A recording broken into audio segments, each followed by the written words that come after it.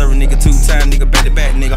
Black hair, cat red on the mat, automatic latch, pro charger, Hummer when it snatch, nigga. I'm looking for your plug, nigga, where you at, nigga? I'm spun Divvy, eating crap like a fat nigga. 280,000 in the Nike sack, nigga. We ain't coming back, nigga, we ain't coming back with him. Racks in my pocket, rubber band, man. Posted in the spot with the Santan. Drop it in the pot, rubber band dance. Fuck around, might buy a Trans Am. Put some gold forces on the can now. I'm dogging all these hoes, I ain't span now. Knock it out the park, nigga, grand slam. Grand slam, knock it out, van down. Pussy ass nigga, I ain't playing around. Around the pussy nigga, can't stand around. Fuck around, might gun your man down. Fuck around, might gun your man down. I'm the realest in the nigga, hand down. We ain't no bad, pussy round. Money count running, but a hand count. Money count running, but a hand count. Get it. Certified trap nigga. All for a rap nigga. I was in the trap nigga. Posing with a scrap nigga. All for a rap nigga. Cause I'm a real trap nigga. I'm a real trap nigga. And we on for a rap nigga. Certified trap nigga. All for a rap nigga. I was in the trap nigga. Posing with a scrap nigga. All for a rap nigga. Cause I'm a real trap nigga. I'm a real trap nigga. And we on for a rap nigga. Y'all rap niggas ain't selling no dough. Fuck us 20,000, call them promo. Street money, diamonds in the logo. Street money never had the fofo. Bought an AK in the fofo. Bought a black K, painted logo. Coupe painted gray silver photo. 20 bad bitches, we in Soho. 5-star me and nigga Joe Blow. Throwing gang signs every photo. I'm worth a couple mil on the low. Flexing real hard, I'm a showboat. You had a hard time flexing, you was so broke. Been a minute since you hit your whole throat. Why you nigga asking what it go for? I made 50 grand off a low draw. Hurry up and buy a nigga go. Sugar nigga down the whole Odo. Red bottom, I can paint the flow, bro. Fucking by the 2, never solo. Pull up in the bin with the dozo. Ran off with a nigga old photo. 42 million, yeah, the gold roller. 42 million, yeah, the gold roller. Certified trap nigga. All for a rap nigga. I was in the trap nigga. Posing with a scrap nigga. All for a rap nigga. Cause I'm a real trap nigga. I'm a real trap nigga. And we on for a rap nigga. Certified trap nigga. All for a rap nigga. I was in the trap nigga. Posing with a scrap nigga. All for a rap nigga. Cause I'm a real trap nigga. I'm a real trap nigga. And we on for a rap nigga.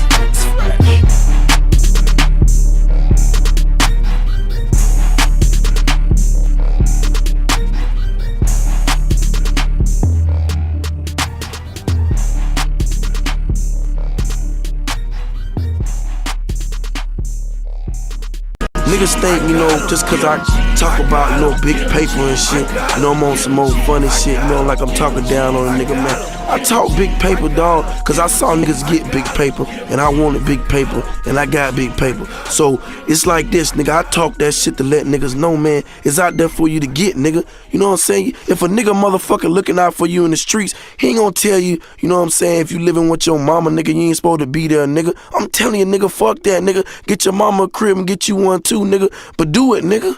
You know what I'm saying? Every day you waste in the street, nigga's another day, nigga. I don't give a fuck if you doing petty shit or big shit, nigga. It don't matter. At the end, you still get caught, nigga. So get your motherfucking money and make other people's lives better, nigga. And do it like that. Yeah. It's that shit I was telling y'all about. That's what it is. That's I'm exclusive for y'all. Catch up, niggas. Y'all niggas bite my gangsta Brazil. Shout the drum squad. Shout the drummer boy. Shout to the camp. Shout to the trendsetter. DJ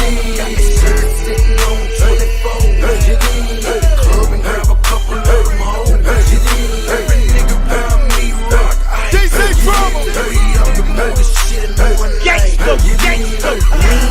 Lean with it, rock with it. No, I ain't dancing, I'm just whipping them grams up. Got the stove on medium, I'm chefing them yams up. Got a nigga waiting at the stove, another at my trap house. Weigh it, bag it, tie it, then I smash out. I bet you can't do it like me. No stretch 4 ways like Laughing Taffys. Better come back white like Fabo's glasses. This is business as usual, I'm a usual suspect. Not Carlito, but Jesus way. You want a 125 and that's easy pay. I'm out, just read up yesterday. Got this nigga sitting on 24. You dig? Trap and move a couple of them old. You dig? Every nigga around me still white. You dig? Hurry up and move the shit in one night. You dig?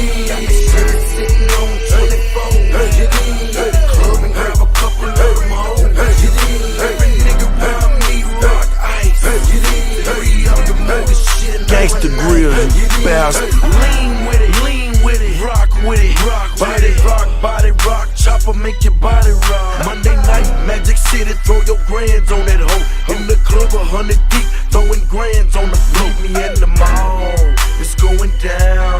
Let's slip, pull off, probation, bout to clown. Got stacks on deck, and the work around the corner. I still keep it at my auntie house. I get it right, whip the yams and let the Pyrex lean. Can you believe this bitch asked me to see my grill? They say Shawty stay wet and she a beast in the bed. My partner turned me on, he said her name was Blockhead. Nigga sitting on 24s, you did. Hit the trap and move a couple of them Cannon, hoes, you did. cannon, Every nigga around me sell white, you did. Re up and move the shit in one night, you did. Got me sitting on 24s, you did. Hit the club and grab a couple of them hoes, you did. Every nigga around me rock ice, you did. Hurry up and move the shit in one night, you did. Nigga sitting on 24s, you did. Hit the trap and move a couple of them O's, you did. Every nigga around me sell white, you did. Hurry up and move the shit in one night, you did. Got me sitting on 24s, you did. Hit the club and grab a couple of them hoes, you did. Every nigga around me rock ice, you did. Hurry up and move the shit in one night, Brazil, Brazil. CTE, shout the D from the dog. Shout out to J-Paul. Can't forget Shout out Them 211, them hella flow niggas. Everybody, come on in. Make sure you guys hit the like button. Let me know where you guys are checking in from. We already got somebody in the back and running his mouth during the whole intro. You got to let the intro play, big dog. You must be new. You got to let the intro finish, and then I will bring you up. Let me do my roll call, though, real quick, man. Listen, man. I'm king of the intros, man. You got to let my intro finish. Once the intro finishes, then, you know, we're going to get the show started, man. You got to let Young Jeezy finish, man. You got to let Young Jeezy finish, all right? All right, so boom. Let's see what we got here. We got Danny Wayne. What is Danny Wayne talking about? I need trucker updates, blah, blah, blah, blah. Okay, William Sweet, Jacksonville, Florida. What's up, Asman Roland? Moderators, what's going on? Shout out to all the moderators. What else? Who else we got? Link is pinned to the top of the chat. Great Polo. Shout out to all the MGMs. Great Polo, I've been looking for you. I got something for you, Great Polo. Hold on, Great Polo. I got something for you. Great Polo. Hold on. We are going to all right, Great Polo. Welcome to the moderator gang. You have a wrench. I appreciate your loyalty to the channel. I see you moving and shaking throughout the atmosphere. And you always speak up for the MGM gang and old Marky Mark, man. So you got you a wrench, man. Congratulations.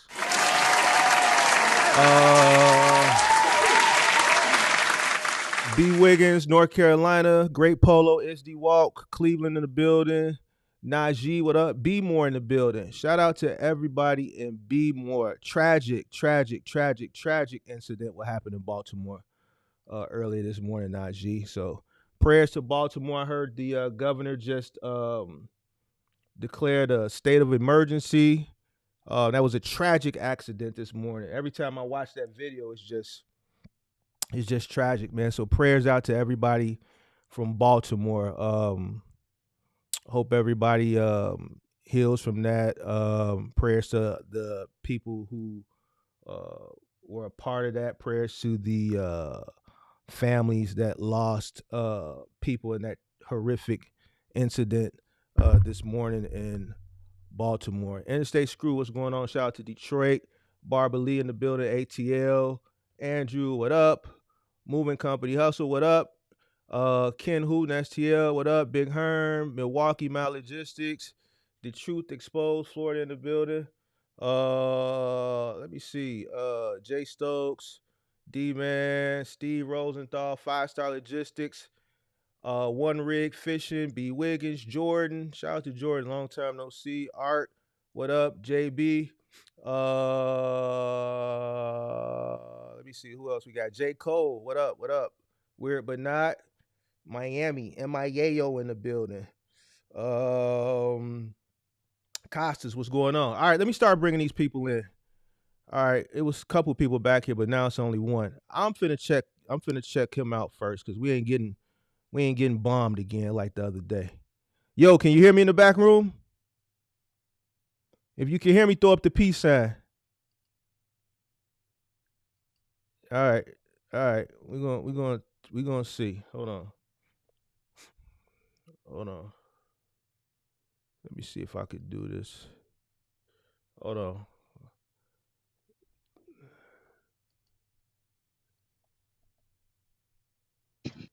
How you doing? I'm all right. How about yourself? I've seen you out there. I've been watching you for a couple months. You've been watching me for a couple months? Yeah, I've been saying you've been trying to connect with you, but I got a lot of different streamers I keep up with. You happen to get me on a good time slot. I'm interested. I know you're up there in New York. You got some eyes on what's going on with the boycott for the truck drivers. What I was hoping to have you for access over there during the days to come. You know. I'm not in New York. I'm in Chicago. Chicago. Oh man, I thought you were up there on a New York Bridge thing. Nah. But anyways, you know, I've been up through Chicago. I've been up through Chicago about 3 times. You know, with this freedom fighters. You know. What's all them flags you got in your background? You a Middle American? That's what we do. Let me see. I'm a Trump supporter, Let's see what bro. you got. Let's see what you got going on back Trump there. supporter. Yes, sir. I see you. Oh, I yeah. see you. I live stream all the way across the world, man. I got a bunch of live streamers, man. You know, All right. and they're all into some kind of, you know, what do you call it? You know, people just ain't doing the right shit. You a freedom fighter? But I seen you out there, and I know you were talking about the box truck business. I figured, well, they're doing the box truck business because none of the 18-wheelers are crossing into Mexico because of the migrant situation. I said, well, you know, maybe this guy's got some eyes on because we don't get no updates. Them truck drivers ain't got time to be doing those streams, you know. Yeah, well, I can tell you about the migrant situation. It's bad.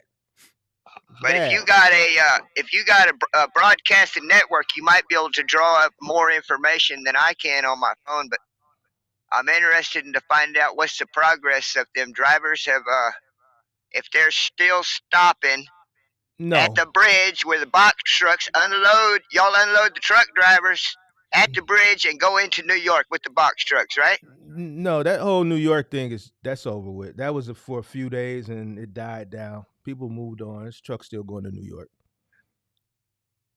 All right, well, I'll take that. That was just the guy who started it, who rallied everything up once, it kind of, got bigger than he was and he realized what he started. He didn't want to take responsibility for that movement and spearhead it. So he gracefully bowed out, and without a spokesperson, people are followers by nature. People are followers by nature. He went straight away to the West Coast. Yeah, so without a leader, he went straight away. Yeah, without a leader, they had nobody to follow anymore, so it just kind of died out. Well, I kind of thought it would be a great business for you. For me? What do you mean? Well, if the truck drivers are not going in, they have to offload. They have to offload to get all the stuff down in the city. I thought that's what y'all were doing. Yeah, well, you got to understand, someone has to rally and spearhead that movement. Without anyone spearheading the movement, no one's going to take responsibility and just do it on their own. There has to be a strong spokesperson who has a heavy influence to rally up the troops. And no one wanted to take responsibility for it, so it died off. Yeah, the same as all of the movements that are going in America. Well, but we're gonna get through it, man. We're gonna get through it, all right. Well, you have to. I just want to say hello to you, man. Okay. I love your stream. It's great. I appreciate it. So let me see that truck in the back though. That's nice. Let me see what you got going on back there. It's a 2001 Silverado. It's an old beater. I lost my house in New Mexico, and I've been with the convoy for about 3 years. So what do you do? Just what do you do? You just follow the convoy all across the country? Like, what do y'all do? Oh, okay. Well, we got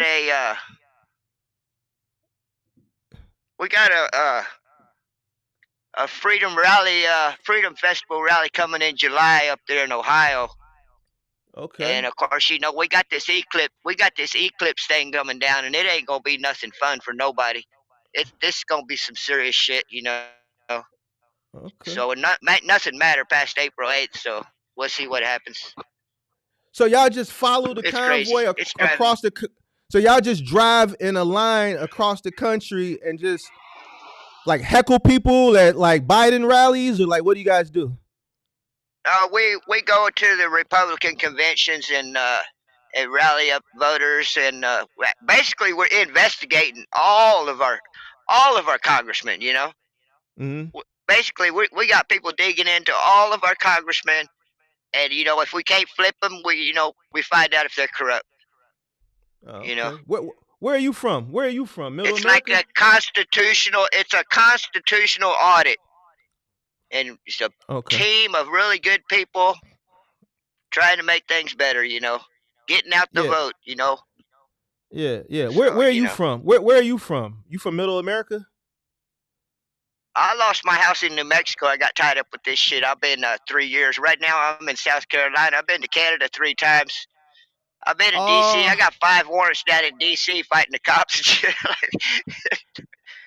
So you like van life. Yeah. You part of like van life. You just I don't like van life. I don't like van life. You're not part of van life? Let's see. I want to show you show me. I'm here because I have to be here, man. Show me. Is that your I'm Harley? here because I have to be here. Yeah, I got a Harley. I run this Harley in the DC convoy up there around the Beltway with all the truckers. All right.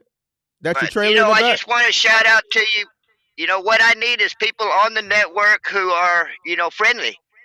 Yeah. You know, and it's coming down. Yeah. It's coming down to a militia, us. Okay. So yeah, I need you, man. I need you, bro. I need everybody. What we you all need me fight to do? Against each other. We're not getting no work done. Like you said, we need to find the guy that's going to spearhead this shit. And I mean, you know, I know you're into this. Bringing people into a better work environment with this box truck thing, which is really good to do because you don't need a commercial license. So, yeah.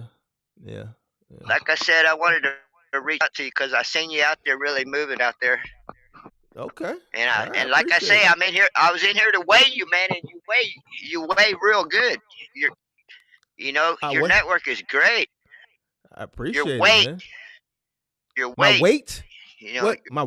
My weight is really you good. A heavy hitter. You a heavy hitter, man. Oh yeah. Big dog, man. It's only big dog shit. It takes a good big network to get to people, man.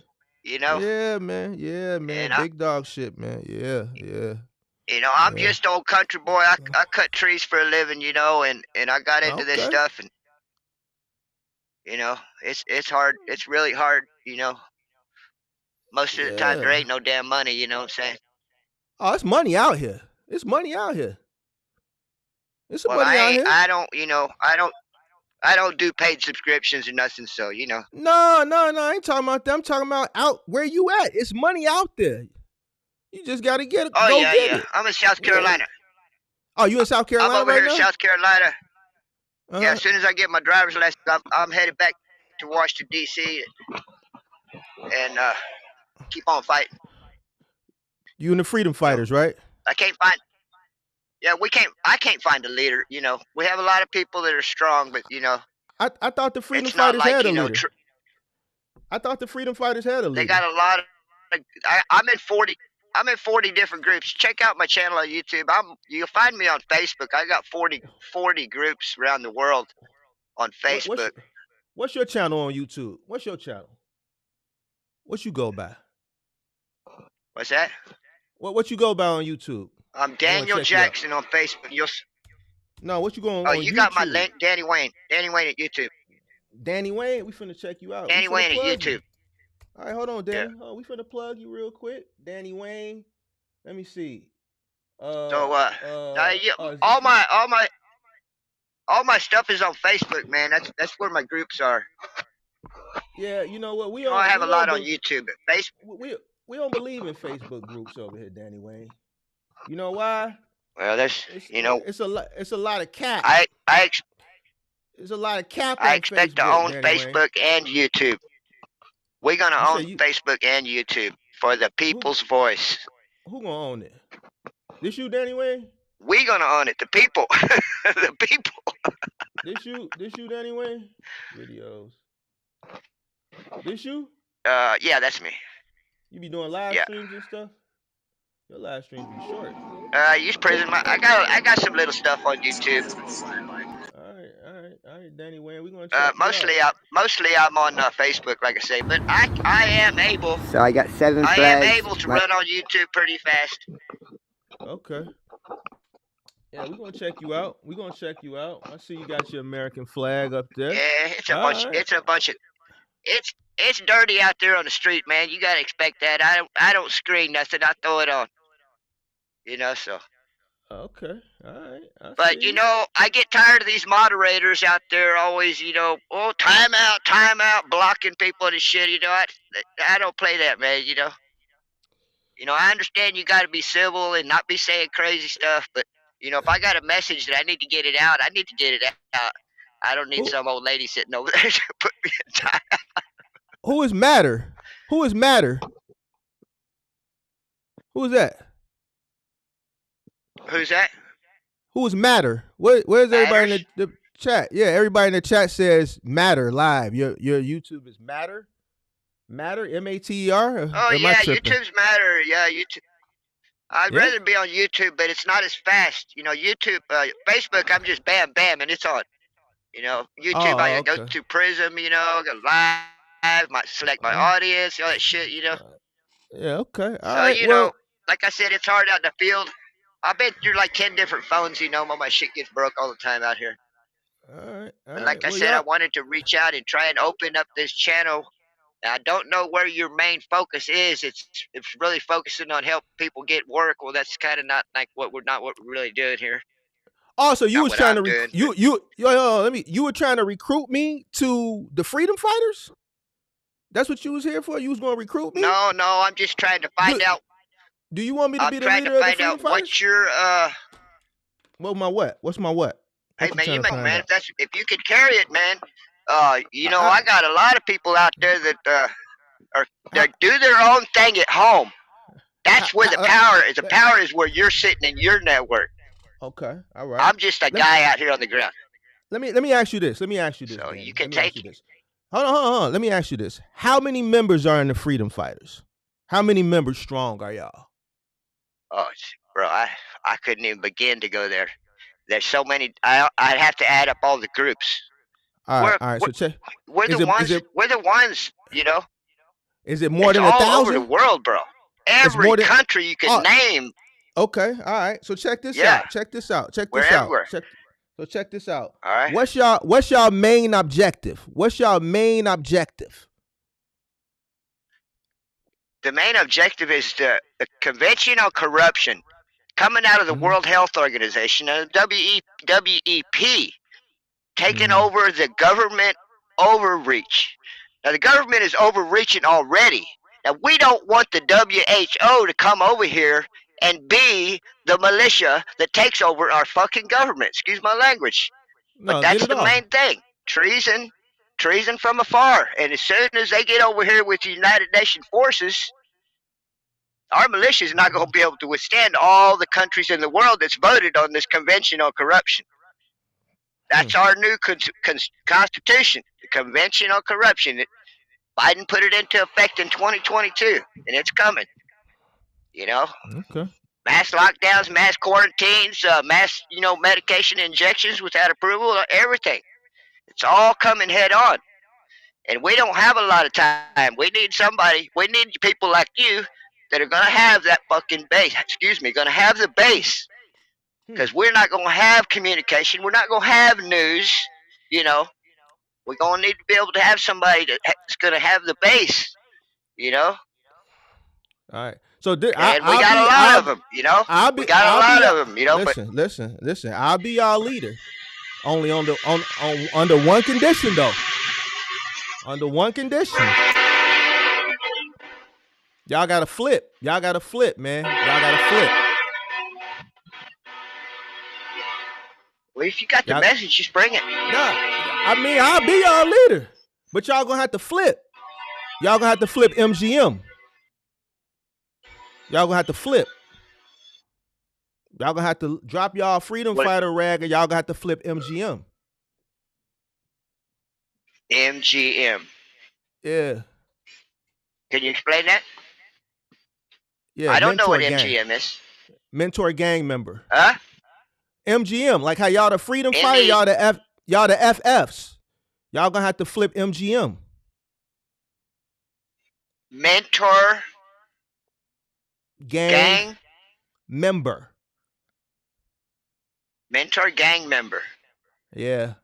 Okay, let me run that through my Let me run that one through one of my personal leaders. Dude, there's a lot of leaders, bro. There's a lot of leaders, bro. I don't care what your name is.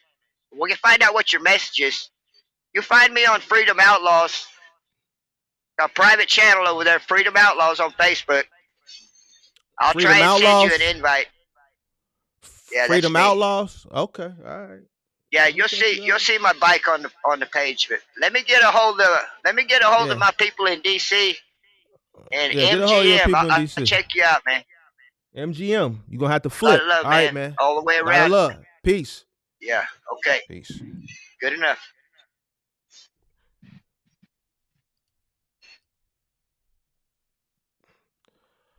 All right, y'all. All right, let's get on with the show. It was a few people that was calling up, but we had to talk to what y'all call him in the chat again? Matter? I don't know what y'all talking about. Yeah, I think he was lost when I told him he had to flip. I don't think he really understood what I was talking about. All right, boom. It was some people that was in the back that want to call up. Link is pinned to the top of the chat. Let's get this show on the road. Call-in show. Link is pinned to the top of the chat. Thanks for the gentleman that just called in from the Freedom Fighters. I don't think I don't have a Harley, man, and I don't, the convoy thing, it just ain't my, my cup of tea, you digs. But if y'all want to flip, you know what I'm saying? If y'all want to flip MGM, then, we can talk about some things. But, we got our own thing going on over here. You dig what I'm saying, man? All right, so boom, link is pinned to the top of the chat. I knew it was some people that was in the back, parked in the back. So go ahead and hit that link. Call-in show, pop-up call-in show, because there was some people that didn't get a chance to holler at your boy the other night. So I said I'd do a part teasy. And today is the day I made it happen. You feel me?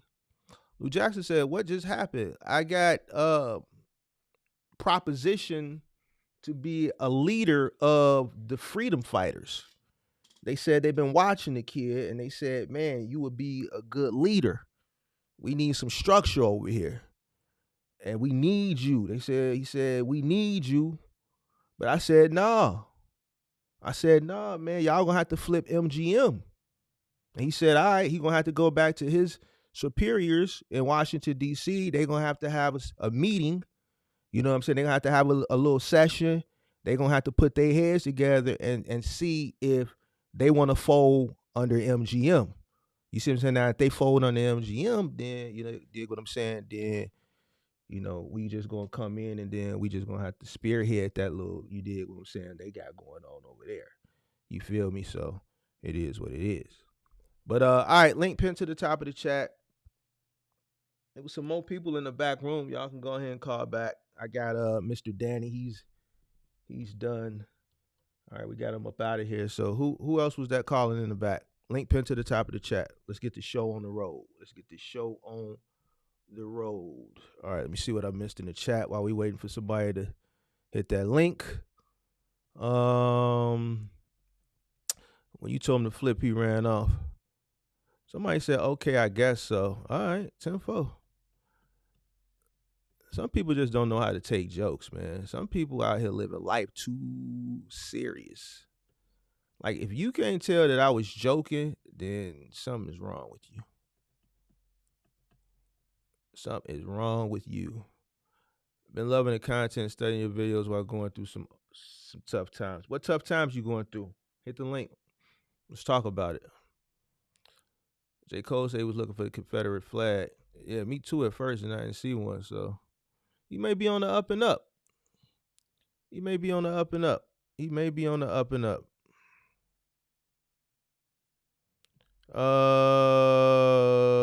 Danny Wayne, he's still in here. He said he's in. All right. Link pin to the top of the chat. Whoever those people were that had dialed in a few moments ago, feel free to call back in. The floor is now open again. First come, first serve. Hit the link. We'll bring you up, and we'll do your free coaching and mentorship. What up to one of the real jewel givers on the internet? What's up? Appreciate you.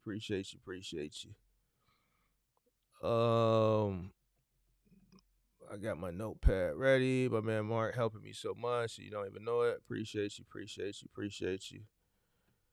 Working and I can't call in. 10-4. That's all good. If you working, you working. It was a few people that called in a minute ago, but I had Buddy up here, so feel free to go ahead and call back.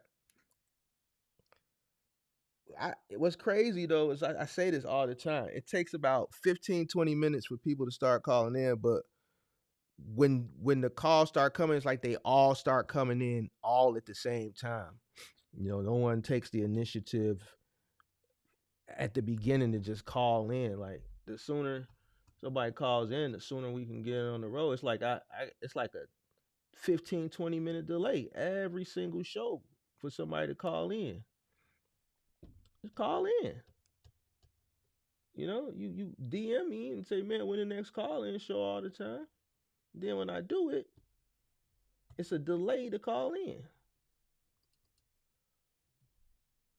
You already know. You know, I could have did another show. I could have did a show with a topic. I said I'll circle back and do a call-in show. Oh, man. All right. Who's calling, man? Who's going to call? Appreciate you, Danny, for the call-in. Link pin to the top of the chat. Lou Jackson is back. Hey, Lou Jackson, did you ever call back your girl from the other night? Hey, Barbara Lee, you I heard yesterday you was looking for me. Why don't you call up? What you want to talk to me about? I came into a live stream yesterday and I heard you was looking for me. What's up? Call in and holler at me.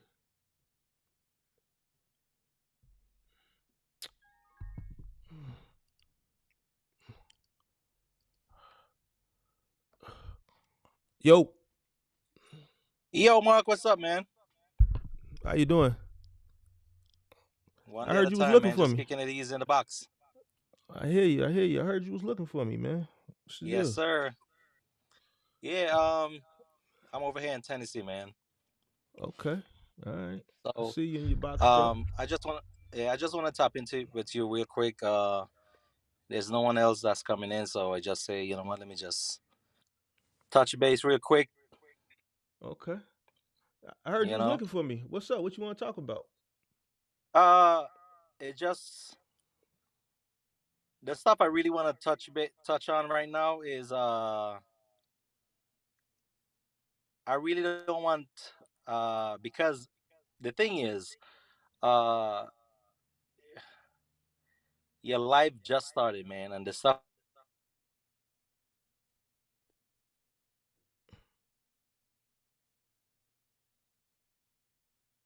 You froze.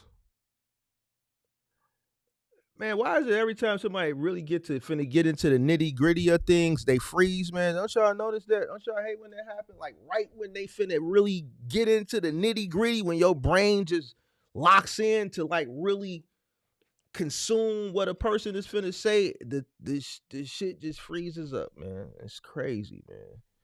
Barbara Lee, your signal died, man. You gotta call back in. Link pin to the top of the chat, man. Link pin to the top of the chat, man. Excuse me. Hello.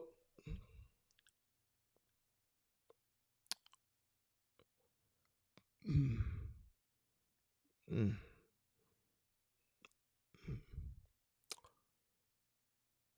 Hey, your phone was working good a minute ago. Wherever you was at, it was working all right at first. Man, what you must finna tell me God must don't want me to hear it or something. Cause everything was cool until you was right when you was finna tell me.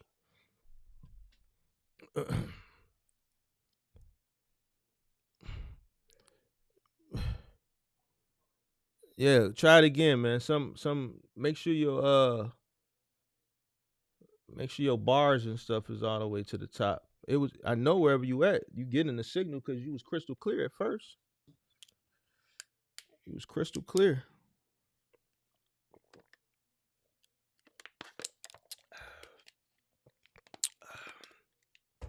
Try it again, Barbara Lee. Link pinned to the top of the chat. Replay that boy's rough. What are you talking about? Hey, Barbara Lee, try it again. Link pinned to the top of the chat. Link pinned to the top of the chat. Let's see what you got on your mind, man. See what you got on your mind. Hopefully it worked this time. Why the fuck you lying? Oh, why you always lying?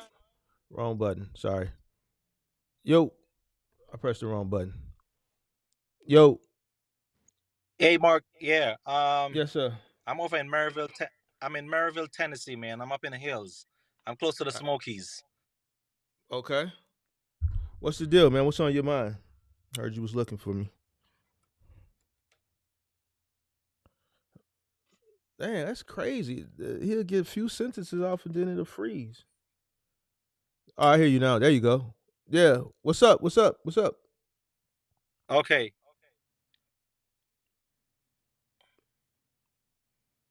Can you hear me, Mark? I hear you. We just waiting on you to talk. Because I'm freezing. Okay. We hear you. Yeah. With I want to tap in with you because of the I was saying I don't want the conversation to go to that route, like that way yet, because your life just started, man. You know what I mean? And What? the stuff I really want to touch on is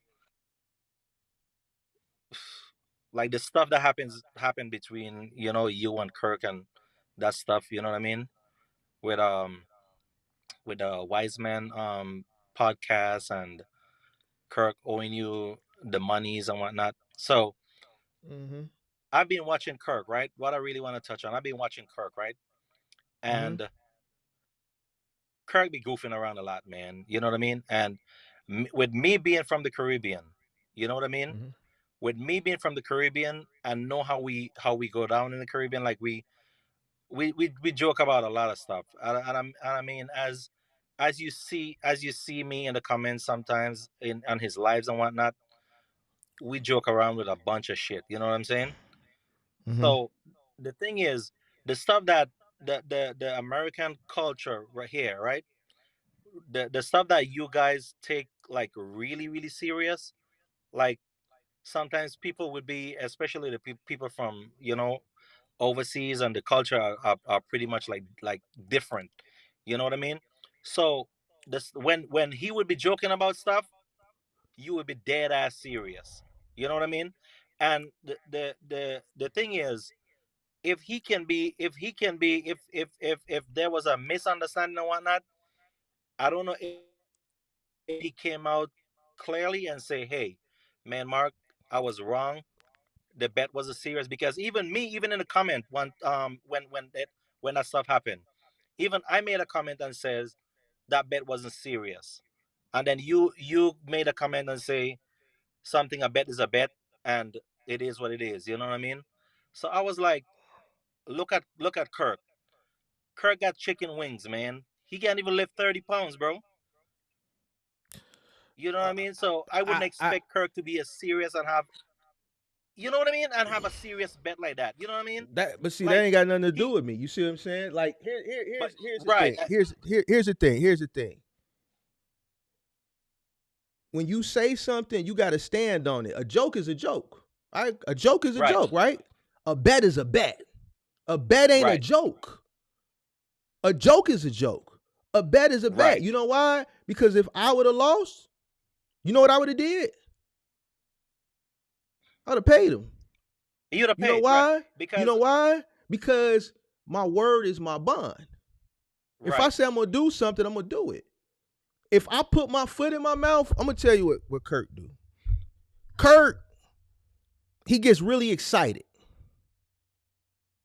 He gets excited and he says stuff that he really don't mean. But certain things you can't say if you don't mean it. If you put your foot in your mouth and you say something, you got to stand on it. A bet is a bet.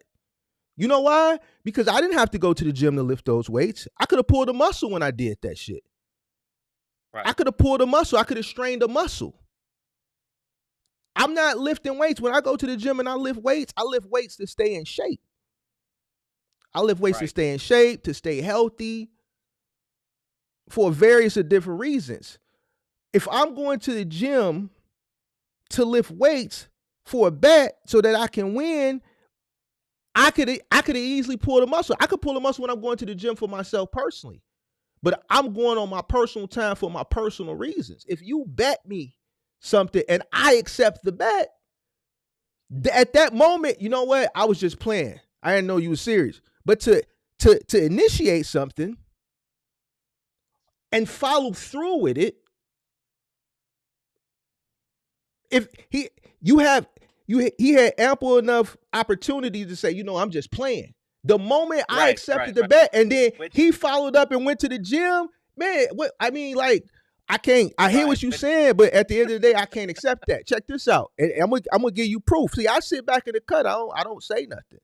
When he did the right, thing on his channel a week or two ago, I was watching that. I didn't say nothing, but I was watching. Man, the day after we gave $500 to a MGM member. It was $250 in donations, and I matched all the donations. Whatever the donations came up to, I matched it.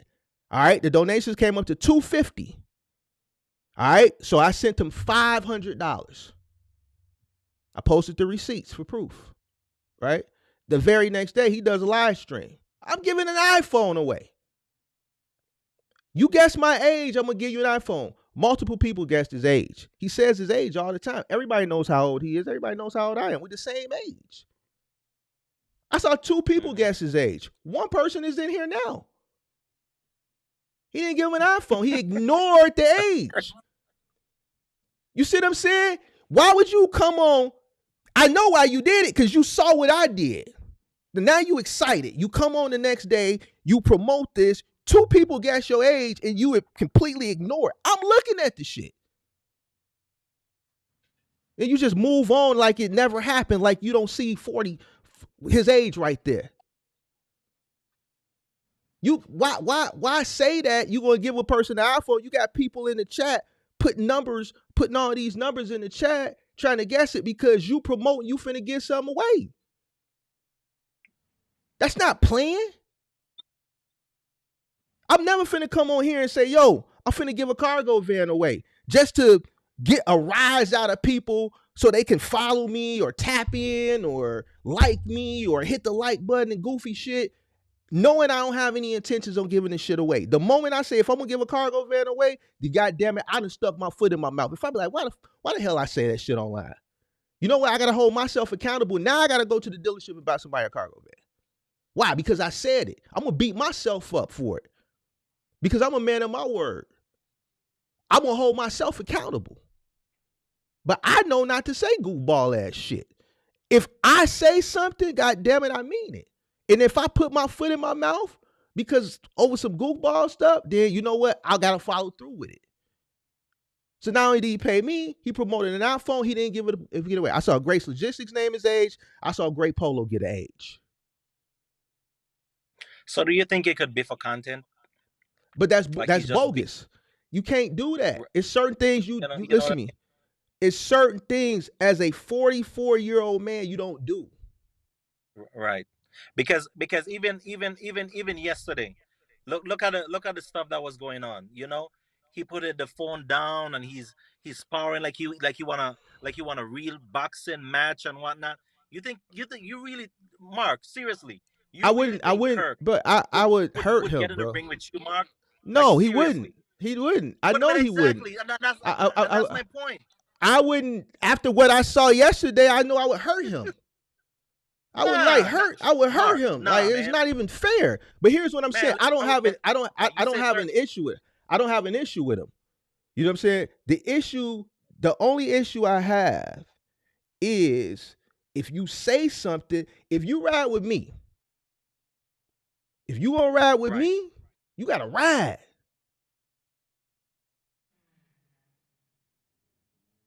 You gotta move how I'm moving. I can't move. I can't listen. I did some shit 2 weeks ago. Not online. I did some shit out here in the world, real life. Man, my homie still holding me accountable for that. Man, I got an earful the next day. Yeah, I was at a party. I had a few drinks, so I was off my square out my body. But I did some shit that could have, man, I might not even be sitting here right now. You see what I'm saying? So, my homies are my homies. They gonna hold me accountable where I want to hear it or I don't want to hear it. That's why they my homies. Right. You see what I'm saying? So if I want to do content with you or whatever the case may be, you come to Chicago, I hold you down. You can't be doing shit like that. If you say something, mean what you say what you mean. Once you out there, you out there. Well, we know he be joking, man. No, that's not. Listen, a bet is. Listen. I wouldn't even take this too serious, man. You know what I mean? No. Go ahead. I got you. Go ahead. He had. The thing is, Mark, he had multiple chances to come back and say, "Hey, Mark, like, I realize that you're really serious about this stuff, but I was just goofing around, man. You know what I mean? Be man enough. And if I led you on the wrong way, I apologize. You know what I mean? I didn't mean it. I apologize, and then we move forward, man. Man, listen, you know how much you guys helped both me and my wife, through this whole box truck process, man. This is our 8th month in business. Mm-hmm. You know what I mean? And the Wise Man podcast and binge watching your stuff and Kirk stuff, man. Listen, I'm Mark and Kirk, man, for real. You know what I'm saying? And listen. both you and him was the yin to the yang. You know what I'm saying? When he fall off a square, you had to, get him back in the car. And do you understand why I did what I did? See, I don't think some people don't understand it. I think some people just thinking I'm picking on him. No, I did that. I did that because so that he can understand. You can't listen. It's certain things. Cause see, what it is people ain't gonna tell him as long as you get those viewers in. He thinking people gonna ride with him, but you don't understand how that makes you look. People may not say nothing. Well, we know but playing, man. But here's the thing. Man, listen, playing is playing. I crack jokes and stuff too. What if I would have told the guy a few weeks ago, listen, they said so, and I say I'm gonna do something for you just so it can look good to 103, 108 people that was in here online. All right, man, as soon as we get off the line, I'm gonna go ahead and hit your Cash App, and then we get offline and I don't do it. I'm just saying it so I can look good online. Everybody online thinking I did it. But I didn't do it because I'm just trying to look good online. Nah, you don't. We don't. Listen, we grown. We not. Yeah. These 20-some-year-old content creators that be out here capping like how they was doing with this box truck shit.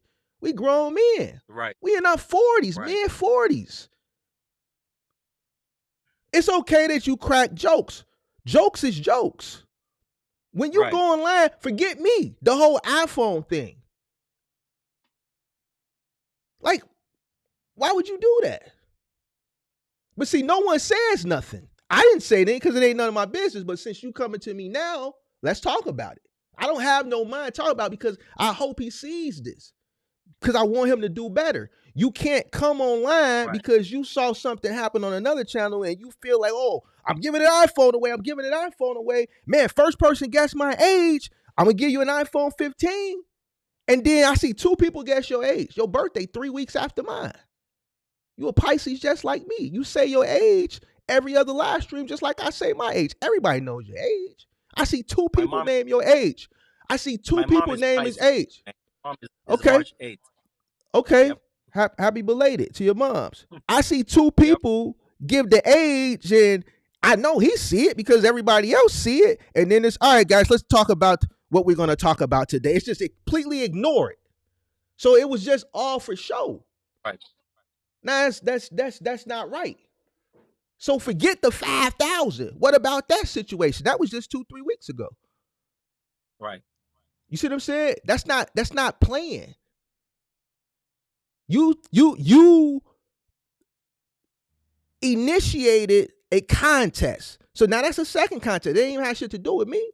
That's to your subscribers. These are people that's watching you. Forget me. Take me out the equation. So no, I would never do no shit like that. So when I say this shit and I hope he watches it, stop doing goofball ass shit like that. Right. And that's why I did what I did. We gotta pull him square, man. We gotta bring him back in the car, man. Here's the thing. I did what I did. I don't listen. Right. Here's the thing. The value that he provides, it doesn't benefit me. I've already did what I need to do. Right. It benefits y'all.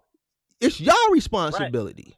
Y'all responsibility to keep him in check. I did what I was supposed to do as a collaborating content creator. But if the people that support him, if you really support him and you don't keep him on his square, then that's on y'all just as much as it is on him. Because there's been times where, man, people have challenged me. Man, Mark, you know what I'm saying? No, hey, Mark, hey. And you know what? All right, bet. It ain't just sit there and don't say shit. Because guess what? If I would have just sat there and not said nothing, then I would have been a sucker.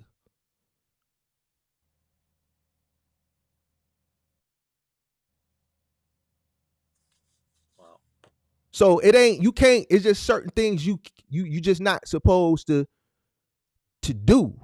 You see what I'm saying? And that's one of them. So not only do you have the $5,000 case study, you got the whole iPhone case study. And that's recent. That's more recent than the 5.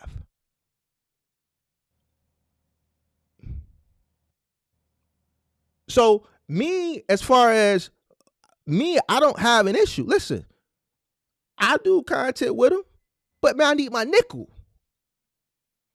Like it ain't, listen, ain't nothing moving forward without that nickel. I'm not going to touch him. I'm not going to do nothing to him.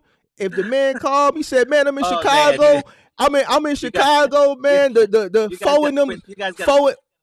forwarding them trying to J down on me and take my truck. I'm gonna send some guys to go help him out. I ain't gonna leave him hanging. You dig what I'm saying? But I need my nickel. You see what I'm saying? I need that nickel because he has to be held accountable. You're gonna have to give that nickel. Man, you gotta come. You gotta run that nickel. He gotta run that nickel. Unless you give that nickel, there's no collab. Listen, he gotta run the nickel. Somebody gotta send me a check from their account, and they can put it in his name. And I think he sent it. I need a nickel because it was a bet. It was a bet. Mark, when I get this money, I'll pay on this behalf, man. When I really get up and running, I'll pay on this behalf, man. You know what I'm saying? You gonna pay $5,000 for Kurt? Yeah. No, you're not. I wouldn't take your money. You just starting a box truck business. Why would you do that? I see It us ain't as black listen, brothers, man.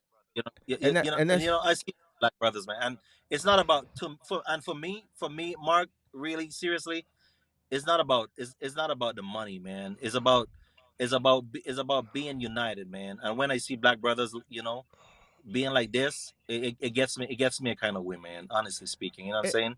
it's not a big deal. It's not like, man, I'm gonna have something done to him or he gonna have something done Yeah. to me. It ain't. No, It's no, no, not no, no, that. no, no, no, It's no. not that No, I'm not. serious. No, I'm not saying that. I'm not saying is that like getting something done to him or whatnot.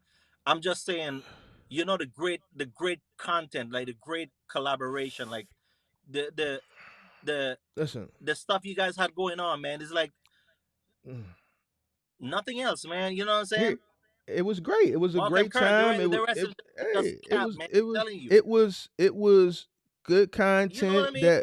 that was refreshing in a space that is very Yeah, small, and it was me being creative, thinking of exactly. ideas to keep people engaged, and that's great, and that's Right. fine, and that's great memories, and that content is still up there for people to go back and reflect on and pull things from it that they might get some type of you there? Yeah, you there. Okay, there you go. You there? Yeah, I'm here. Okay, that they might get some type of I'm enjoyment, here. or some type of something that benefits them educational wise, for them to be more successful running their box truck business. But that still doesn't negate the fact that within that content, you there? You there?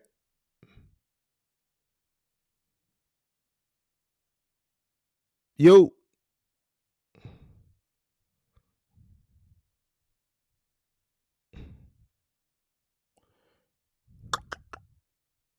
Barbara Lee.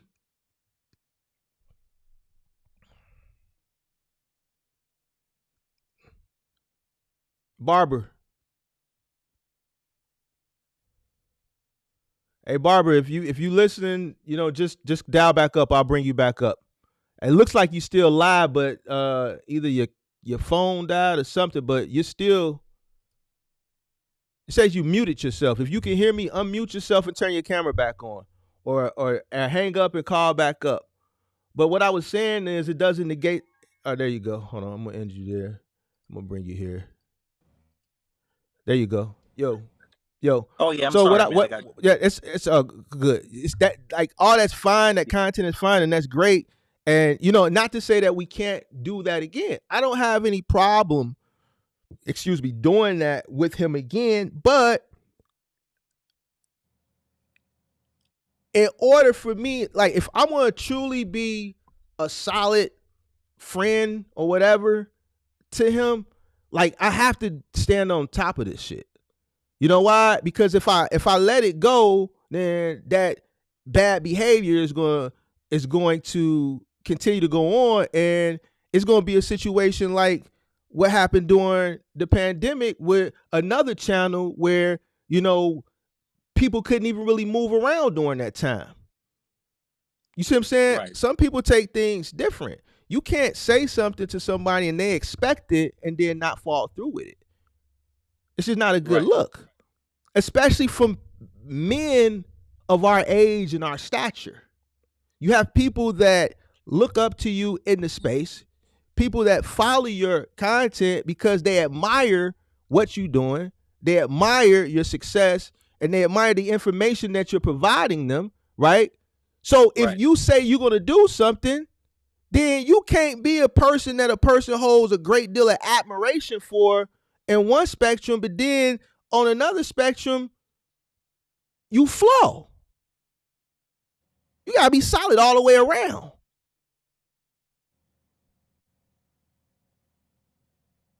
So no, I don't have an issue with him. I don't mind doing content with him, but I have to stand on top of this. right.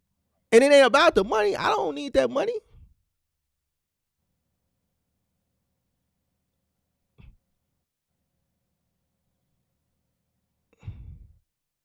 But you gonna have to pay. You can't play, because you could have said that to somebody else, and they ain't gonna just take it as, all right, man, you gonna pay before I even do anything else with you, or we ain't gotta talk no more. They gonna take it a step further. They gonna press the issue. I'm not really pressing the issue. You see what I'm saying? I'll talk about it when it's brought up to me, or I'll crack joke, man, run that nickel, run that nickel, run that nickel. But I ain't booking no flights. I ain't tapping in the brokers trying to see where loads is running and shit, and whack 100 and him tell him don't come to Chicago, no shit like that. You know what I'm saying? So Now, would it have made a go would ahead. it have made a difference if he came on maybe 2 or 3 lives like later and say something like when he really realized that you was like serious about You whatever can't happened? you can't say really realize. Here's why you can't say really realize. Because Okay. when you're up at 6 o'clock in the morning on New Year's Day, when the rest of the world is asleep and shit like that, and see, this goes by what I'm talking about. You're running around 6 o'clock in the morning on New Year's morning. Yeah, it's Cardi Fresh. You running around a hotel room in the gym. Look at this. Yeah. Mark the mentor. You guys got to tag Mark the mentor. You tell him. He's got to walk around thick. He's thick. He's tough guy. Go to the gym all the time. You tell him I challenge Mark the mentor. Not only did he do that, see, y'all don't know the behind the scenes shit. The man called me. Man, watch my live stream. Go to the end. Go to the end of my live stream. I said, all right, Kirk, it's New Year's Day. I'm finna go to my mama's house. I'll watch it or I'll listen to it on the drive. I listened to it on the drive. He challenged me. I took it as a challenge. So what did I do? I answered the challenge. What? The man was in a hotel, man. The man was in a hotel. He went to the gym. He was just checking the area out. He went to the gym and he saw the weights. And the first person came to mind was Mark the mentor, man. Cause he know you pump weights and whatnot. So he was like, let me show Mark what's going on. That dude couldn't even lift 30 pounds, man. Like, come on, man. Okay. But but the verbiage that he used was challenge to a contest. Okay. So once you put that out and I accept it and I go forward with it, and not only do I go forward with it, you go forward with it. This man don't go to the gym. So that means when he went to the gym that day, he went out of his way. He went out of his norm to do it. Why go through all the trouble? The moment you see me accept it and go do it, wait a minute, Mark, hold on, Mark. I was just joking. Even when I was at the gym and I did it, I said, all right, Kurt, all right, Mark, I'm going to the gym Wednesday. I said, Kurt, it's a bet. I want my money. If you lose, I want my money. Anybody that was in that live stream, you said it. I reiterated that shit over and over and over to reassure. Listen, I'm 44. I done been through scenarios in life. Like, Kurt, listen, I want my bread. You can go back and watch that live stream if it's up. I said it over and over. Kurt, I ain't playing. This is serious. It's a bet. Yeah, it's a bet, Mark. I'm going to the gym Wednesday. He said this shit. So how did it go? Yeah, all right, Mark, it's a bet. I'm going to the gym Wednesday. You go to the gym Wednesday, and then when you go to the gym, you realize you weak as fuck, and now you in trouble.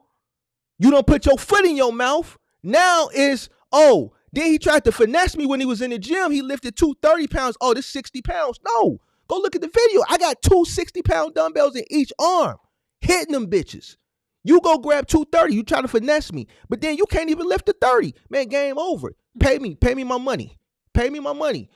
Listen, here's the thing. Don't talk big money talk. See what I'm saying? So I hear this, your yard man. What y'all call yourself? Yard man? Yardman? Yeah. What you call yourself? Yardman. I know this is yardman. Yeah. I hear what you're saying. Yeah. I hear what you're saying, but check this out. There's nothing that you can do that is going to help his case. It's just not. I'm not trying to help his case, man. What I'm trying to do is create a mutual space to see if that is possible. Just create a mutual space. I don't be thinking about Kurt.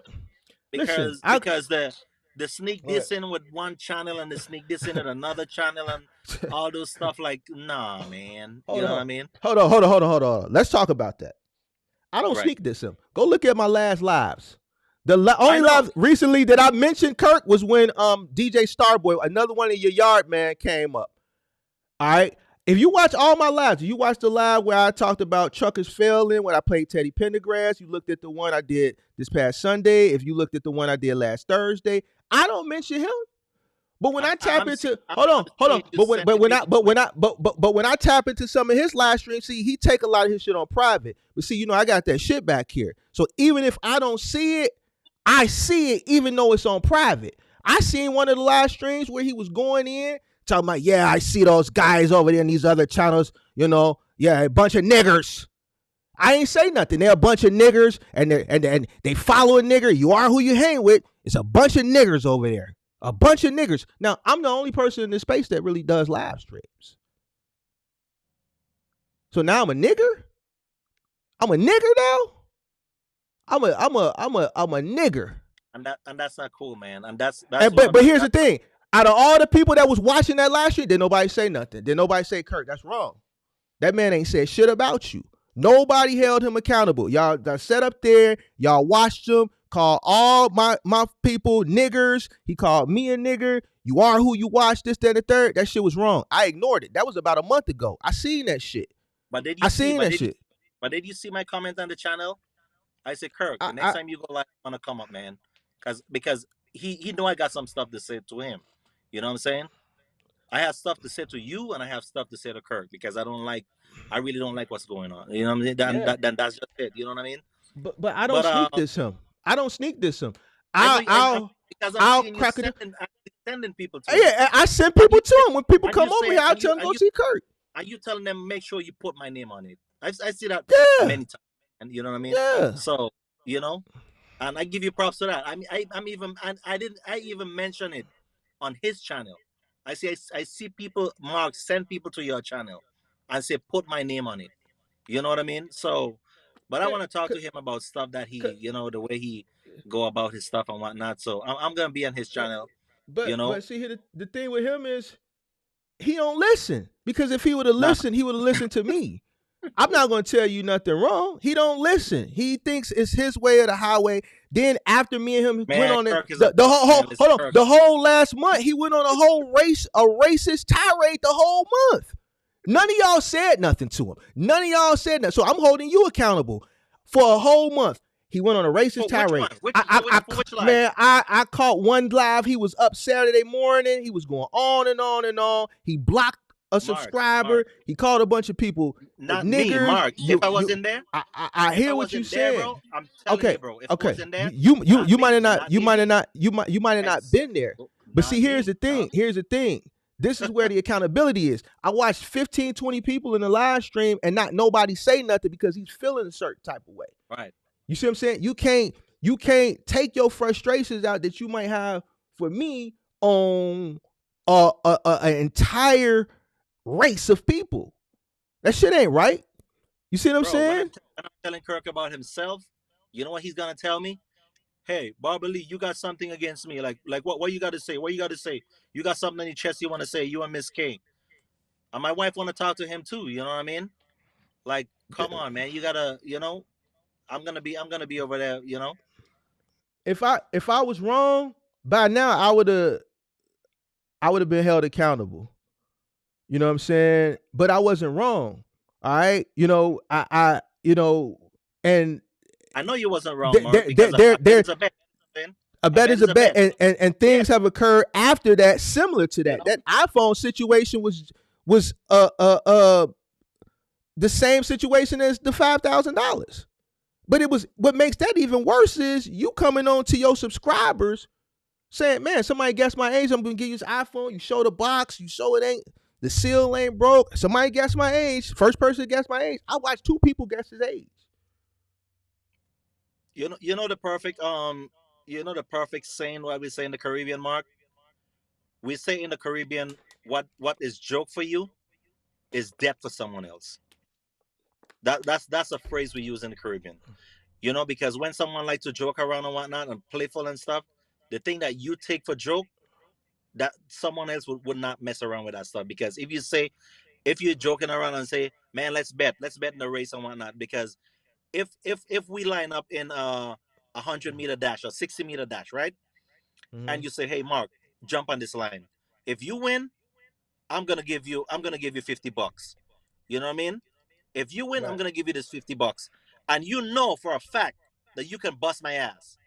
And you had Mm-hmm. flip flops on, and you're gonna kick your flip flops off, and you're gonna go really quick because you want this $50. You know what I'm saying? Mm-hmm. And then boom, you can't beat Mark, but you still want to race, and boom, Mm-hmm. Mm-hmm. Mm-hmm.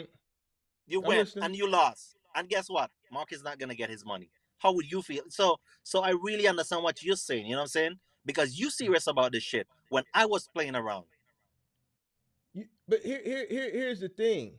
you know what I mean? When Like, so when you tell I somebody know you're what gonna you're saying. do something, when you tell Right, somebody you're gonna do something, right. I understand what you're saying. especially if you're the initiator of it, right? If you're the initiator of it, then you really got to follow through with it. And what really upsets me is, and I think about this shit all the time. What's crazy is if he would have won, I would have paid him, but I wouldn't have never known that if I would have won, he wouldn't have paid me. So I would have been a sucker both ways. If I would have Right, lost, I would have paid him. But if I would have won, by me losing, paying him, I would never be in the situation that I'm in now, knowing that if I did win, he wasn't going to pay me. right, You see what I'm saying? So that's almost like a hustle. right. Because here's the thing. If I would have paid him, he wouldn't have gave me the money back.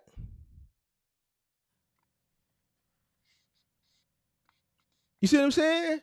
I A see what you're nickel is saying, a because nickel. if you paid him the money, he wouldn't give it back to you and say, Mark, man, I was just joking, man. I'm not gonna take your money. You think he would have done that? Or he Hell would have kept no. it. Hell yeah. Hell yeah. You know what I'm saying? But So but anyway, man, enough about that situation, man. I know you have probably have people in the back want to come up and whatnot. But I mean, I experienced my first breakdown, man. hey, hold on, Oh, hold on. dude, Look at this guy. Look at this. look, Look at this. Look at look, this. yeah. Look at this. Look at this. Look at this guy. Look at this. You see, Look at this. Watch this. Watch this. Listen. Look at this. Hold on. Let me... Watch, dudes like this. So you gonna deal with them tall dudes. Look at this. You know, that's why you gotta watch the head. Look at him. Look at him. Anywhere the head go, the body go. You move, pow! What the fuck is that? What the fuck is that? Dudes be coming over you like this, like he gonna go like this and Mark. go, pow! Pow! And then you grip him around his neck, pow, pow, pow, pow, pow! Hey, Mark, he gonna grab you by the It's dreads, gonna be. bro. He gonna grab you by the dreads, bro. But That's what I saw. don't you know I will hurt this boy? I will hurt him. You saw how he swung? Did you see that? Did you see Mark. that? Oh, boy, he Man, cracked me I up will hurt yesterday. this Man, boy. Kirk cracked me up yesterday. Man, I will hurt this boy. he cracked me up yesterday. So now he let DJ Starboy done went and told him, because I was like, when I said about the boxing shit, you know, listen, if he take up the fight, I'm gonna go along with it. But I'm not expecting him to take up the fight. See, now this is playing. He can do all that shit even though he making himself look crazier. See, Yeah. This is what I'm saying. Stop making yourself look goofy. You fluky as hell. That shit fluky. Hey, like Mark, you, that's my boy, man. But I'm gonna I'm gonna hold him accountable, man. All right, I'm well, hold telling him you. accountable. I'm gonna hold him accountable, man. I'm gonna get him square for real. Yeah. He be doing some goofy ass shit for real. Yeah, leave me alone. Either play me or leave me alone. Don't play with me, and then you want to act like you really finna square up with me. Man, please. Look at this. Look at this.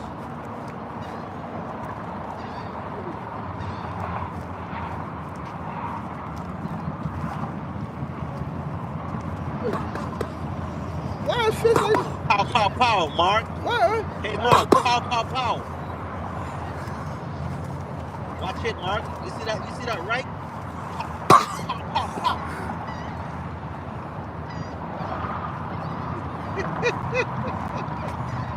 My girl is funny as hell. Why he putting his head down? I be so, yo, listen. Well, I tap Kirk chin. I tap his chin. That shit'll be over with. Boy, he's a linebacker, bro. You see how he put his head down? Man, he want put bull- his head down. As soon as he He put want his to head bull down, rush you. He gonna yeah, bull okay. rush you, bro. Man, I'm gonna tap that man's chin one time. One time. That shit gonna be over with. He putting his head down. He just fluky. He ain't. Hey, This Mark, look. Did you You could notice tell. after he finished that little this little rap he did there just a while ago, he Yeah, was gasping for breath. yeah. You could tell he ain't never been in a fight in his life. He ain't Nah, never nah. been in a fight in his life. Check this out. He ain't never been in a fight in his life. Look at him. See, he thinks shit is a joke. This shit ain't no joke out here. You letting the ops know, then you run around fucking with people online. You run around messing with people online, then they see some shit like this. So that now they know you can't. So now they know this dude talking shit online. So now we know he can't fight. See, he don't think about shit like this. Mark, even if he offer you a fight, you cannot. You're gonna go to jail, bro. Because guess what? You're gonna give Kirk such a bad concussion, he won't be able to recover, bro. It's gonna be crazy. Nah. Man, listen, man. Check it right. Pow, pow, pow. Watch me, man. Watch me.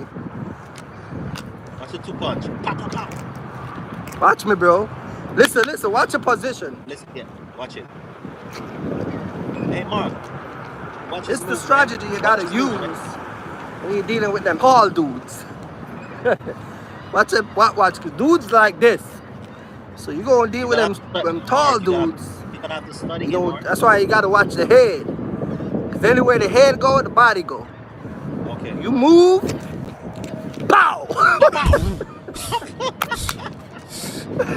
Dudes be coming over you like this, like he gonna go like this, you know. Pow! Pow! And then you grip him around his neck. Pow, pow, pow, pow, pow! Man. Yep. Look, check this out. This is the guy that said he beat somebody.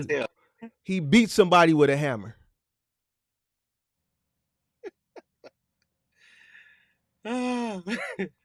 That's crazy, bro.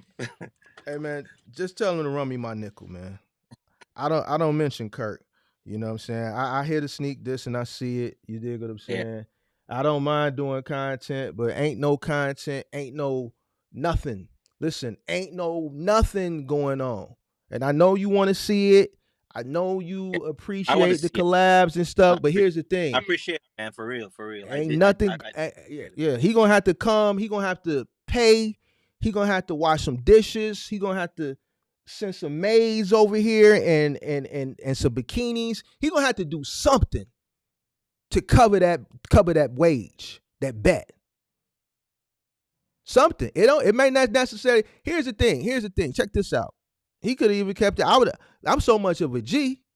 If he would have been like, look, Mark, you know, I see where I made a mistake, but man, 5 is kind of, you know, I got a family and stuff like that. I can't really be out here gambling. You know, can I, you know, give you a gift certificate or something? Something. Oh, 5 more episodes. Here's the thing. I said, man, give me 40 episodes of the Wise Men podcast. 40. Remember I said that? Yeah. I would if I was him and I said that, I would have gladly took that. Mm-hmm. Okay, man, I'm just gonna spend my time. I'm not coming up off no cash. I gotta give him 2 more seasons of the Wise Men podcast. I would have took that.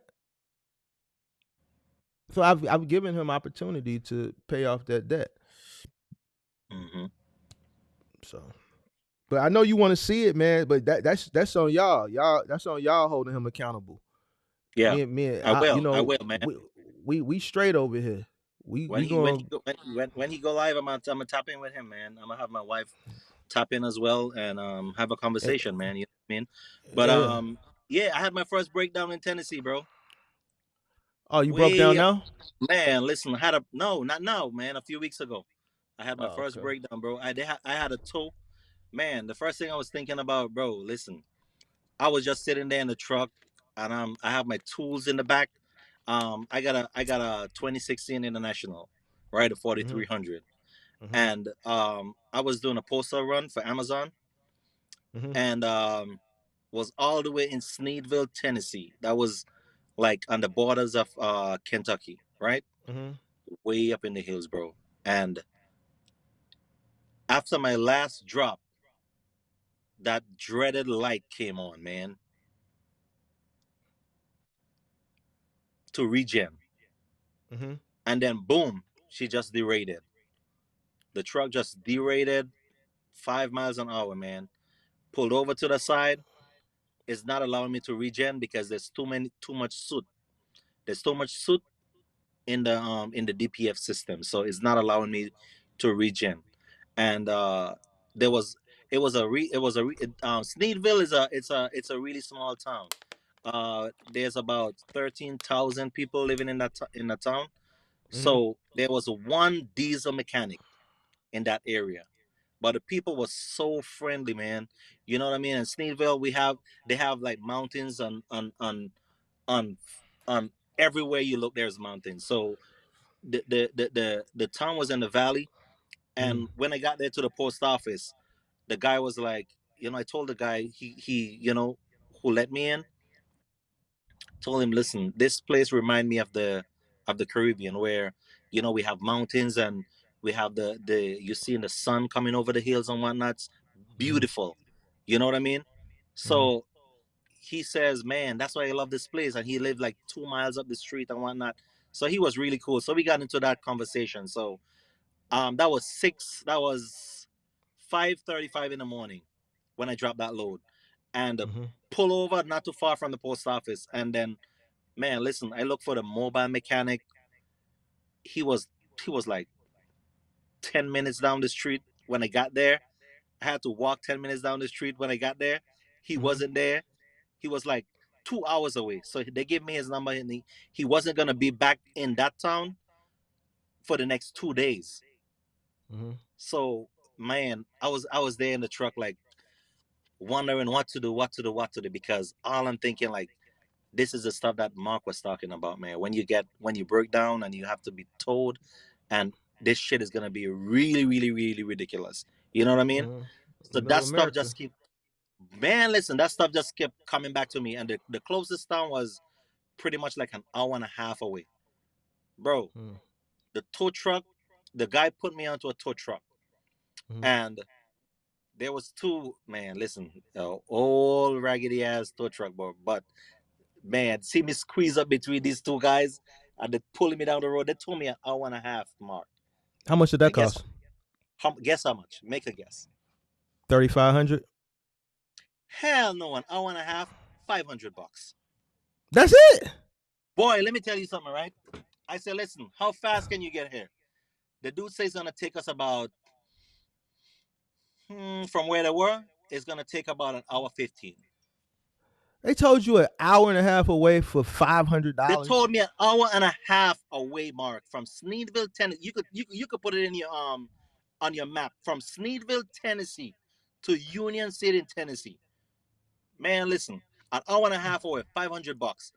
Man, listen, when I got there, bro, You got a those blessing. dudes, That was a blessing for you. They ripped themselves off. man, man, listen. When I got to the shop, and he took me to his guy at Mm-hmm. that shop in Union City, because they do business together and whatnot.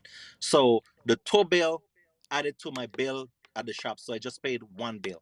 So they was like, you know what, man, we're gonna fix your DPF system. We're gonna do the regen and whatnot. But there was so much soot that was Mm-hmm. built up in the system, because I got my truck from Ryder. You know what I mean? I got my truck from Cincinnati in Ohio. I drove it down to Georgia, Mm-hmm. uh, and it seems like this stuff had never been cleaned. You know what I mean? Mm-hmm. So, man, coming up here in Tennessee now, and like the whole thing is blocked, so it's not even allowing me to do a forced regen on it. You know what I mean? Because there's so much soot already killed. So when I got to the shop, the dude say, "Hey, listen, you got a bad you got a bad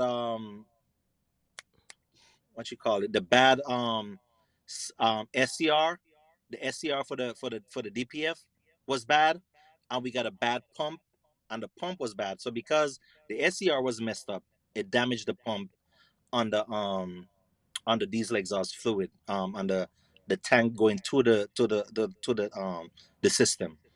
So that in itself would have cost me to get that full repair done. Man, listen, that was almost like 8,000 to do that repair. Wow. So he was like, you know what? You know what we can do for you? He said, your headache is going to be over. We're going to end your troubles right now. We're going to end your troubles right now.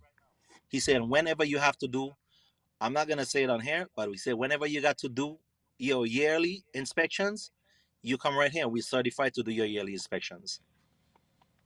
But we got rid of that shit. We got rid of the problem, man. I'm rolling like a beast, man. So you paid the $8,000? Nope. I take that system out, bro. $1,800 to take that system out. That's it. Those boys work like three of them. Zoop, zoop, Mm-hmm. zoop. In an hour and a half, I was out of there, Mark. $1,800 plus $500. So you caught a deal. Man, I'm telling you, in A, Georgia, a blessing. listen, in Georgia, they wanted to charge me 5,000 to get rid of that problem. So now I have to worry about no DPF system, no lights coming on my dash, bro. My engine, I have the Allison Cummins, I have the Allison Cummins engine, and I'm good to go, man. I'm telling you. It's good, man. You caught a blessing, So man. if It's any good. if anyone on the channel wanna plug, man, I got it. Tell them reach out to Bobby Lee, man. I got the shop. You said they eighteen down hundred in bucks. you said they down in Tennessee? Union County, Tennessee. Hell yeah. 1,800. Those boys wanted 4,000, 5,000 to do it in Georgia. Said nope. But I'm gonna make the disclaimer, man. You can't go to a legit shop. You're gonna get That was a good old boy shop. nah, some young boys. Oh, some young guys. Yeah, some young guys. Yep. Fresh Okay. out of college, man. Three of them. Fresh out of Well, college. they did a good job though, right? Very, very, very, very, very good job. You have to actually and the muffler has a curve like this. There's a curve on the muffler tip, so you Mm-hmm. won't be able to see and how and they busted. They had to take it apart, cut it open, do what Mm-hmm. they got to do, weld it back, put it back, and it looked like factory, bro. I'm telling you. And my truck, it doesn't smoke. You know what I mean? So you're not gonna see any type of emissions that's gonna come out. I have the because the Cummins engine in that newer truck is a 2016, so it's not gonna smoke, blow out the puffs of smoke out like the older trucks. You know what I'm saying? Mm-hmm. Yeah, the Okay. emissions is not is That, not is not bad on my truck. that's good, So man. that's I'm glad it worked man, that's out a for good you. setup, man. Man, listen, listen. Right now, I'm so confident, bro. I could drive Mm-hmm. anywhere in America. Mm-hmm. Yep.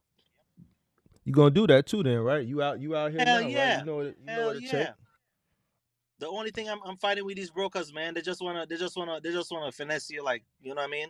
Because they know you're Mm-hmm. new, and that's what I want to talk about too. Because the Mm-hmm. brokers that know you're new, um, I got everyone was talking bad about TQL, but they give me a chance, honestly. And Mm-hmm. right now I got a lane from the airport. I run this load pretty much like 4 times for them. Mm-hmm. And the dude called me. Actually, the broker called me on Sunday. On Saturday, actually, he called me on Saturday. Hey, Leroy, man, I got this. I got the same load you're running all the time, and you did such a good job. You stayed in touch with me. You stayed in communication. You kept us updated when you pick up the load and through the whole process, and we like how your professionalism and whatnot. And it's just the way you deal with people, man. You know what I mean? You build, Mm-hmm. and that's how you build relationships. You know what I'm saying? So I felt like a big trucker, man. Like, having brokers calling me like, what? That's what's up, man. So he said, "This is your lane, man." He said, "If you want the lane, let's let me know. This is yours."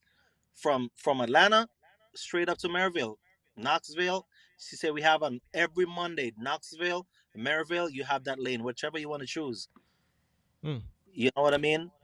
You sound real happy, man. You sound Yes, yes, I real am. I really am happy. because yeah, because when you put in that work and you know what I mean, and you be Mm. consistent and you be professional, you expect reward, man. And it's tough. It's honestly speaking, Mark, it's not. I got into this business because I want to do it not as a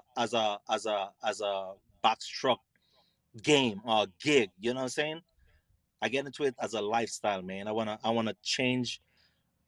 I wanna change my. You know what I'm saying? Because I've always been a business person. I've always been an entrepreneur from back in the Caribbean. I still Yeah. have my shop. I still have my own barber shop back in the Caribbean. You know what I mean? It's Okay. still there. I got guys in the shop, and you know, so I've always been business minded. You know what I mean? Hmm. So Yo, coming your wife into is the school teacher, right? I've spoken to you before, right? Your wife's school she's teacher, right? retired. She's retired back in the Caribbean. So she did Okay. she did her 25 years as a school teacher when after the hurricane we she came here. Honestly, I didn't have to be here, Mark, to be honest with you, because I had a very, very successful business in the Caribbean. I have my own house. I have my own barber shop, being a barber for like 22 years. Um, Her dad had a trucking company. He still have the trucking company back home. He got Mm. flatbed. He got dump trucks, and he have different trucks. So I've always been barbering and trucking. You see what I'm Okay. saying? Yes. So it's a history way back of trucking. So I have my own business. I have my own company. I think we lost you. I think we lost you. Anybody else want to call up? Link pin to the top of the chat. Go ahead. I'm listening. We got you back. Yeah, Mark, I'm sorry, man. That was my wife. It's all good. She not watching? Yeah. She, oh, I she She watching? don't even know that I'm on the live. I just clicked the channel Oh, she wasn't watching and then. She came up wasn't watching. and, and came up. So Oh, she's not. I don't think she's watching. okay. Yeah, but she's at home. She's at home. She's at home with the kids. Okay. All You right. know. Well, man, So when we came, go she ahead. I'm had listening. remember she had a kidney failure. She had a kidney transplant. Okay. Yeah, she had a kidney transplant 2 years ago. Oh wow. She's Yeah, so she's y'all the here y'all in Atlanta, right? yeah, we're in Atlanta. Yeah, we're in Atlanta. Oh, okay. Okay. Yeah, so she is doing great, man. After transplant, she's doing great. So we always know about sacrifice. I want to tell people that this is a huge sacrifice, man. You know what I mean? Coming into the trucking business on the whole, being away Mm, from your family and whatnot, you have to have that mindset. And a lot of people would crumble if they don't have that mindset, Mark. You know what I'm saying? I To know. be away, and that's the big, because I've always, and that's one of the things that's my wife that my wife always complain about, even in the barber shop. You know what I mean? Because Hmm. barbering is a grind from early a.m. until night, 6 days a week. You know what I'm saying? Right. So she's always complaining. So she doesn't have enough. You're not making time for the family. That's one day you have off, it's Sunday, and day we got so much things to do, and the kids got school and whatnot. Hmm. Well, if I have to sacrifice that, then we might as well be homeless, because that's what give us a house. That would give the kids a better opportunity, give them be able to afford the things that other kids can't afford. You know what I'm saying? You saw that speech with Busta Rhymes when he got so emotional because the sacrifice. You know what I'm saying? If Hmm. he had to be home with the kids, then the kids wouldn't be able to afford the stuff that they can enjoy, the finer things in life that they can enjoy. You know what I'm saying? Hmm. That they can enjoy, because the thing is, if he's out there sacrificing, it's a give and take, because he got to sacrifice so much stuff. You know what I'm saying, to get all of that. But then at the end of the day, so it's more or less like a bittersweet. So he wish he can buy more time with his kids, and now that they're grown, is that he can't get that time back. But then when he looked back and he looked at the stuff he was able to give them, he was like, it's all worth it because his family is in a better position. You know what I'm saying? He can take care of his family. They can enjoy stuff. He got his investments and whatnot. That's what it's all about. Yeah. Yeah. Because if you Sound like decide to stay home, and don't work, Mark, where you you ain't gonna gonna have live? no Who gonna pay? you ain't gonna Who have gonna no pay your money. bills? You Who you gonna gonna be a pay your man. bills? You gonna be a Man, I'm man. telling you, man. Exactly. And she gonna go leave your ass any which way. Pretty much. Yeah, you definitely gonna be a man. Shit. All right, anybody? The link is pinned to the top of the chat. Link pinned to the top of the chat. Well, man, Barbara Lee, I appreciate you. Coming up here. You there? Well, you probably can hear me. I appreciate you, Barbara Lee, for coming up here and having that tough conversation with me. And like I said, just in conclusion, I don't have any issues. I mean, everything could be copacetic again. I just need my bread, man. That's all. You know, once I get my bread, you dig what I'm saying? It's like, man, we could go back to like nothing ever happened, man. Just run me my little chin up, and it's more for the lesson behind it. You know what I'm saying, than anything else. But I don't know if you can hear this, but I appreciate you. I guess I appreciate you coming up and giving me your insight. And yeah. All right.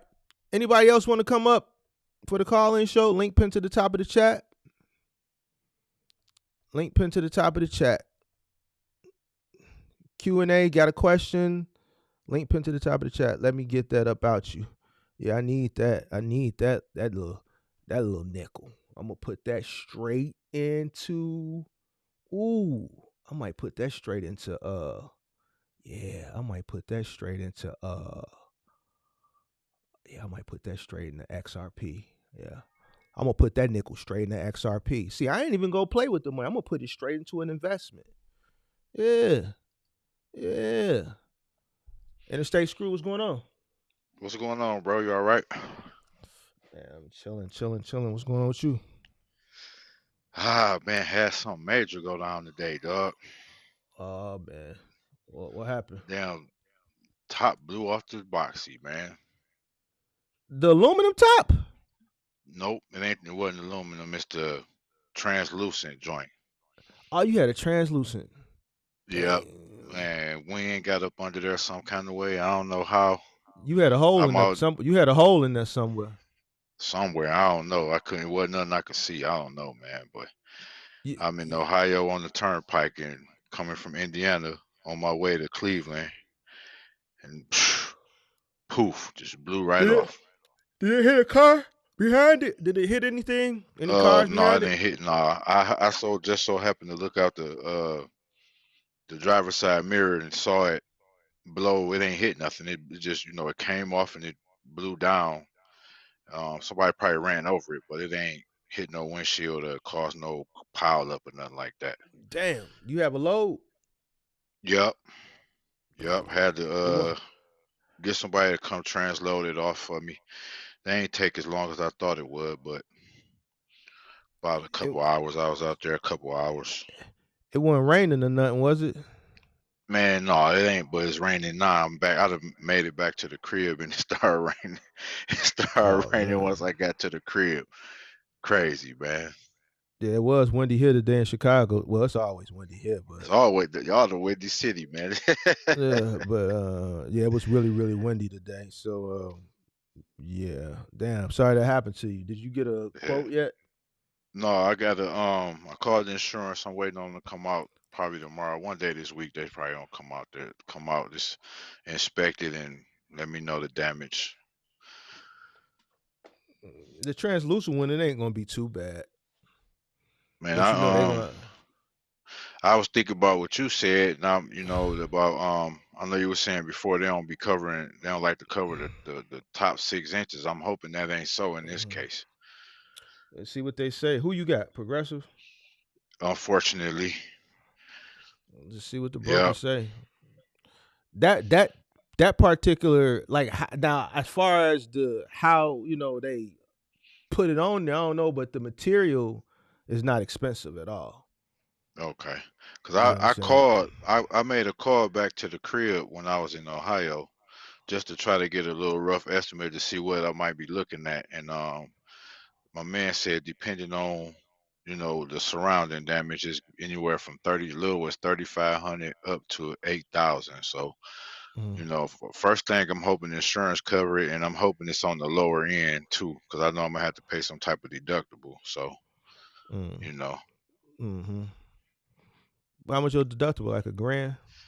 yep, Mm-hmm. cost of doing Yeah. business, I guess.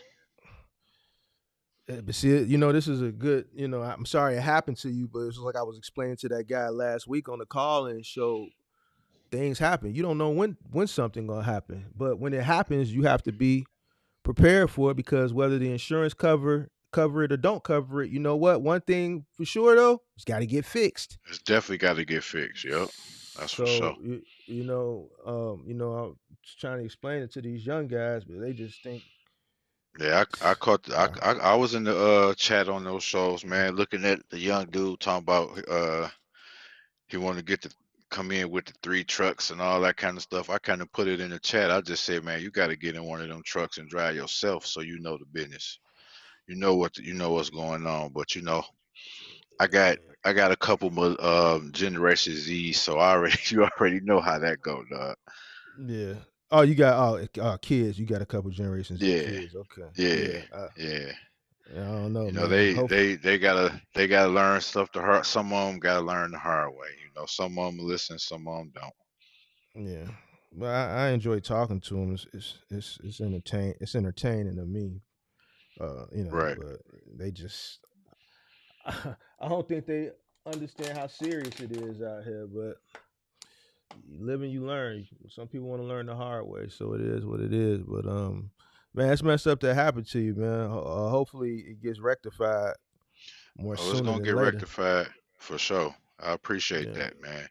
And speaking on them Generation Z's, a lot of them are our kids. You know what I'm saying? Our generation, and they come up kind of spoiled. A lot of them. You know what I'm saying? They parents, some of their pops probably was old street cats and stuff like that. You know what I'm saying? So they ain't really had no real struggles.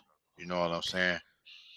Yeah, a lot of them, believe it or not, they didn't have no real struggles because how old are you? Like 40 I'm what? 48. I'll be All right. 48 this year. All right. So our generation, we kind of were like the last, maybe, no, millennials, early millennials were, I think, the last generation of real struggle. And then maybe the latter millennials, the Generation Z that came from late boomers and Generation X parents were the parents that didn't want their kids to go through the trials and tribulations Right. that that Exactly. we went that we went through. You see what I'm saying? Yeah, So because I'm one of them parents, so I know exactly what you're saying. that generation was spoiled on top of uh you know technology. They just didn't have to go through a lot of the shit that we Right. had to go through, and a lot of shit we had to go through. When I look back on it, we were poor, but our childhood, like these cats now, they be depressed and stuff. Like I'm like, damn, what you depressed for? You ain't even lived. Like they be depressed and emotional for no reason at all. But we used to have fun just sitting on the porch and playing with click clackers and hopscotch and pitching pennies and shit like Right. that. Pitching Right. pennies. Like we used to pitch pennies. You see Man, what I'm we used to saying? play hide and seek around the whole neighborhood, man, with the Hide and whole seek, neighborhood. hide and You know seek, what I'm all saying? type of stuff. Manhunt. Yeah. With the whole Foot, neighborhood, around the foot, whole neighborhood. football in the street, walk to the park, play basketball, swimming in the summer at the park. Like they don't do none of that no more. You know what I'm saying? So Technology. technology, and some of them don't even leave the house. They sit in front of the video game. Yeah. all day. You see what I'm saying? They sit in front of the video game and that chair all day with their headset on, and it's just a very, very uh you know, different. It's just it's different. Like when I compare like our generation growing up to like their generation, they really like Lanes, man. man. Just call it what call it what it is. Yeah, I just think man they missed a lot of good times, and I think back when things were more simpler, things were better. Like just to Yeah. watch, just to sit on a watch a floor model TV in front of the TV, Indian with my legs folded, Indian style. Mama's telling me, get your ass from that close to the TV, sit back. You're gonna go blind. Waiting for Michael Jordan to come on. That shit used to be fun. The Michael Right. Jackson era. You know what I'm saying? Like a lot of the shit that we got to witness back then, they ain't getting none of this shit. You see what I'm Yeah. saying? So and Yeah. things was simple. We had the most pleasure out of the simplest things. You see what I'm Yeah. saying? So Yeah. and we had to work hard. Like it wasn't no quick way to success. Listen, so everybody now wants to be an entrepreneur because they don't want to work. We Right. were forced into entrepreneurship because we couldn't get employment. Right. Exactly. No one would give us an opportunity. Not to So not we to had make to no create decent money. we had to create our own opportunities. Right. That's why that's how we got into entrepreneurship back in the day, is because we weren't afforded or given the opportunity, so we had to create our opportunities, which by creating an opportunity, it forced you to do the work, because you had to grassroots things, you had to bootstrap, you had to build it, because not only did you have to start something, you had to start it with nothing. Yeah, because it wasn't nobody before you to give you the information that Nothing. we got now to give to them. The You know information what I'm saying? or the money. Wasn't no rich Right, granddaddy. the resources The wasn't there, resources. Yeah. and the information Yeah. was there, but nobody was going out to make those moves to be able to pass the information back. You know what I'm saying? So, Mhm. like, I'm from the D, so you know what the big thing was up here for my generation growing up. Coming out of school, go get a job at one of the big three. You know what I'm saying? And you good. Chrysler, GM, Ford. That was the thing here. You know what I'm Mhm. saying? So if you graduated high school and went up in the plant, you got guys right now. I got friends right now. They're approaching their 30th year up in that thing. Been in there since they was 18. You know what I'm saying? Yeah. So it wasn't nobody promoting doing your own thing. So Yeah. you know, Yeah. Yeah. But shit, if you got a job with the big three back then, you was winning. yeah, That was similar to like here in Chicago getting a job with the city. It was real political. You had to know right, somebody that had to know somebody that had to know somebody. right. You wasn't just getting the city of Chicago job. And I would assume it was similar getting in one of those Yeah, plants back in the day. in one of the Because plants, and also the skilled trades was the same way, and they still the same way right now. You ain't just gonna fill out no application and boom, you hired. It's nepotism. You know what I'm saying? On every level. yeah. Yep. Nepotism here now. Shit, they begging people to come to work. You should see. I drove past the damn police academy training a few weeks ago. Man, that class cadets, that class looked horrible. It was people fat, out of shape, majority women. They just trying to get somebody to fill them seats. They taking anybody. They taking anybody. Now you can't get people to Man, come to work. Now they right. begging people. I was at the gym. I was at the gym today. Chicago police in the gym recruiting people. They had a table set up, recruiting in the gym. Chicago police they had a little table set up. And hey, can you, bro? I pulled my face mask. I said, "You see this? I'm too old. I don't want to be police. I'm too old to be police anyway. What's the cutoff? Right. Cutoff? No, we boosted the cutoff. It was 38. No, we boosted it up to 40, man. Well, I'm I'm 44, man. still over. Right. So I'm I'm too still over old. the cutoff. Right. I'm too old. I wouldn't do it no way, but I'm too old. So sorry. Yeah, it's that bad. Not That's nobody want to work crazy. at all. So it is what it is. You know, everybody want to be their Chicago own a big boss. Chicago a big city, man. You know, I've flown through there. Well, I ain't been through there lately, but I was flown through there, shoot, like 3, 4 times a week at one point. But you know, Mm-hmm. kind of slowed down going. I know y'all freight don't never stop coming out there though. You know Mm-mm. what I'm saying? Mm-mm.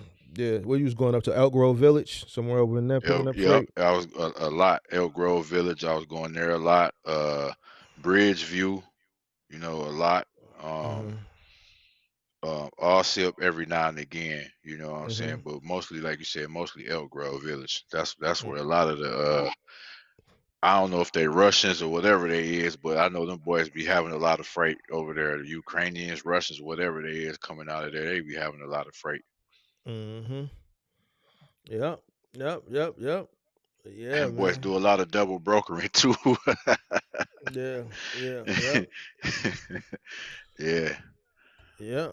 But yeah, I just wanted to top it up with you real quick, man. You know, and let this be a lesson for some of the guys out here who don't understand that anything can happen at any time. You know what I'm saying in this business, and you know, out of this my second year. You know, my second year in it, and actually my second truck, because my first truck kind of went down. So you know, it's Yeah, I it's remember your first it's a truck went business. down. I remember your first truck went down when you was with R&L, right? Yep, yep, yep. I had Mm-hmm. to bounce back real quick, went through a little something, but you know, you can't keep a real one down from the D, baby. That hustle don't never stop. You know, certain cities that's just got that hustle innate. It's just innate in them. You Right. know, Detroit, Y'all one Detroit. of them. Yeah, y'all one of y'all one of them too. So y'all had a lot of big time hustlers come up out of Detroit. You know Right, what I'm saying? So yeah, you just got it in you. It's an industrial city. Normally in industrial cities,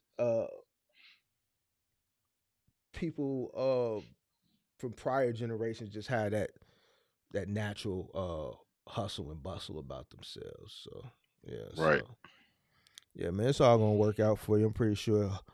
Uh, God willing, the insurance company will cover that roof right.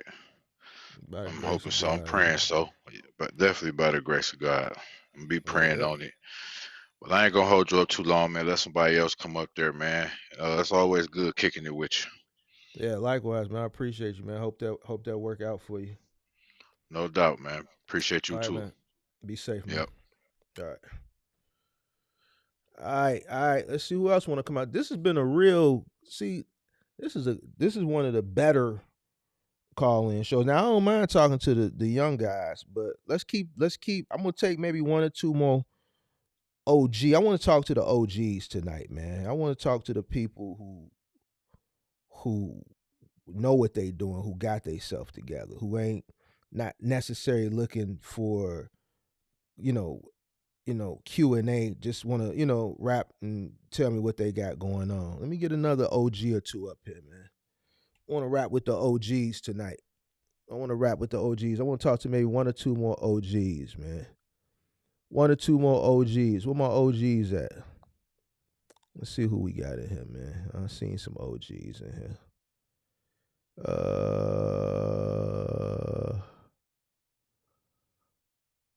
uh, I want to talk to one or two more people before I get out of here.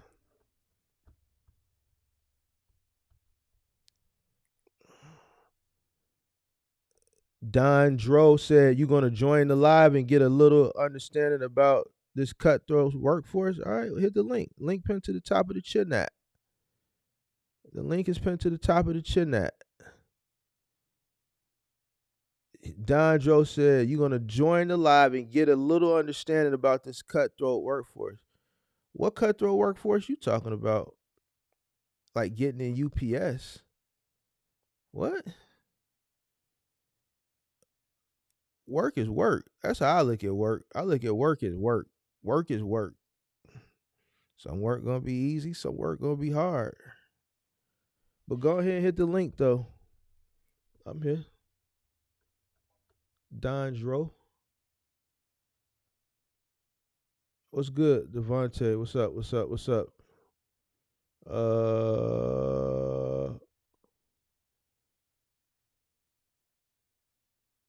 What is this guy talking about? SPY.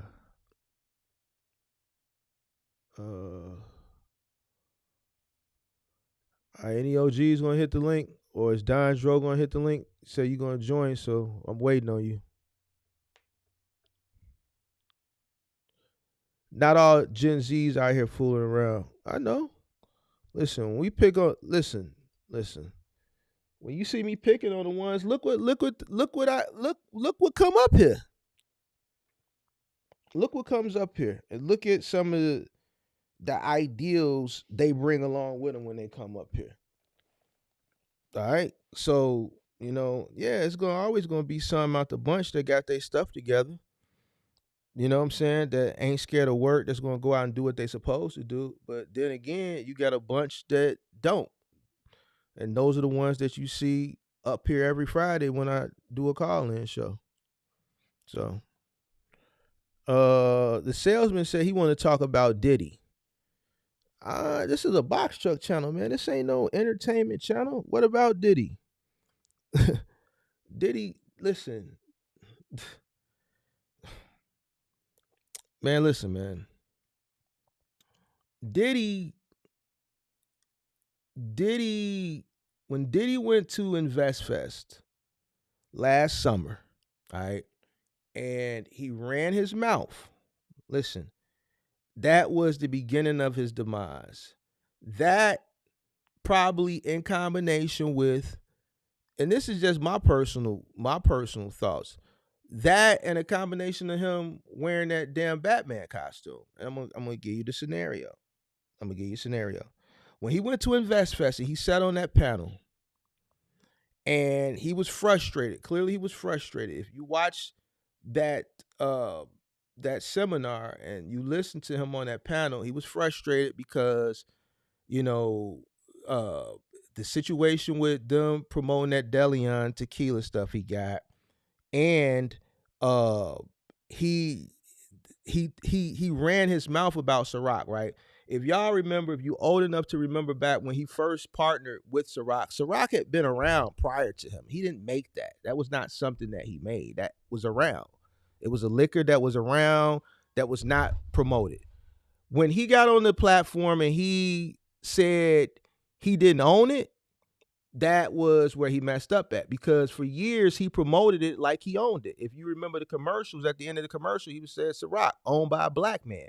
They pay him to promote it to black people as a black-owned liquor. Whole time he never owned it. So when he admitted to that, the gig is up.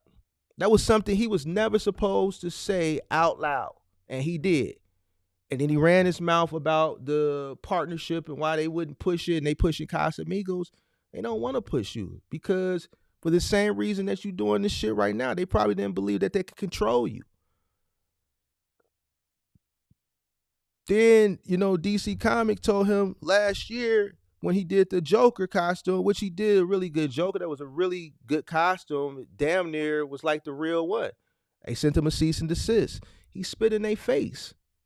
So not only did he not wear it, he did the Batman, and he did it damn near better than the goddamn real costume and the real Batmobile. He had the Batmobile, he did the uniform, so it was like a slap in the face to DC Comics in the movie studio.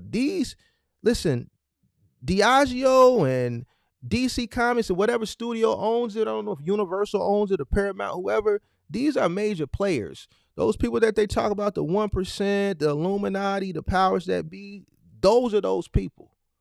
All right, you can't go against those people. When you go against those people, they gonna ruin you. The same thing they did to Bill Cosby, the same thing they did to Art, what they doing to Diddy, and the same thing they did to a list of other people. That Kanye, as soon as he got to running his mouth, when you go against them people, they're gonna come get you. Puffy went against them people, so they have to punish him. All right. Russell Simmons, he gonna be over there with Russell Simmons hiding somewhere. All right, if they don't arrest him first. So everything that Puffy's going through, he brought this on himself. You know what I'm saying? So I don't. It is what it is. All right, let me bring this guy up. All right, I just clicked the button to bring you up, and then you hung up. John Dro, come on back up. I was just bringing you in. Don Dro, I was just clicking the button to bring you in, and you hung up. So you could hit the link again. I'm gonna bring you up, Don Dro. So while I'm waiting on Don Dro to hit the link back, yeah. So yeah, that's what's up with Diddy. So Diddy, and then like all the little freak offs and shit, man.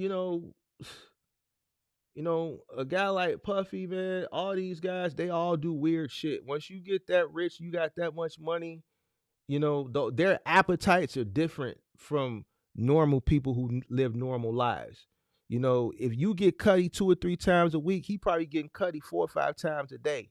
So his appetite is different from yours, and his tolerance is gonna be different. And then they're gonna do weird shit. Like all these weird people that have a lot of money, they're all weird. They may live and they may look normal to you in public when you see them in public, when you see them on BET and MTV and shit like that. But, if you ever get invited to those parties, from what I hear, it'd be a lot of weird shit going on in there. So everything that, I'm hearing, it's innocent to proven guilty, but a lot of that freaky shit, I believe they was doing a lot of that freaky shit.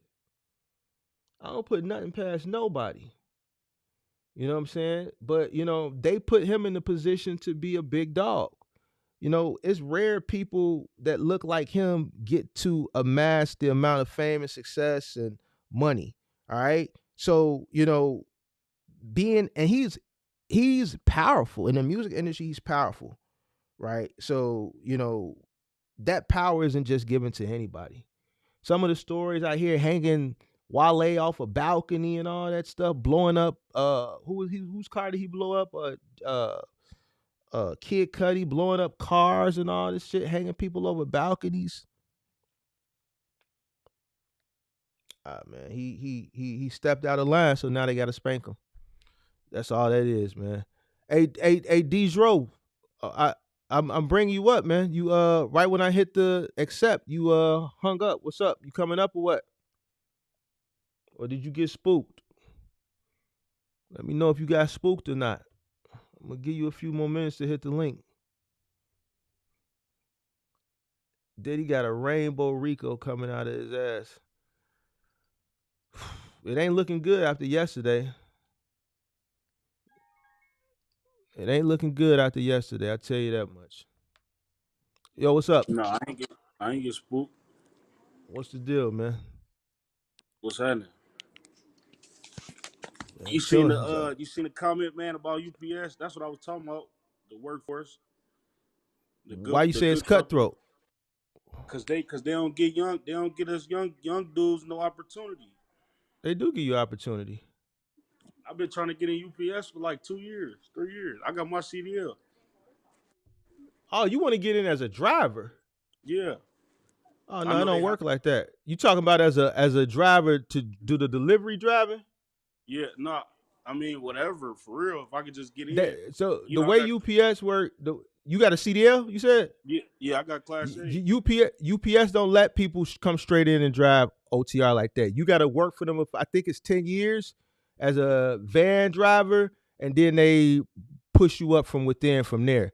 Coming straight in as a CDL, from my understanding, they don't do it. Yo. Hey, back at it. You gotta turn your background noise off. Oh shit. Yeah, I ain't got my headphones, bro. I'll just keep tuning in. Well, it's kind of low now, but when he come off, you can come up. All right. Hello. Yeah. So that's probably why they're not calling you back. You gotta come in within their company and jump on that delivery van first. Now I don't know if it's still like that, but that's the way it used to be. Right. They were hired within. Well, yeah, that's the cutthroat I was talking about, because jobs ain't paying good no more. What you mean? They not paying good no more. Last time I talked to you, we were talking about the steel mills in Chicago, man, and They ain't nobody they paying actually good no more. jobs paying more. Jobs are paying more. Whenever you said not paying no more, so whenever no more, the year you talking about from now from no more, it's paying more. It's just the cost of living is more. So with Right. inflation, the cost of living, yeah, a lot of jobs are paying more, but it's like you ain't getting ahead with the increase because the cost of living has risen with the wages. Right. So Right. I'm saying, what do you think is a fair wage? Shoot. I mean, regional, I feel like you should come home regional. You working 70 plus hours for real. When you look at it, regional, you should make probably 23. You should gross 23 at least. Regional. What you making now? I was grossing regional. I was grossing about 2, and I was working 70 plus. But I'm in the end dump, so For you for know, for where you at? Where you at? out of East St. Louis. But I'm in South Bend. But I was working with a company out of East St. Louis. You in South Bend, Indiana? Yeah, well, I'm in Indianapolis now, but I'm from South Oh Bend. yeah. I remember Yeah, talking to you. yeah, I yeah, remember yeah. talking to you. I talked to you about starting a box truck and shit, just because Yeah, of yeah, that. yeah, I wasn't yeah, making yeah. enough. So $2,000 a week ain't enough for you? No, not for Why me to not? work, cause I got 3 kids. Cause I got 3 kids, bro. I got look, check it out. Okay, go Check ahead. I'm it gonna out. let you get it. I'm gonna let you go. Go ahead. Check it out. I mean, shit. I got 3 kids, bro, and I'm working 70 plus hours. I know my worth a little bit. I know what I'm supposed to be making. How old You are know what you? I'm saying? I'm making 28.5%. How old are you? 23. How? 23. Bro, now you want me to be you want me to big homie you or you just want me to let you think what you Just think? man, holla at me. Shit, I'm all ears. You Yeah. you 23, dog. You Right. got three kids. Right. You started early. Yeah. You Yeah. make $2,000 a week. Just because you got 3 kids don't mean the workforce is required to pay you more because of the decisions that you made early on in life. 2 G's a week is actually fair. It's $8,000 a month. What you talking? What when you put the hours into it? It don't make sense. That math ain't mathing. Well, here's the thing, That's bro. $26 an hour. You can go make $20 an hour at McDonald's for less hours, but it ain't going to equal up to two G's a week. So, do you want to make more money and less? Do you want to make more money and have more time? What less money, make more? Do you want to have Yeah. I more would. time on your hand and make less money, or do you want to have less time and make more Yes. money? Yes. I would rather work less time and make less money if that's what you're saying. Yes. But that don't make sense then, because you said, man, $2,000 ain't enough because you got 3 kids. So Right. why would you want to make less and you got 3 kids? So hey, I'm gonna have to settle. I'm saying that to say No. 70 Go ahead. hours ain't 70 hours away from the fam, bringing home 2 G's. It's just not it, man. That's just not. It's just not working for me. But That's why I that said. but see, you got to understand, and this is what I'm trying to explain to you. I don't think you getting it. Life is about choices and decisions, Right. right? So if you got 3 kids to feed plus yourself, and I don't know if you BM or you're married or whatever, that other amount, but let's just focus, let's say, on the 3 kids. You got to do whatever you got to do. That's a decision Right. you made. Now let's take the 3 kids out the equation. If you take the 3 kids out the equation, now you just got you to fend for. So if you want to work more, you can work more. If you want to work less, you can work less because you only got one person to take care of. If making X amount of dollars requires X amount of time, then you have to do what you got to do because there's decisions that you made that is causing you to have to work as much as you work. Trucking is trucking. You got 14 hours working, 11 hours driving. It is what it is. They're going to get the most out of you for that $2. They ain't gonna, you know what I'm saying? They're going to get the most out of you. Factual. So, I mean, You you got only companies 20, like you only 23. You supposed to work. Listen, you supposed to work. right. You see, what you want to do is you want to have money and just be chilling. You want to sit up here like I'm chilling and just be chilling, checking the bag, don't you? Yeah. I mean, You I want to do work for that. mine. I'll work for But mine. you ain't It's ready for that. You ain't ready it's for that yet. You gotta it's you honor. gotta. No, it's honor amongst working, bro. I'll work for it. All right. So you working for it. You can't Right, complain. And here's the right. I thing: you mean, gonna have to work harder than, let's say, a person who's your same age but doesn't have the responsibilities that you have. right, You see what right, I'm saying? Because now that person may still be willing to put the same amount of hours in that you putting in, but you may see this person scaling faster than you because they're able to put away more than you. right. Factual. Factual. So you know, I think $2,000. You looking at the hours, bro. I looking at, if I was you, I'd be looking at it as $2,000. If I had to work however many hours I had to work to make sure that food was on the table, then that's what I would do if I was in your Right. situation, especially with your youth. All Yeah. right, get the experience, do the work while you young. Right. Do you have money left over after Yeah, I you did. get paid? Yeah, hell You yeah, I do. day trade. So yeah, I keep All I right, keep so it moving. if you day trade, then you making passive income day trading. So now you continue to work hard, work your 70 hours, make your 2,000, do your day trades, do that for about 5 to 10 years. You may not even have to do it 10 years. You may Right. catch a lucky break, a lucky run. You know what I'm Man. saying? You might trade a few options. You might catch a few options here and there. Right.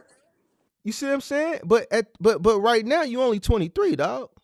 Right. Listen, Right. if you want to switch places, I if I mean, had a nah, magic, shit. if I had a magic wand, I'd switch places with you. Cause Shit, I'd it's rather be, blessings. because if I could go back to 23, it's a lot of things that I would have been different. That out the place, the where I'm at now, I would be there by 30. If I knew what I knew at 30, at 23, I would be farther along than I am now. I would be where I'm at now 10 years ago. Right. That's real You see talk. what I'm saying? Like Yeah. you know, you got you 23. You on the right path. You doing, sound like you doing what you supposed to do. Right. Man, what if you're not working? What you gonna be doing? Shit, no, I'm working. I work. Like I said, I Uh, mean, a company like UPS though, I'm waiting on them, man. If you know somebody, I can holler at her some you soon, man. I got a you need couple hours. you need to go apply at UPS and get in there. They're not just gonna hire you No, I've been, to bro, 2 years, bro. I've been applying to try to get in what at the but lowest level. what position? You been trying to The get in at lowest, the the lowest level. I was gonna even drive my pickup. I got a 2500. I was gonna even work for them, just the contractors part, just you to been get applying see. online? Yeah, I, on Go Nate, that on Nate. Go to the terminal. What's the nearest terminal out there in Indianapolis? Go there and apply in person. They have Right, I might. they have a what you call it kiosk, I think, where you can just go Yeah, yeah. apply. And I ain't thought of yeah, that, but yeah, I might do that. Yeah. yeah, you need to go in person, dog, because I mean applying online is cool, but you gotta understand that's a person looking at all those online applications, looking at, and if you don't know nobody where you can tell that HR person to pull a certain reference, a requisition number that you get once you do the application, to pull that to jump the line of hundreds of thousands of applications they get in, because it's probably like a national recruiter. Yeah, Then yeah. you ain't going, so you need to go to the actual branch and do a hard copy, so that way Right, that actual branch is looking at the applications for people that are coming there in person, and then you might have better luck right, uh right, right, that way. right. But I mean your pay gonna be similar. You still gonna be about $2,000. But you local though, so I mean, hey, Oh, what, you regional now? yeah, You should look like you home right now. yeah. I'm at the crib now, but I'm talking about when I'm on the road, I'm 70+ hours for sure.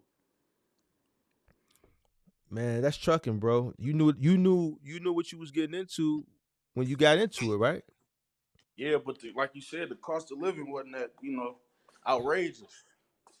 You in Indianapolis though. Your cost of living ain't that bad down there. I'm in Westfield off 31. What's that? The suburbs of Indianapolis? Yeah.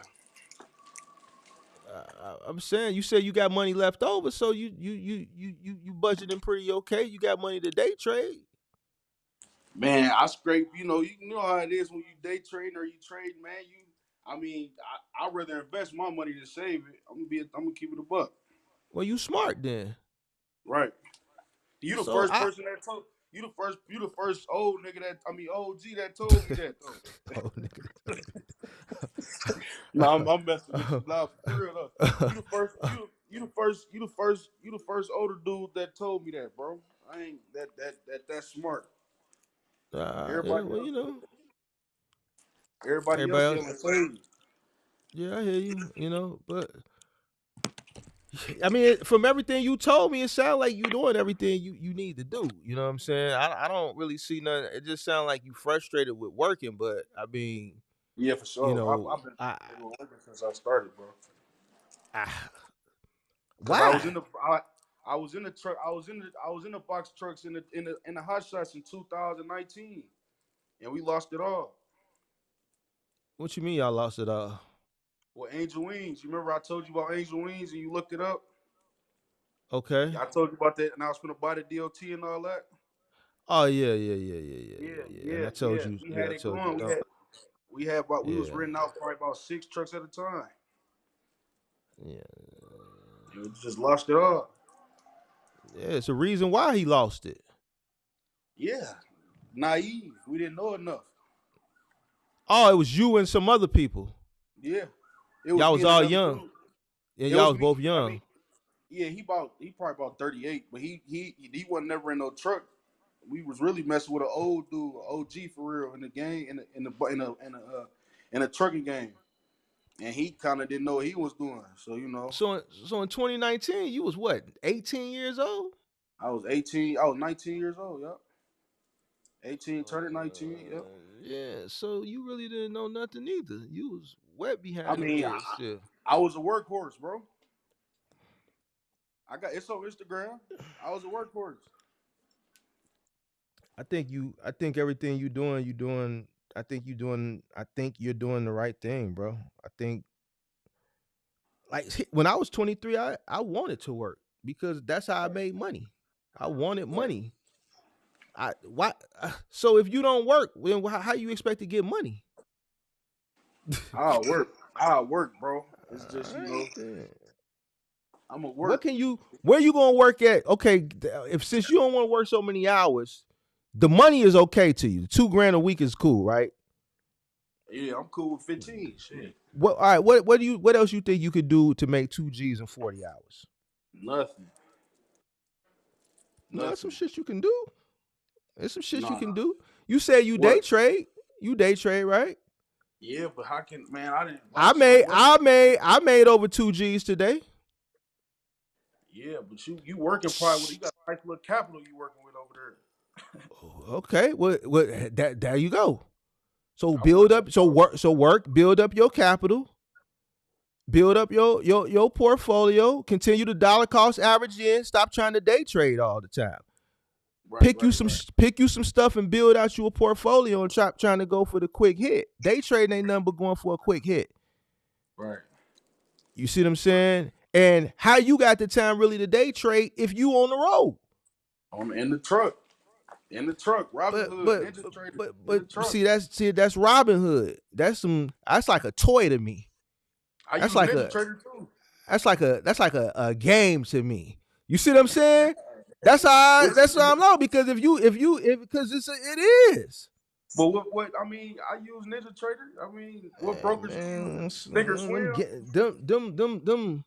Here's the thing. We not gonna go with that. But what I'm saying is, you know, if you're working 70 hours a week and you're day trading in the market, that's between 8:30 and 3:30 CST.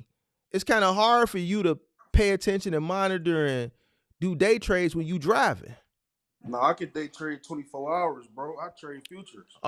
Okay. You trade futures. Well, hey man, 23 listen here. hours to be exact. This is what you should do, bro. You should take the money that you making and you should Right? invest it into some stuff that And when you let me ask you, when you be day trading, what you be making? How much you be making? I try to go for 20%, at But least. how much you be investing? So if I'm doing like a 2G, if I'm working with like 2Gs, I'm making probably about $400 a day.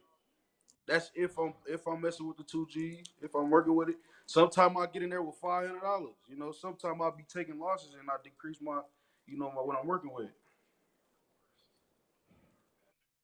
So sometimes I'm in there with five. Sometimes I get in there with three. You know what I'm saying? So And I you try to hunt gambling. it. So My you no, gambling. no, I know what I'm doing though. I know what I'm doing, man. I've been doing this for All 3 years. I know. I mean, I ain't know. I'm not. I got a little skin in the game. right. Yeah, I man. got. Keep I got. working, man. Keep working. Keep working. Keep putting your money in, but find something. Build you a portfolio where you can dollar cost average in some good For sure. assets. For sure. You can gamble, but still find you some stuff that got that you can dollar cost average in over a period of time, man. For sure. And stop being frustrated, dog. Work is work. You Right. Right. 23. That's real, bro. That's real. It's frustration. Yeah. That's all it is, dog. You just frustrated for what reason? I don't know. Shit, like you said, inflation. Inflation. You got prices going up. Gas, So you know what that food. mean? You know what that mean? You know what that Work mean? harder. You gotta make more money.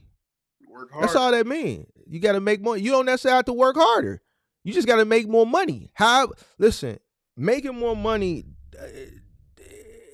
it doesn't necessarily mean work harder. There's Right. ways to make money without working hard, but that comes with experience and tenure, and you have to have the capital. But in Right. order to Right. get the capital, you got to work. You got to put your head down and you got to work. You need to set a short term and a long term plan, and then that's Right. gonna help. That's gonna help you buckle down and not get frustrated. If you set a short term goal and a long term goal, you have a date now, and now you have a date. You got a plan, and you uh give yourself a dollar amount. Okay, this is how much I want to put away in the next 5 years or the next 10 years. Give yourself a short term and a long term, and then Right. you working towards something. Right now, you just out here flapping in the wind willy nilly and getting frustrated because you ain't got no short term and no long term plan. And then For real. you day trading, which is fine, but your day trading like it's like gambling. It's not You ain't structured. really it's not structured because how do you determine what you're gonna invest in for that particular day? What narratives are you chasing? I mean, I only trade SPY, bro. Okay, well, The Fortune 500 companies, or I trade Nasdaq, bro. I don't okay. trade nothing else. So you I ain't don't. I trading no try to. you I. ain't trading no individual companies. I mean, nah. Here's not. Other than I try to trade like crude oil or gold. If I ain't trading them I'm not trading nothing. And why do you determine why and how did you determine that you just want to Cause, stick with those? Cause I started off trading SPY, the Fortune 500 companies, like 3 years ago, and the volatility been good for me. You know what I'm saying? So I mean, I watch the news, I pay attention to market news, and sure, I go off of the patterns. Well, why you I investing got a in whole, I Nvidia? got a, Why you ain't I putting got no a, options in Nvidia? I mean, they've been running. because when I was right before the video wave, it went up just like 300. Shit, I lost in there 8 G's in one day, bro. In a semi, lost signal, got back on signal. I was down See, like 5 G's. and see, I that's what I'm started saying. You're day trading over the road. Like, listen, when you're day trading, you need to be sitting somewhere with a bunch yeah, of for sure. screens looking at Yeah, shit because you need to be able to move, bro. You can't be doing that right, shit. You out in the middle of nowhere with no signal. Is you crazy? right. But I'm trying to make a But buck. Shit, that's what I'm saying. You gambling, bro. That ain't the right way to do that. That ain't right, the right for way to sure. do that. You gambling, bro. That shit move quick. Agreed. Yeah, tell me about it. Nah, bro. Tell me See, about it. you doing it because you trying to come up, bro. Yeah, for You sure. trying to come up quick. Yeah, yeah, You got time, yeah. bro. Right on the money, Why bro. You got it right on why the money. why you ain't messing with the crypto? That's more y'all, huh? I'm not fluent. I'm not fluent in the crypto. You know, I got too much going on in life. I feel like, shoot, if I could just keep at it with these So micro futures, man, I get it. so you mean to tell me you rather day trade on a truck when you in and out losing signal in and out, then get into a short term play or get into crypto, something that you can put your money in and it's volatile, but it ain't as volatile as options trading, day trading, and right when you lose signal, you losing money because you can't pay attention, you can't see what the hell going on at that particular time. Right. No, I'm open to it. I'm open, definitely open. I just ain't never looked into it. That's That's another all. thing. You need to diversify. Right. You just Diversify. you just playing one narrative. Yeah. Spy. That's it. Spying. No, it's 4 of them, but yeah, yeah. You need I can to show see you. you need to, and that's the thing. You need somebody to coach you on how to do that. What, the crypto or Nah, the spy? what you doing? I mean, experience is the best teacher. Yeah, I think you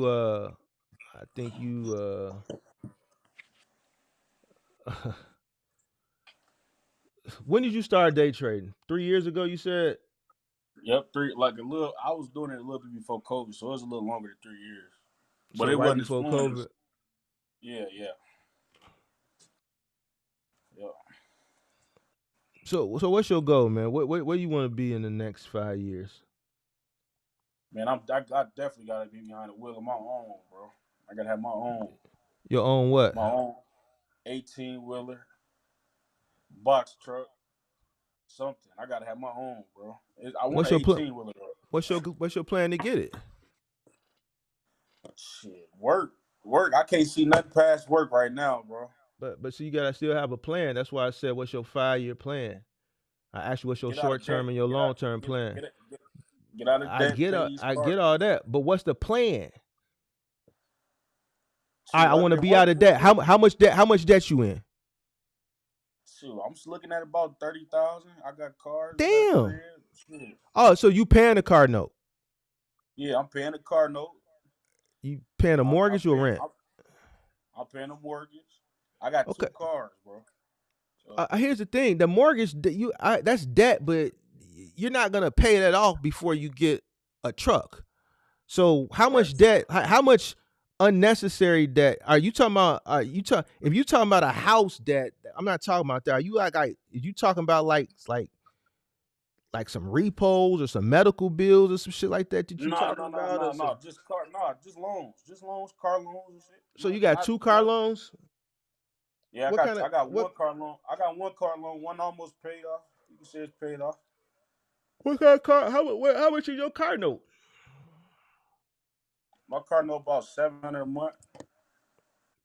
Oh, that ain't no Hellcat, so I know you ain't got no Hellcat, huh? Nah, hell no, hell no, 700 a month. Then you hell paying no. what I ain't no your fool. mortgage? You Yeah. paying your That's a mortgage? $90,000 car.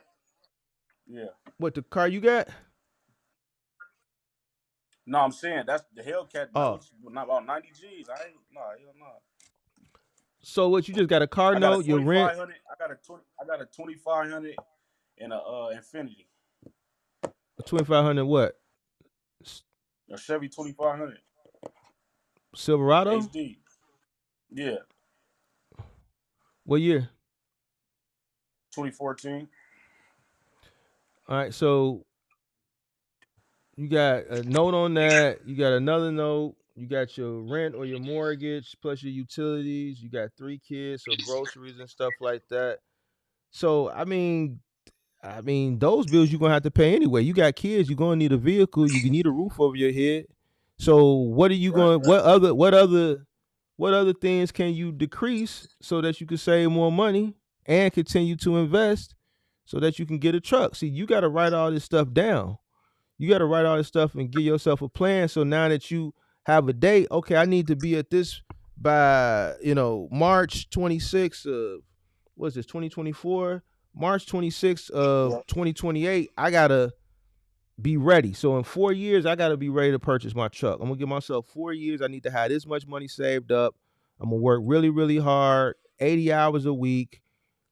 I'm only gonna take 2 weeks off for vacation. I'm gonna take the kids to Disney World 1 week, and then the next Right. time it's gonna be spring break. So you gotta have all this shit planned out, like your vacation time, your hours, how many hours you gonna work, and you gotta set this plan up for 4 years, 4 or 5 years, and then when those 4 or 5 years come, you should be able to do what you set out to do because you working towards it. So when two Right. years when 2 years have passed, you can look. You should be 50% of the way there. If you said, man, I need to have So 50 G's put up, then you should have 25 G's put up in 2 years. And if you know you coming up on 2 years and you ain't got it, that means you need to do overtime or do whatever you need to go do, DoorDash or whatever, so that when you get to March of 2026, to make sure that you right. got 25,000, that's you challenging yourself to hit these goals. See, right now you Right. ain't got Yeah. nothing to hit because you ain't got no Shit, plan. I got 25 now. What the 25 can't do nothing for me for no truck, bro. You got 25 now, Yeah. saved up, Yes. and you talking That can't about that you talking that listen. about So working, the but you know, goals go ahead, go ahead, listen. I'm listening. I the could take that goals I 25 and turn it into 50 in by the end of this week. man, You day man, trading. look, You must don't know what you doing. you might be right. I need to. Hey, experience is the best teacher, bro. I've been doing this. I can show you. I've been doing this for 3 years, bro. 3 years, man. And if I put that 25, if I put anything in there, it's like a. I don't know. It's too. I mean, I'm too emotional with it, man. Well, why you I do gotta it take then, my bro? time. Why you do it? Why you do it then, dog? Because here's the thing: if you got 25, if you got 25,000, that's a bag. That's a nice bag to Right. I start trade with it. investing. I mean, I You know what I'm trade, bro. saying? It ain't like I just don't. I trade. It's just like shit. I dare not trade the whole thing. I mean, 25,000 is a nice bag to play with. You can lose that You you 25,000. you, but you should be looking for short. You should be looking for short gains and keeping shit moving. Right. You should be Yeah. looking for short gains and keeping that shit moving, dog. That's what I'm saying. That's why I'm like, if you got 25 and you ain't, I'm thinking you playing with like a couple hundred or $1,000. If you playing with 25, then It's easier said than done, bro. I just told you, boy. I done lost 8 G's and then there 2 hours.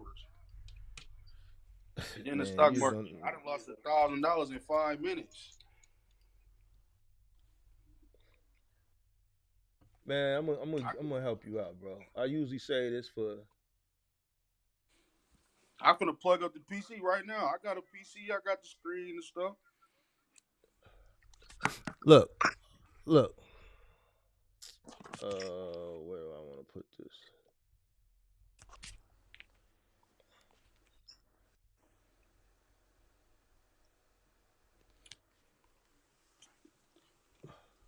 You see this right here? Yeah, I see it. I got over 20,000 shares of this. It's up 6% today. I got almost 200,000 shares of this. 200 million, I'm sorry, shares of this. You see what I'm saying? And this is up 8% What's that? today. What you do? An option call? I mean, an option. Hell no. An Hell option. no. Shares. I'm not listen. This ain't we can talk about stocks, but why would I talk about something when we in the goddamn middle of a bull run in this? Right. You talking about $400. This today alone, I'm I up can't like even see. 7 to 8 grand.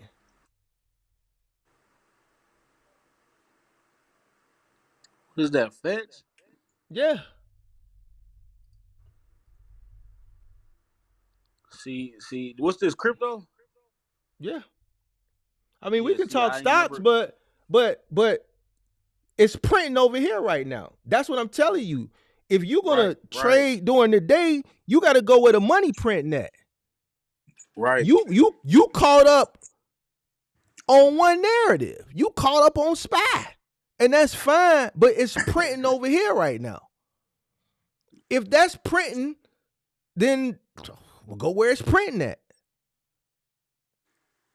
See, I got to get into it because I don't even know where to start with the crypto. So I didn't, Man, I don't know if you could do options with crypto. I don't know if you buy out if you you got to don't get a need to whole do options. share of it. Listen, if I jumped into, let's see, what time is it? Let's look on the hour chart. All I'm right, finna where pull is it it up at on right my. now? It's 290 right now. Right, boom. An hour ago. What time is this? What time is it now? Hold on. 20. So let's go back down here. Hour. About right here. Now I wouldn't advise you to do this, but let's say you floated 10 grand into this an hour ago and it went up 4 cents since then. Yeah. That's a couple hundred bucks. Right. There you go. Now you put 10 grand here, it goes up 4 cents. That's a couple $100, right? Because you buying in at, let's say, $2.86. Hold on, where my calculator? So that ain't. I don't know if you know too much about the Greeks and stuff like that. You said what? Like, I said I don't know if you know too much about Greeks and stuff like that. That don't got none of that, do it. That's just straight out. Bro, I'm You just make telling you how to. I'm telling you how to get in quick and get out, bro. Like you trying to be right. technical over there on that stock side, and that's fine. But that ain't printing right now, bro. I'm giving Right. you No, advice on what's. I'm giving you advice on what's printing right now. Right. No, I'm just asking, just to, because I'm doing due diligence. I'm finna get into it. I'm loading up right now. Find you. I mean, it ain't early, but it ain't too late. You on the ass end of late. All right. Find you some research, you some stuff. Find you some narratives that you want to get in. I'm gonna give you a clue. AI is a good one. AI for sure. Yeah. Find you some AI, some good ones. Research them, and find Right. you some layer ones. They're gonna be costly. I trade AI though. Diversify. Give you about 25% layer one, 25%. I would do 25% layer one, 25% AI.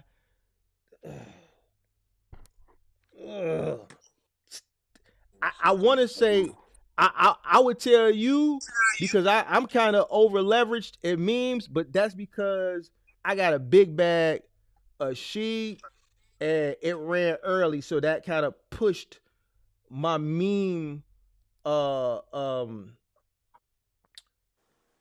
percentile up. But I would say Right. for a person coming in, maybe 10% meme. I would do probably another 10% real world assets, another 10% layer twos. You should be writing all this down because I'm not going to go into detail what it is No, because I'm you're doing typing. I'm research. typing. I'm typing it in. I'm typing it in. The only reason I'm telling you is because you day trade, and Yeah, I'm I could typing tell it you in. not, and I could tell you're not really making no money doing it. So, No, I make some cheese, bro. man, I listen. do. If you day trading, you was making some money, you wouldn't be complaining about 70 hours a day, 70 hours a week work. You know why? I mean, Because you wouldn't have to work that much. If you day trading and you making cheese, you wouldn't be working 70 hours a week. Facts. factual. I agree with you there. But it's just like you said, it's a gamble. I mean, it's not, but at the same time, for me, it is though. It is. It kind of Okay, is. No matter how much I'm working with.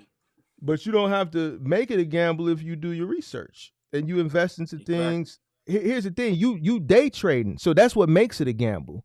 And what really Right, makes it more of a gamble to you is the fact that you can't really sit there and monitor what you're doing. right. Actually, You can't. I put in a stop loss and that shit. That be it, bro. Man. So you do put a stop loss in. I didn't know if you was putting a stop loss in or not. Man, heck That, yeah, I do all then that, bro. why you didn't put a stop loss in that day you lost 8Gs? Because I didn't back then. I didn't know that much. That was like November. I wasn't on no computer. You know what I'm saying? I wasn't on Ninja Trader or Thinkorswim. I was on Robinhood, and I don't use stop loss on Robinhood. I only use stop loss on Thinkorswim. Carl said, "Ether, unalive yourself." I wouldn't ETH. I'm against ETH. I'm against ETH, Carl. This is Ethereum right here. Ethereum. I was doing Ethereum, but right before COVID. I would do Solana. I got a big bag of Solana. Um, I have some Ethereum tokens that I keep on the exchange. I don't even move them into a wallet because the gas fees is too high. Ethereum is slow, it's clunky, and it's expensive. The gas fees are really high. Solana is faster and it's a lot cheaper. So I would go with Solana as part of your layer ones. I would stay away from Bitcoin because it's too rich for your blood. And you can invest some money that'll do a 10x or maybe a 20x, and you'll get more bang for your buck. The most Bitcoin is going to do is a 2 or 3x. Right. You do want to play a meme narrative. Memes of things like with ship, where's the bunk, dog with hat right here, beam over here. This is a gamer token, so that's part of the gamer narrative. That's a whole nother world, bro. But I mean, the gamer narrative was supposed to print this bull run, but it hasn't really been doing anything. The AI narrative has been running. Doge is a meme, so you do want to play memes. Your layer ones are going to be things like Ethereum, Bitcoin, Cardano, Solana, things like that. So that's a whole nother ball game, bro.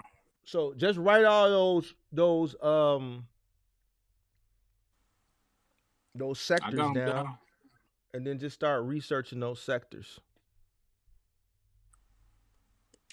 Yeah, that's a whole nother ball game, big dog. I ain't gonna lie to you. Well, I think maybe for basically what you doing, I think it'll be better for you right now because you can monitor it better while you driving, and I think with the money you plan with at this particular time, because of where the market is right now, I think you'll see better gains than probably what you're seeing. Right. And I just did that. We talk about things like this in the members only section, so that's why I was kind of like, I didn't know you did all this till yesterday, or till I see you post something about Jerome Powell, and I watch him. Well, I tune in. I love the market when he speak. Mm-hmm.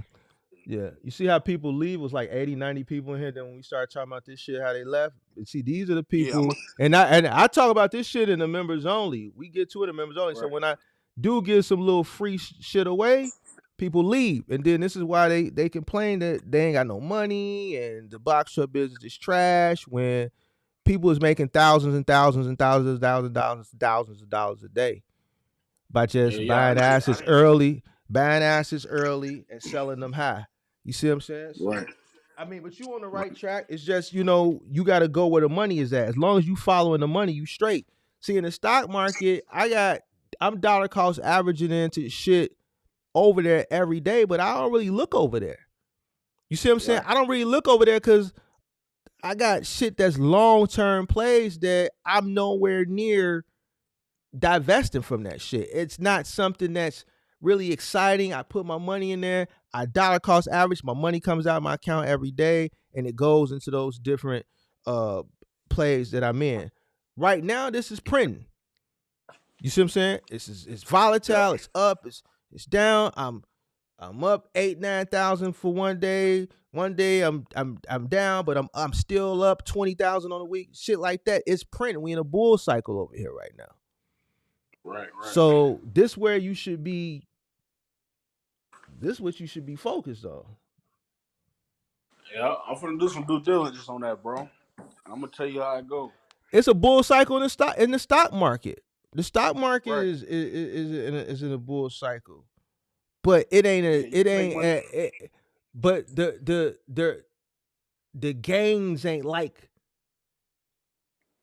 what you seeing over here. You got shit over here that's up. You can 100x. You man. I didn't down there hit about 350 in one day. 350. 350%. And how much did you make on that 350? I did probably made one of my biggest days, and I was only working on like 2,000. I done made about 5 G's in like See, 30 minutes. I'm trying to help you get to 5 figures in a day.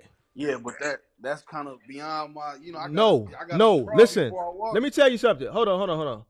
Listen, check this out. And I ain't capping. I ain't bullshit. I showed it. Listen, my initial investment on this, not my initial investment, my average cost on this is 32 cents. Right. My average cost is 32 cents. So that lets you know I bought in and I was dollar cost averaging in a while ago. Right? Right. My initial investment with me dollar cost averaging in when it was under 10 cent during the period when it was up to 10 to 20 cent, from 20 into 20 cents from when I stopped dollar cost averaging in, I accumulated over 20,000 shares. Right. It's but see, I damn can't. near, hold on. It's damn. Hold on. Let me get to the point. It's damn near $3 now, right? For me accumulating this, my initial investment after accumulation at an average cost of 32 cents is less than $2,000. Right. I'm in the mid 5 figures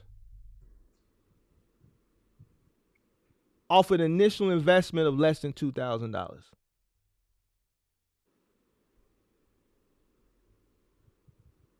That's believable.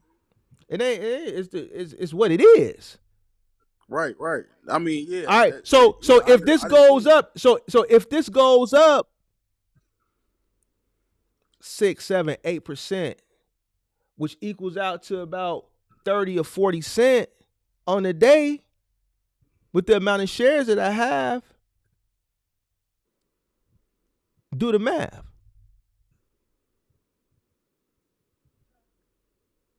And you said you got 20,000 shares, right? A little more than 20,000. So what I'm saying is that's a couple thousand. That's fine, but over here, right now, it's printing better than over there.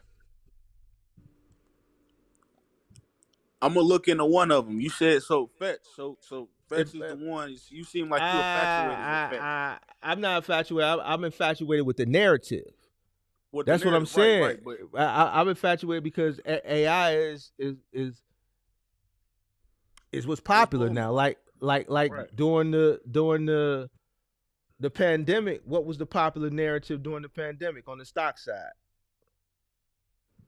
You said you was day trading, so you should know. What was the hype around the pandemic over there on the stock side? What was the hype on the? I told you I wasn't doing number spy, bro. So I can't. But see, that's the thing.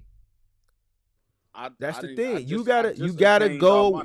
I hear what you're saying. You gotta go where the money at. So the big narrative during the pandemic on the stock side was EV. Oh yeah, okay. EV, electric vehicles for sure.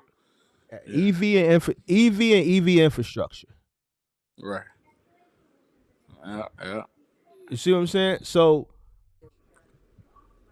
when you playing this game, and the only reason I'm giving you this information because you got a little money to play with.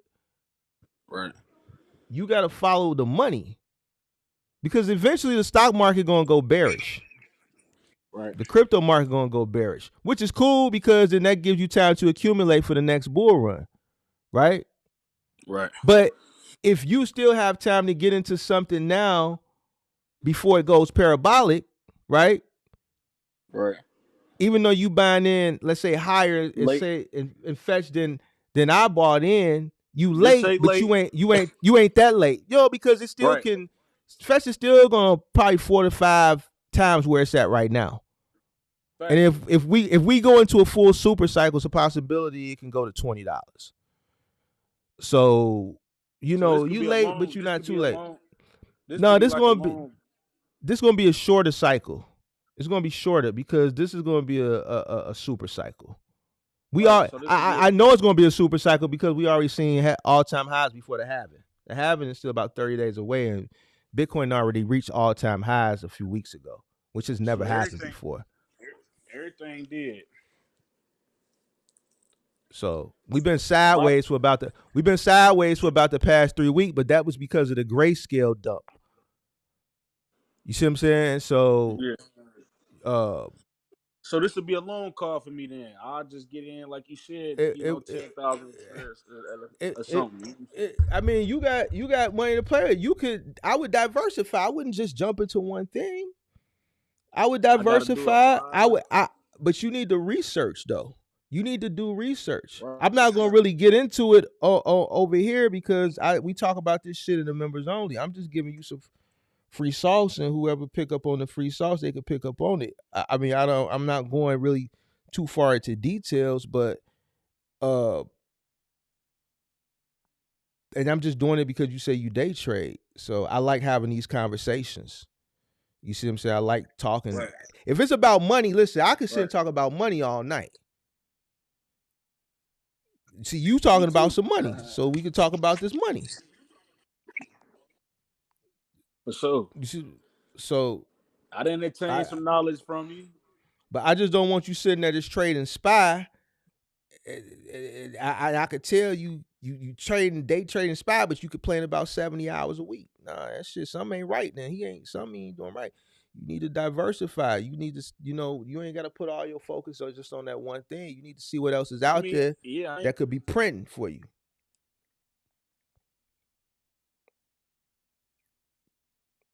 right, factual. That's real, bro. Because everybody tell me to stay with one thing, stay with two Yeah, things. You know what I'm saying? Stay with crude, stay with oil, stay with gold, or stick with spy.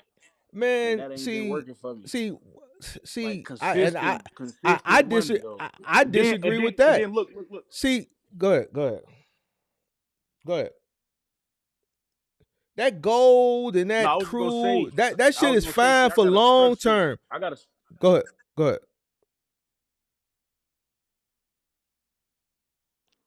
Am I shit? Am I tripping?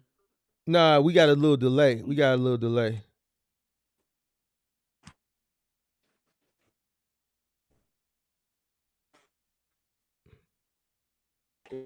My shit finna die. Man, he took the charge. Can you hear me? It sounds like we got a little. It's a delay on your side. Hey,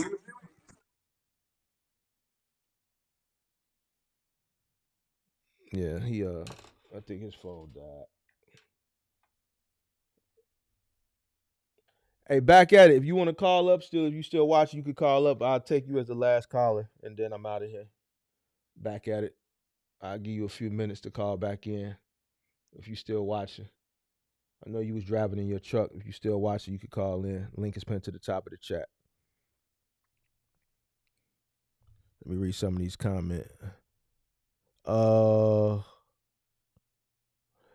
Anton said crypto is gonna cool down soon. It's time for a correction. Then shit, what was that we just went through the past 3 weeks? We just went through a cool down. We've been sideways and down and sideways for the past 3 weeks. All of March we went down. We had the correction. Bitcoin hit an all-time high, hit 73. We went back down to 66. And it's been red for the past 3 weeks.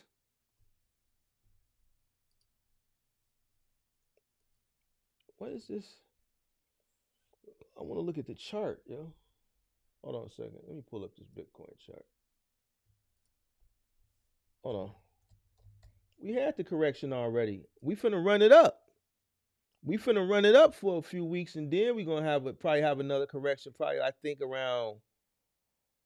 Here's the thing: we hit all-time high. We're gonna hit the halving. We gotta hit 85, 100,000 by the end of June. We have to. We have to. Yo, What's going on, Mark? how you doing? This Steve. How I you met you doing? last week. Well, I met you about 3 weeks ago. I was the OTR truck driver. I wanted to get into the box truck business, and I ran into the insurance issue. You met me out in the world or online? No, I called in for a consultation. Oh, okay. All right. On the stream. Which this must have been Amiga. But refresh me. Can you hear me? Yeah, I hear you. All right, well, I was trying to talk on my headphones. I wasn't sure if you could hear me. So I did the consultation. We talked on the phone the actual day that I was taking my truck back to my company. Oh yeah, I remember you. You in Michigan, right? Right. I'm in Michigan. Okay. Yeah. So the reason, go ahead, what you finna say? No, nothing. I'm listening. So the reason I called, I've been watching the live, and I was listening to the young man who just got off, and he was talking about, well, basically you told him, yes, the things I'm telling you, you could do, but you got to do your own research. I haven't gave up on the box truck or the cargo van, even though I got my insurance issue with the high quote because of my Yeah. history. Uh-huh. But I also understand that I need to do more research, but I don't know how. Like, do I need to take a class, read a book? Because YouTube, I'm not understanding what they're saying. As far as what? This cargo van business? As far as structuring your business, getting your MC, your dot, the whole beginning, just the beginning part. Well, getting your DOT, I got a free course on my website that you can download to walk you through, you know, which website to go through, and just going through the process on the website of setting that up. That's pretty straightforward. Structuring your business ain't nothing but going to your Secretary of State website and applying for either your corporation, your LLC, and then going to irs.gov to get your EIN number. I did those two things. But if I'm running into the insurance problem, should I even still be trying to get the DOT right now? Because don't they require insurance? Well, you need a van to get the insurance. You can buy a van whenever you want. You don't need here's the thing: if you want to run commercially, you're gonna need the authority. But you can buy a van. You can buy it now. You can buy it later. You know what I'm saying? But when you buy the van, you got to get the insurance. You got to insure the van. All right. So it would make sense to have the authority already, so that when you go buy the van, you can get the insurance for the van with your authority attached to it. If that makes sense. You can go get the van tomorrow and then apply for your authority and all that shit. You know what I'm saying? But it would make sense to structure the business, get the authority, buy the van, get the insurance, and then your BOC3 and everything else follows. And the first step you just said is all in that course on your website? No, the one that I just mentioned to you is just how to get your DOT. Just going to the FMCSA website and just applying for your DOT. Yeah, I seen that. They wanted you to have your MC first. I thought you had your DOT already. No, I stopped at the I got the LLC, I got the EIN, and then I was told that you shouldn't use a residential address for your LLC. So I went and got a virtual office. I Who was told you setting up that? the virtual, excuse me, Who told you that? somebody I asked for help. On YouTube? No, somebody I know. And why'd they tell you that? They said because you don't want nothing listed to your personal address, especially a residential address, especially if it's your personal address. And then they said something like, so I got mine in Delaware, and they were saying that there's a tax break or there's no income tax in Delaware.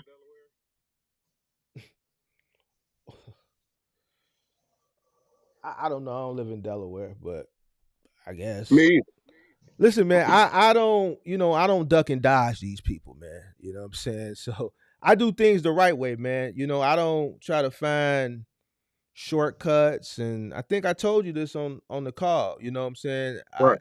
I do things the right way. But it sounds like you talked to somebody. When I first got my DOT, it was I lived at home with my mama. So believe it Hmm. or not, it was to my mama's crib. It was no virtual addresses back then or none of this stuff. So I had to have an address. I didn't even think of the scenarios that people think about now because I don't know, it wasn't popularized. So it was to my OG's address because that's where I lived at. And Right. when I got my warehouse in my yard and stuff, then everything uh got over there. Now, I hear some things about these virtual addresses, how some brokers won't mess with you if you got a broker address. I heard you're not supposed to have a broker. I don't know, but people have their home address on their DOT all the time. So I'm just telling you that what that person told you is not true. Right.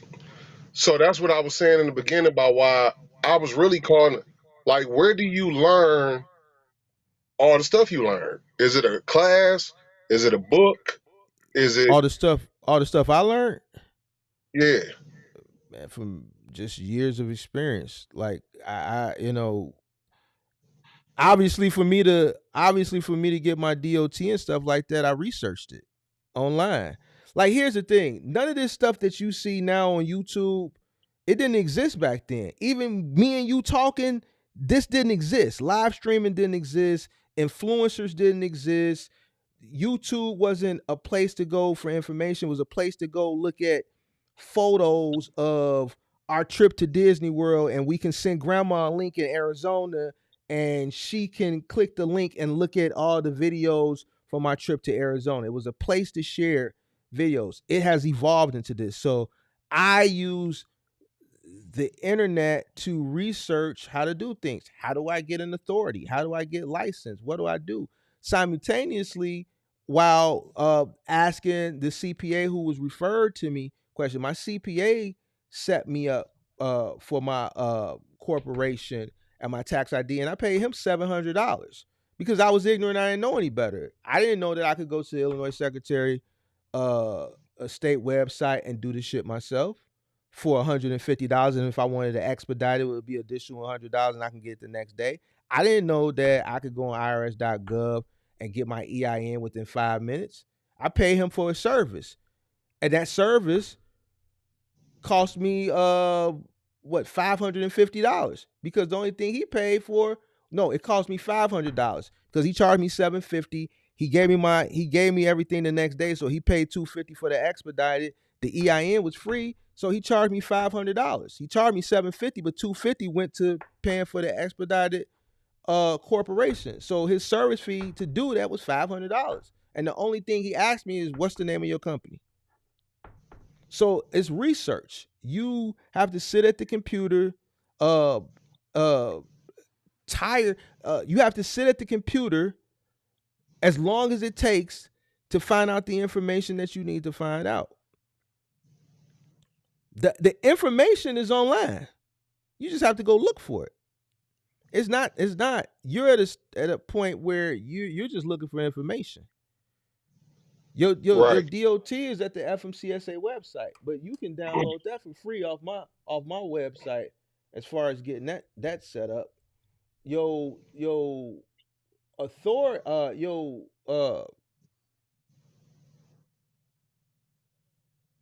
structuring your business, your LLC and your DOT, you're just gonna get that from your state. Now I don't know why Okay. this person told you to go set it up in Delaware and all that stuff. See, to me that's tricky. Like I'm not trying to dodge these people. If I gotta pay tax, I'm gonna pay taxes. I want Right. things to be easy for me, and I don't want to have to worry about nobody looking for me. I'm not trying to duck and dodge nobody. If I live in Illinois, then I'm structuring my business in Illinois. Why am I structure my business in Delaware for? Because you don't pay no what? Right. What the person tell you? Income tax. Is that what Delaware they tell you? Delaware and what? Nevada, and I think he said one more place, maybe. So I can't remember what. I know Delaware and Nevada. He said for sure.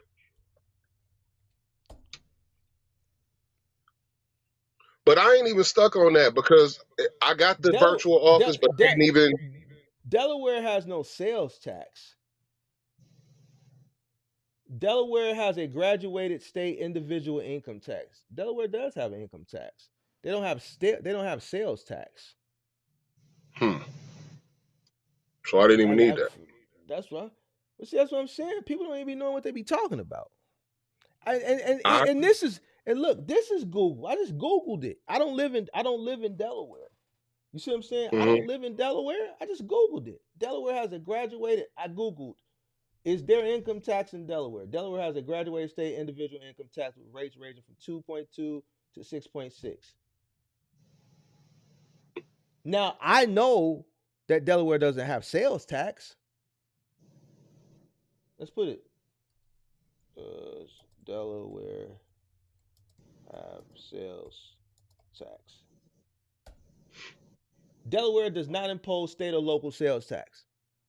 So this person was talking about sales tax. That has nothing to do with income tax. There is an income tax there. Right.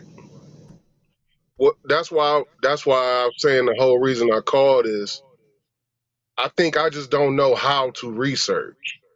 Like I don't know what questions I should be asking. Somebody in the chat said Delaware has the best protection for laws for corporations. Lots of big companies incorporate there. But see, here's the thing. Like people be reading stuff online and listening to these guys and stuff like that, and like you finna run a little old small cargo van company. So even if they do have good protection for corporations, you know, you're not Walmart.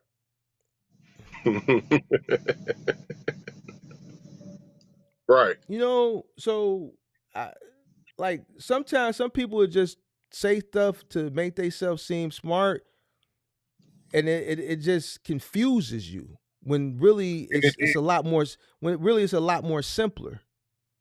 You in It did. Michigan. You in Michigan. Go get you file your business in Michigan and be done with it. Okay. As far as Right. research, it's not hard. The everything that I just typed in, that's all you got to type in.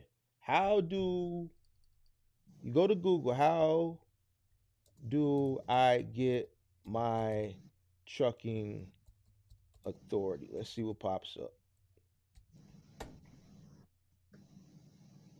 Now you gotta know, you gotta have some common sense here. Now, because a lot of this stuff you ain't gonna need to go to. Now I know where to go to. All right. Now I'm gonna look at legal Zoom. Like, okay, Federal Motor Carrier Safety Administration. I heard that before. But the giveaway is .gov. The only person who can have a .gov is the government. Right. So I'm gonna click there. I'm gonna click there. All right. It's gonna take me get authority to operate MC. Do I need a US DOT number? Yeah, I need a DOT number. We don't need to find out. We know we need one. Are you a motor carrier transporting property or passenger in commerce? Yeah, you're gonna be transferring property. You going interstate? Are you going interstate? I need a DOT number? I am an interstate carrier. You gonna go interstate? Does one or more of the following apply? I am a for-hire motor carrier. So we already know off A, you for hire because you want to get paid. So you're gonna hit yes. And then you're gonna go to the login. You're gonna create an account. And I you're already gonna got log in. And so a do you have driver. so you already got a DOT number? No, from when I was a driver, I have a FM sim. That website you on, Yeah. it looks like the one that they send us to whenever we apply for jobs. Is that not the same thing? No, you need to go here and apply for a DOT number. Okay. You need to apply for a DT number, and then you need to go back and apply for an MC number. All right. DOT first. DOT, then an MC number. All right. Go to the Secretary of State website of Michigan. Michigan. See, you're supposed to be paying me for this, man. This is. I'm I doing. don't I'm know if you doing. remember this. You know why? Because I'm doing the work for you. That's why. Well, look, I don't know if you I remember this, but I huh? tried to, and you said you don't do that because you would have to charge too much. Hell yeah, You said you this would have is to you start know at 10. why you know why, because it's tedious and it's stuff you can do yourself. I don't want to do this. I don't want to do this because I feel like this is something that you can do yourself. I'm here to tell you how to make money and get you out of the jam you in. Or when you come to me and be like, man, Mark, I got this going on, this going on, and then I tell you the harsh reality that ain't nobody else gonna tell you. I get you to the bag and I get you from under the problems you in. This stuff right here, you can do it on your own. It's But simple. I agree you could do it on your own. I was just asking, where did you go to learn it? And you said none of this existed, so you kind of just learned it by I'm yourself. gonna be honest with you. I got a degree in business. So, but here's the thing: none of that stuff that I learned in college applied to starting my business per se, as far as getting it up and going. I'm just a I don't want to say smart individual. It's just it just comes second nature to me. I understand that in order to find out information, I have to go research it. All right. When I started my business in 2010, the internet existed. All right. All right.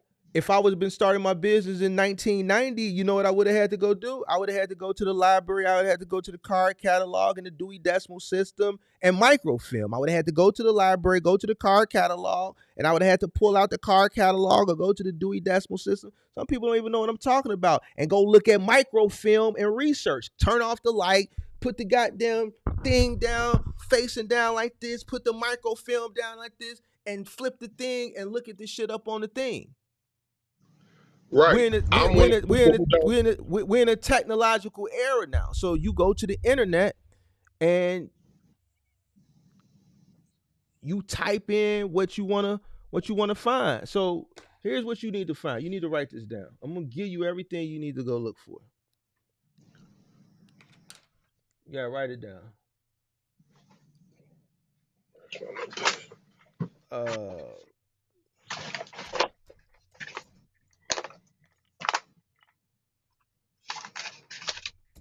Yeah, and I just told you that it would be a lot of money because I didn't want to do it.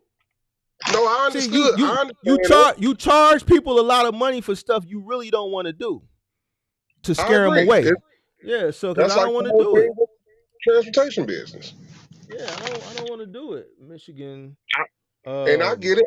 I'm willing to do it myself. I don't know where to start. Hold on. Not on this part though. I know where to go get the MC and the DOT. I paused on the DOT because of my insurance issue. When they hit me with that super high quote, me and you talked last weekend. It was a Saturday. That's the last time we talked. You was like, man, at that. Oh, well, hold on. My bad. Hold on. Wait. Hold on. You said at that what? My bad. Saturday was the last time we talked. You said at the price they quoted me at $35,000, $6,000 down cash, $3,000 down. Yeah, you text me, right? Yeah, you said it was not worth it to try to do it. I said, what if I went for the quote in the LLC name and then hired myself? $35,000 a year for a van is too much. Right. Yeah. I want to go. Here's the thing. I know why it's that much for you because we talked about it. I don't want to talk about your situation. I mean, it's up to you. If you want to put it out there, you can say. I don't care. I had a bunch of accidents at the beginning of my career. I had 5 accidents in the first 6 months. All right, so you got 5 accidents. That's why your insurance is high. And I said, when you told me that, I said, man, that shit gonna be. So I put you to my guy, which I don't really do. You know what I'm saying? And you know, 5 accidents is a lot of accidents. You know what I'm saying? So that's a lot of points, and you got a CDL. So, uh, uh, $35,000 a year for a cargo van is just like it's just too much. It's just too much. No, I heard you. That's why I paused. But I said I also still need to educate myself because I still want to do it. Because I'm thinking I ended up doing a load for a guy. He had a box truck. He needed somebody to drive to Tennessee from Detroit. I drove it for him. It was only a 1-day drive. Just taking that drive and looking at what he paid me to do it, which wasn't a lot. He gave me like $400. You know what I'm saying? And paid for me a room. But I was thinking I could run. I know how to run. I've been living in the truck for the last 3 years. I can run. I can average 650 miles a day, easy. Mm-hmm. I should be able to make enough money to pay that insurance if I knew how to like get loads and stuff. I think in a cargo van, I think that's very, very, very, very expensive, and I think it's very, very, very risky. I'm gonna give you my honest opinion: $35,000 a year for a cargo van is a lot of goddamn gone money, man. What's the math on that? 35,000 divided by 12. 6,000 down, 2,900 a month That's is what they that's go. $3,000 a month. Yeah. So Right. no, for a cargo But van, no. shouldn't I be able to make significantly more than that if I'm running hard? In a cargo With van, no I bills, I mean, don't even all have. right, let's say you're is somebody snoring? It ain't me. Costas, how you doing? What's up, Mark? Sorry, that might have been me. Oh. You got a dog? You got a dog or a cat or something in there? Hold on. No, I just had the mic. I thought I was muted. My bad. All right. So you said let's say you running. Let's say you're doing just your average 20 days, $300 a day, 4 weeks, 5 days times 20 No, 7 days. days. No, I mean you running a cargo van. It's not likely you're gonna get a 7-day contract. I'm going on an average carrier contract, local. Oh, you want to run over the road, right? Yeah. Expedited, right? I don't know what that means. Oh, that's even worse, then. Yeah. Nah. I'm in the learning part. I'm trying to learn. Bro. It ain't worth it, bro. It ain't worth it. You probably can do. Here's the thing. If you do.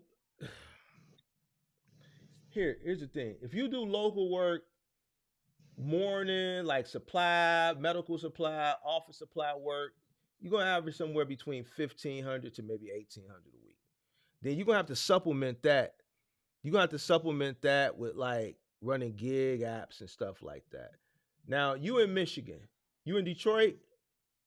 Yeah, but I ain't gotta be. I can go anywhere. All right, so here's the thing. You need to see if you can find something up in Detroit that's dealing with auto parts. You need to see if you can get some type of regional expedited auto part contract. You see what I'm saying? I would try to look into something like that since you in that market. It exists, but me, I'm not in that market. I don't know where to go look for that stuff. One question. I hear you. I hear you. Do you think maybe it'd be better for me to try to get a big rig? It's gonna be probably tougher for you. You got 5 accidents within the last 3-4 years.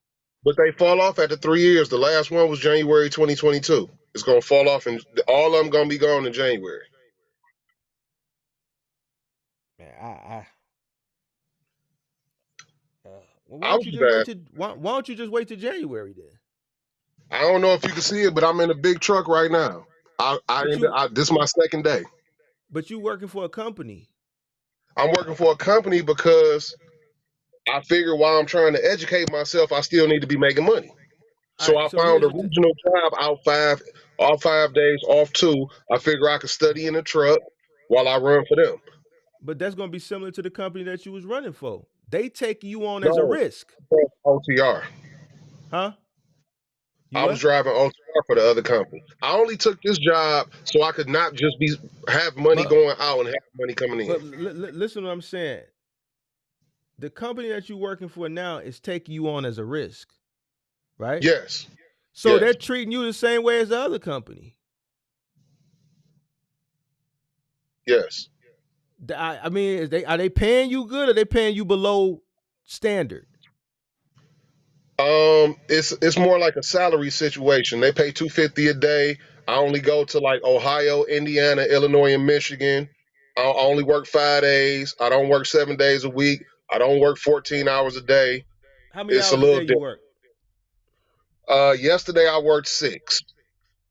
Today, not counting my waiting to get loaded and unloaded, I probably worked 8. So they paying you $250 a day. Yeah. So that's $12.50 a week. All right, $12.50 a week is. That's terrible. But in the OTR job, when I was living in the truck, depending on how they book the loads, I've had checks for $600. I just. But it's because of my situation. I get it. That's why I'm trying to learn so I could So work for why me.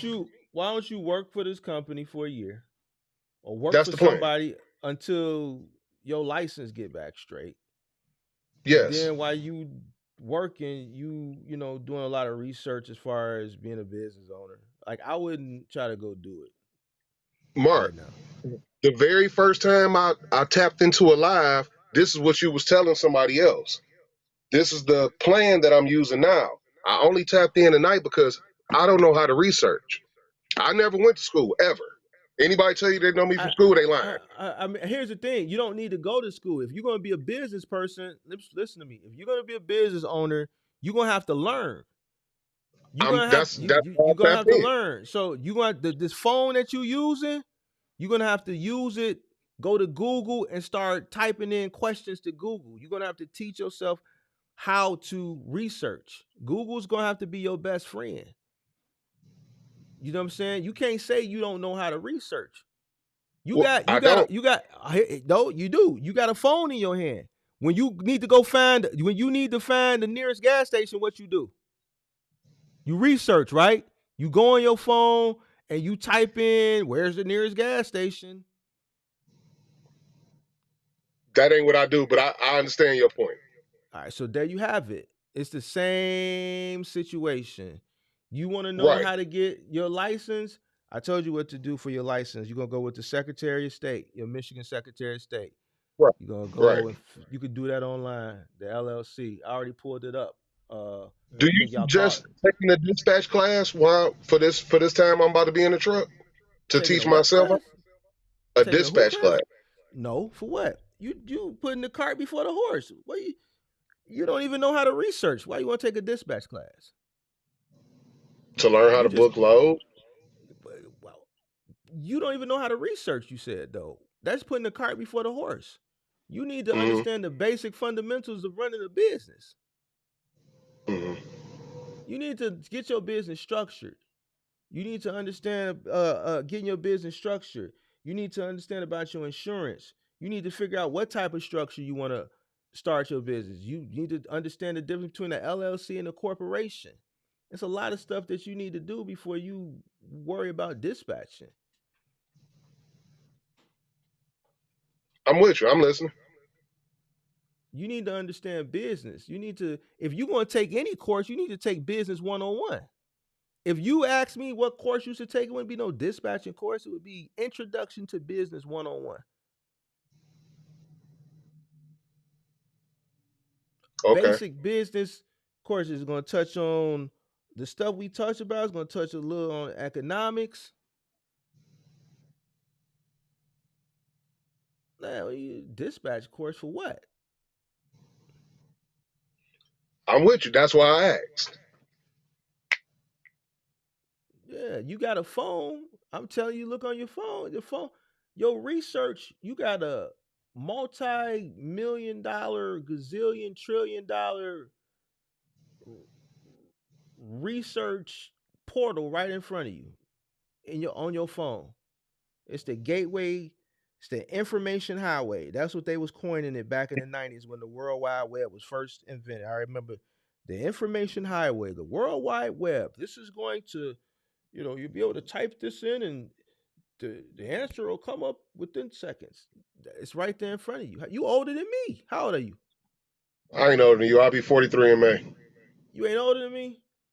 Well, then you still from that era. Google. Go on the phone and Google. Use Google I'm as with your you. best I'm friend. with you. It's a. I wish I could like make it more scientific, but it ain't more No, no. scientific than just going on Google.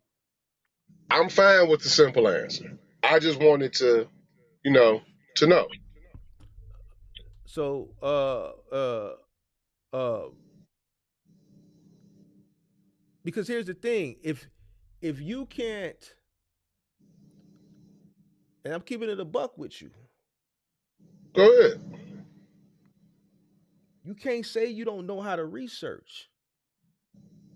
You got to figure it out because you like when because here's the thing: when things arise in business, you're gonna have to figure it out. You can't say you don't know how to.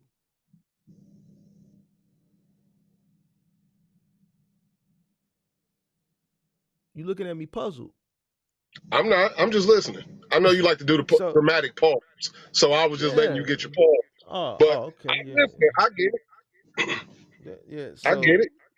You So told Zoe you so practiced the pause. yeah, but that wasn't. I really wanted a response from you that time. That wasn't the Oh no, pause. I hear you. I understand everything you saying. I think I'm gonna look into the business 101 thing because I got 8 months to be in the truck. You know And what I'm and saying? then I got and time. then and then you on the truck, so you need to be paying attention to the operational. How the company you working for, taking, you know, paying attention to how they operate, learning operations from within the company that you're working for.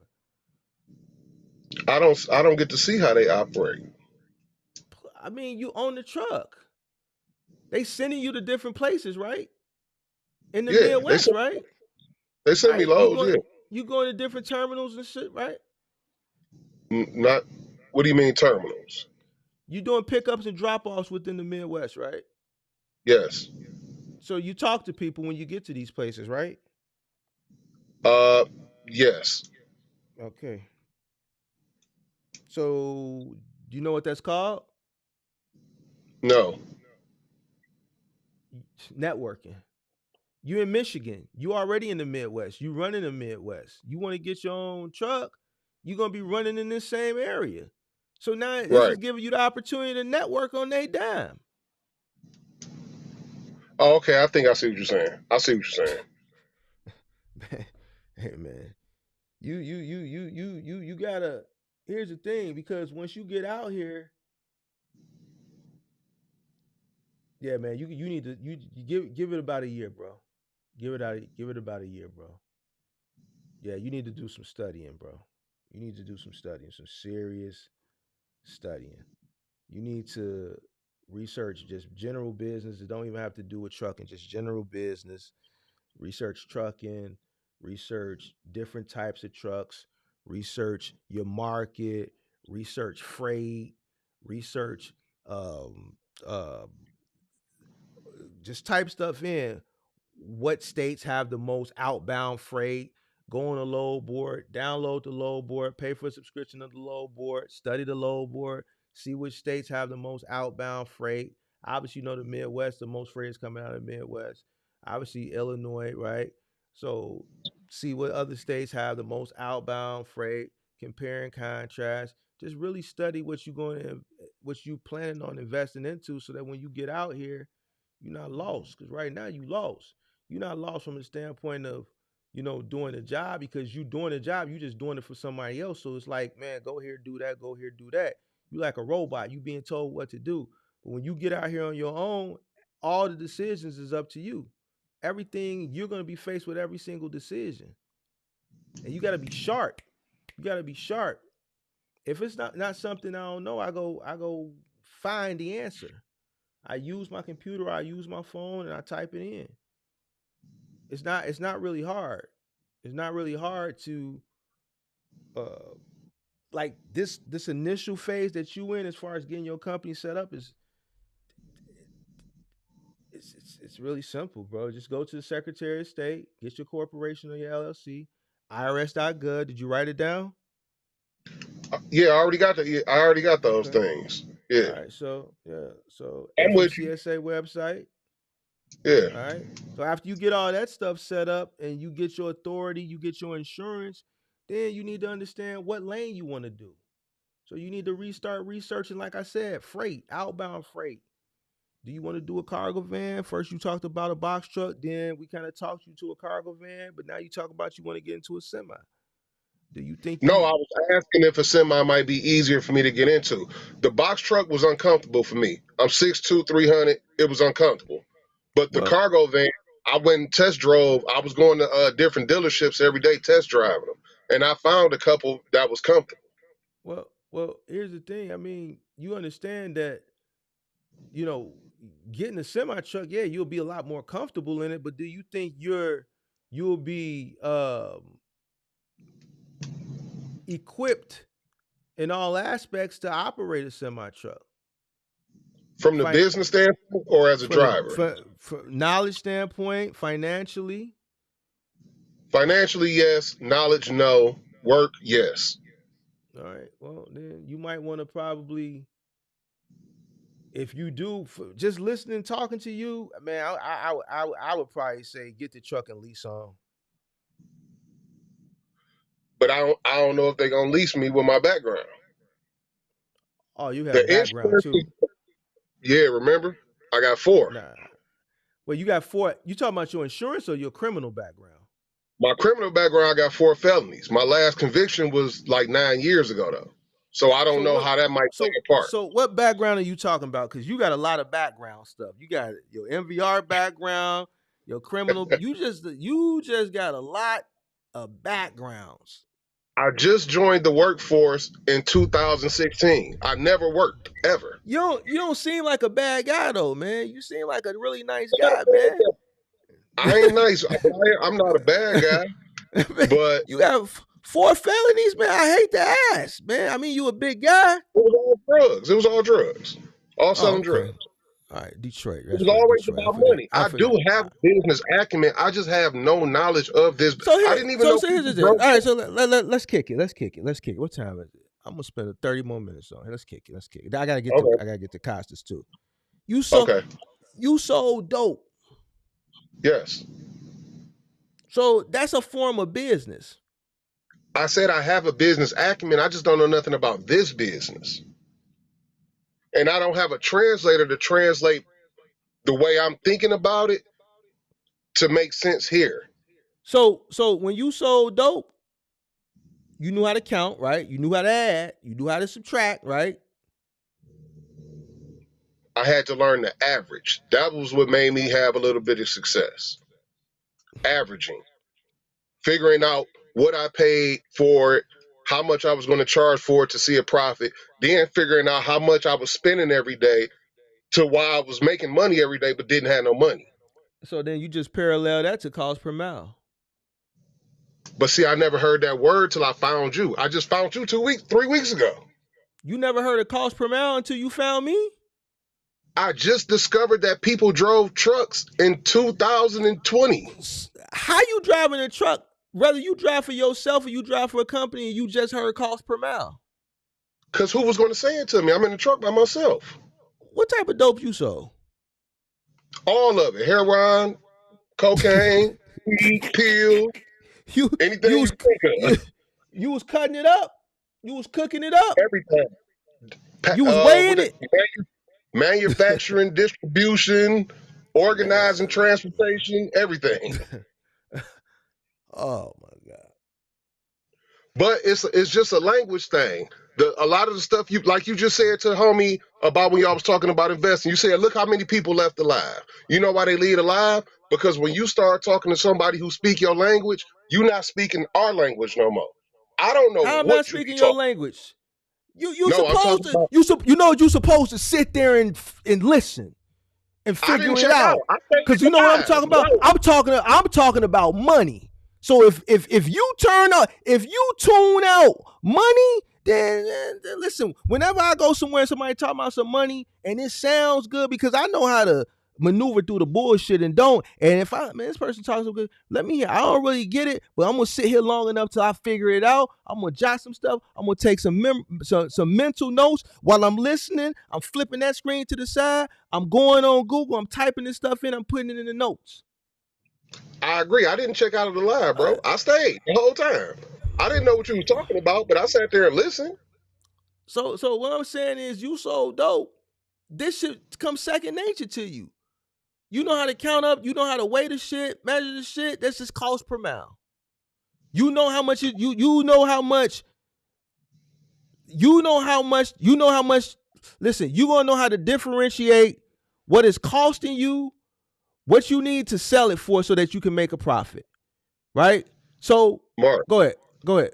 I told you the first time I heard you use the phrase, I had never heard it. Once I YouTubed the phrase. It was a video about it. Once I heard what she said, I said, "Oh, I know what this is." But the actual phrase, you didn't go into a deep dive on the phrase because you was just talking.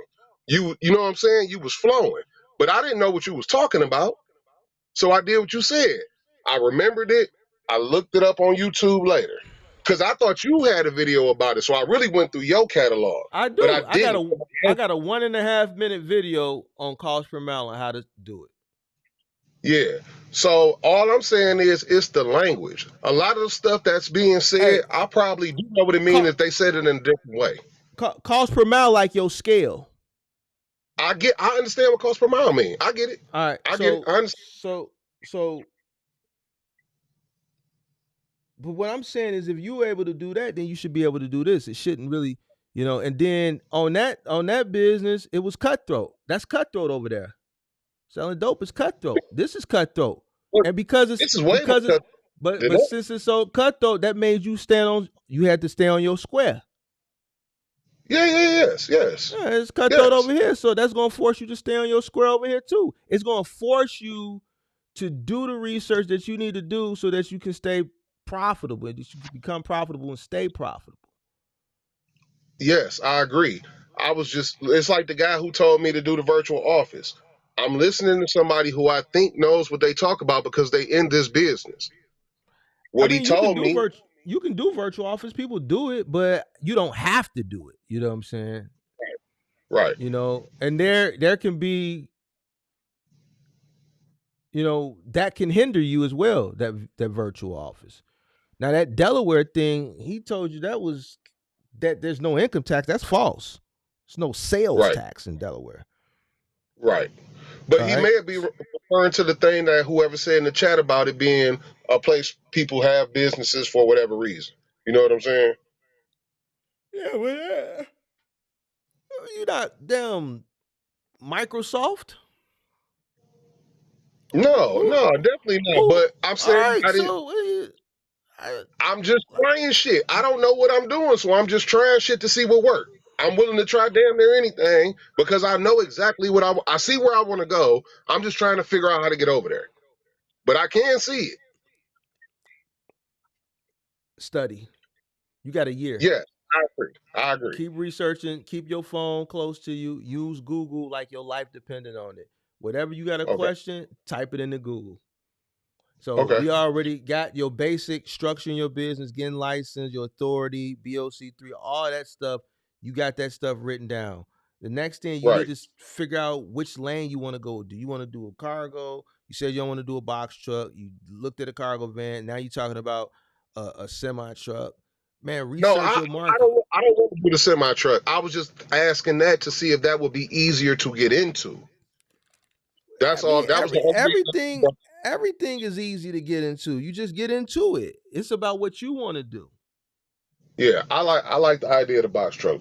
I mean, the cargo van the best. I'm sorry, the cargo van the best. So look, we on the same page. Use this 8 months in the truck to study. I'm Gonna tap into every live, and Yeah, when you need to tap into every live. You need to make sure I you be on hear every live. I watch damn near every video on your channel, even the shit I with didn't understand. bells. Yeah. But you got to understand it though. You got to research it, or you got to ask questions. You got to hit But I that also, link and come in and ask questions. yeah, that's what I'm doing. But I also got to get used to the language. A lot of times, I just don't know what y'all are talking about. Yeah, but see, Like here's I the got thing. But that's something you got to do. Somebody told me a few months ago I needed to dumb down. I'm not dumbing down. You got to catch up. Because I see, don't think you need. if I dumb down, it's gonna make me dumb. So I'm not dumbing nothing down. The individuals have to catch up. So if it's a word that you don't understand, when you go back and you watch the replay, you pause it. Then you play it again and then you stop it. You play it again, you stop it. Then you write the word down and you put the word in Google and you spell it to the best of your knowledge to get the definition of that word. I don't think you overcomplicate when you talk. Again, it's just the words. You know what I'm saying? Cost per mile is the word from somebody who does this business. But you do the The business. same. See, but you do the business. Yeah, but I never heard that in the 3 years I've been doing this. I've never heard that phrase ever. I understand probably why you haven't heard it, because cost per mile doesn't pertain to you because it doesn't cost you anything because you working for the company. But it also lets me know that you haven't done enough research for something that you're, aggressively looking to get into, because this is one of the first things you come across when you research how to run a business, how to run a trucking business. But I only been aggressively interested since the 5th of March when I quit my job. So that's a month. You give or Fair take. enough. It's 20 days. So before I let you go, because I want to talk to Costas, he's been patient. What's up? My I need to bad, see what he Costa. wants. What have you discovered in the past 30 days that you've been researching? What have you what you found out? The LLC, the EIN, the DOT, about insurance. You need a million hundred. I didn't Well, know that. we did all that because I sent you to my broker. So we No, did that but for you. remember, I never did no business with your broker because I didn't have an MC. He never did nothing. He never gave me no quotes, nothing. The quotes I gave you was somebody who I met in Detroit. What was the Who, email I got? Because they CC'd me to everything they sent you. yeah, and I sent you everything they sent me too. They said it Yeah. doesn't make sense for them to do no quotes without a MC. And I was Right. cool. I ended up finding somebody who would do me a quote. But I also was just reaching out to people I met, people I heard had box trucks or who at one time did the business. By the way, everybody who I met since I've been in Detroit for the last 30 to 20 days, none of them have their box truck businesses no more for various reasons. Whether it was accidents, they don't know what cost per mile is either. Everything you say in your lives, I say to people who've already had box trucks and cargo vans, they don't know none of the terminology. Not one person. That's why they failed. I probably. Ain't no probably. That's why they failed. You telling me they had a box truck business, but they not in box truck business, and none of them knew what cost per mile is? That's one of the Yep. reasons that they failed. How you had Definitely a box one. truck and a box truck business, and you don't know what it's costing you per mile to run your truck? This is why you failed. This is one Yes. of the primary reasons that they failed. Yes. And it's good they failed. It's good they failed. Yeah, because man, like, if you're not gonna take your business serious, who ain't nobody else gonna take it serious for you. But I don't think it's a thing of people not taking it serious. It's that they don't know where to start. Man, that's bullshit.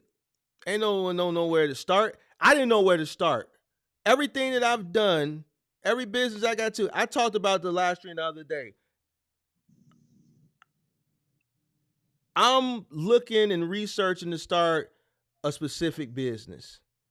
All right. And this is something that, I'm really doing it for somebody else, to help somebody else. But I'm going to do all the initial investment. But guess what?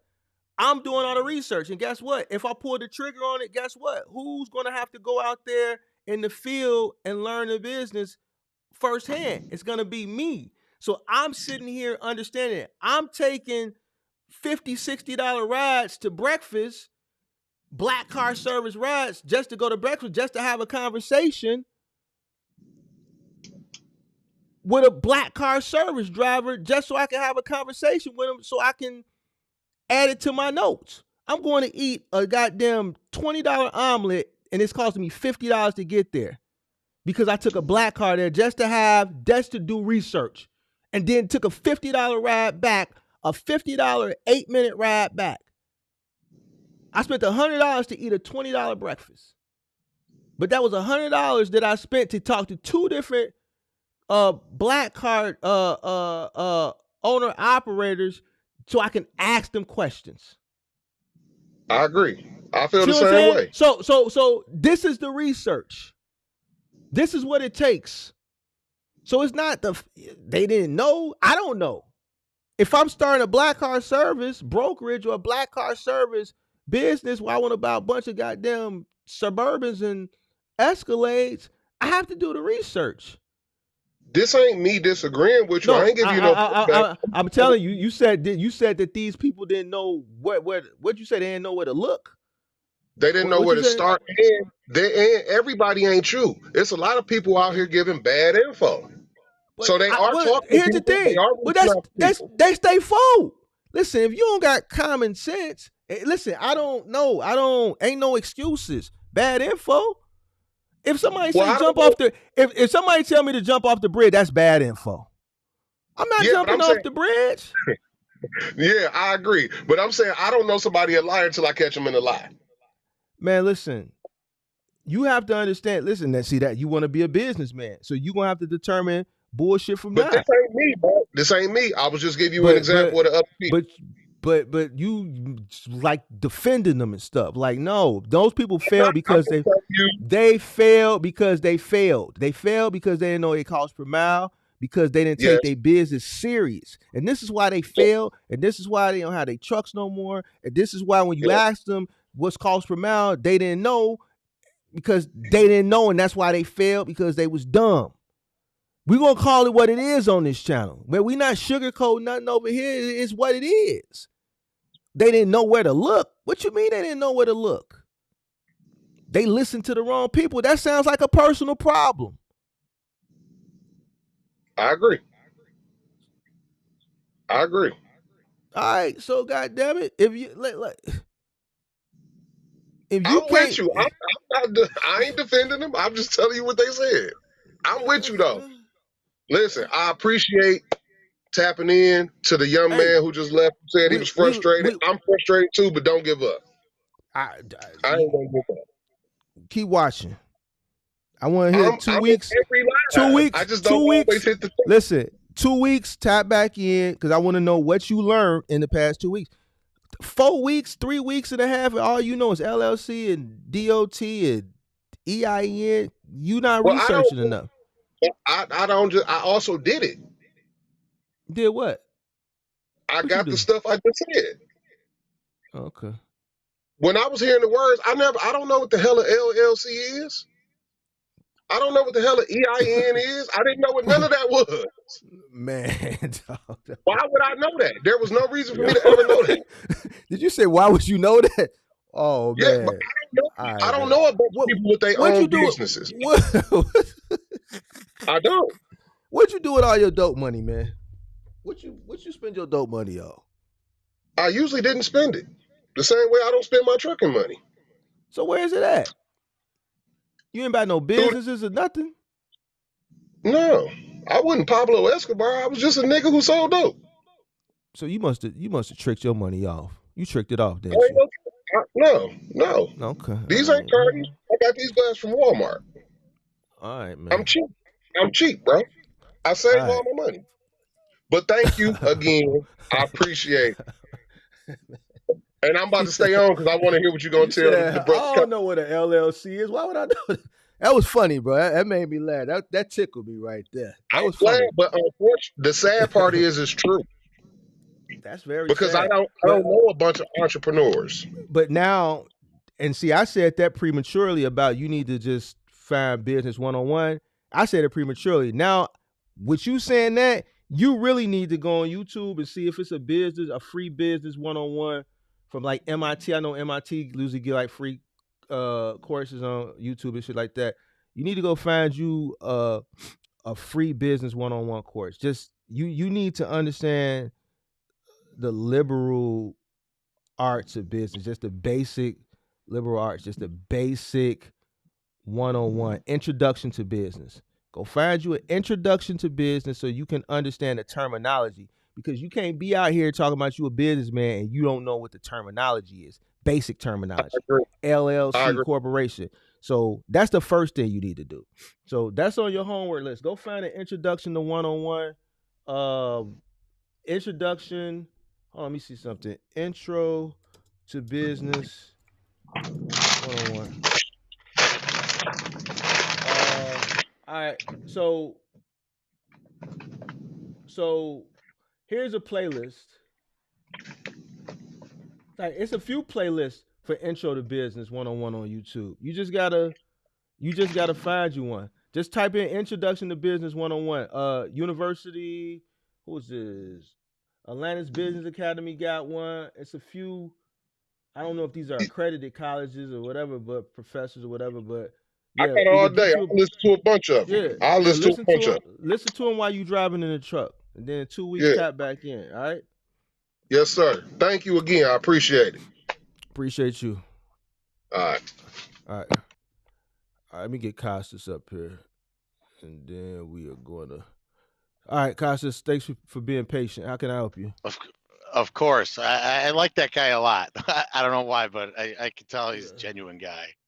Yeah. You have time for one more caller? Is that all Yeah. right? Yeah. Sorry, and I'm driving, so I apologize if I'm not looking at the Sure. phone. Number one, thank you. I have to say, like, I just started off in this business maybe 2 months ago, and I'm in a cargo van that I used to be in construction. Before that, owned a restaurant. Pandemic kind of put me under on that one. So I've been doing it for 2 months, and just you scour YouTube and you find it. And I was blessed enough to come across your channel. There's a lot of other ones, but I was lucky enough to realize, that your stuff is coming. My father always told me to respect those who have gone through the experience and learn from them as much as possible. So just number one, I just want to say thank you. You and Cars and Cribs, I believe, is the other one I watch, and some others just to get info. And I have a soft spot for Alex too, just because he's got that fight in him. But I just wanted to talk to you about just if we can run some numbers and just to get your opinion. So I do like the OTR regional. I've signed on with the carrier I'm at. So I have he gave me a dedicated lane. I want to know if I'm in the right thing. So all together with my expenses, 5 days a week from Elk Grove Village or Rockford Airport to Ames, Iowa, You're here. 5 days a week. Yeah, I'm in Chicago. Okay. So I have that dedicated lane every day. The issue, so it pays $450 to go out there, but I got to come back empty. Wait. You're going from where to Rockford? You said you started in Rockford, or what? Say that again. It's either Elk Grove Village or the airport in Rockford, the cargo area over there. And I Where do run you to start Ames, at? Iowa. Where do you come from? Where do you live?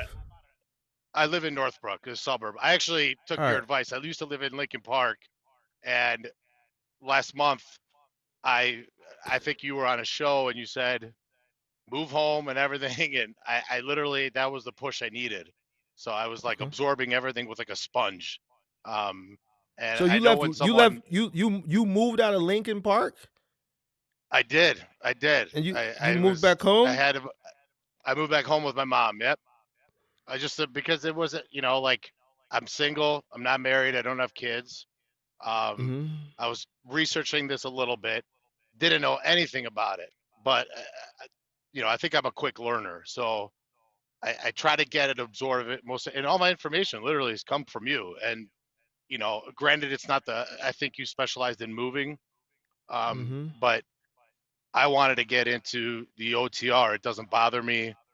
I think a lot. I listen to audiobooks on the road. Just keep on taking information. But the reason why I wanted to actually touch base, and I signed on just recently, you know, joined your guys' membership because I did want to Mm-hmm. get into crypto. I'm the one who keeps asking or telling you about that Beto, that crypto EFT, because I didn't know anything about crypto, but I put a little Mm-hmm. money in that just to get started with it. But so I go Mm-hmm. from Rockford, well, Northwood to Rockford to Ames, Iowa for a hydraulics company and then back. But I'm empty back, and then I could do that 5 days a week. That pays 450 on a dedicated lane in the mornings because I used to work in construction. I'm up at like Mm-hmm. 5:15.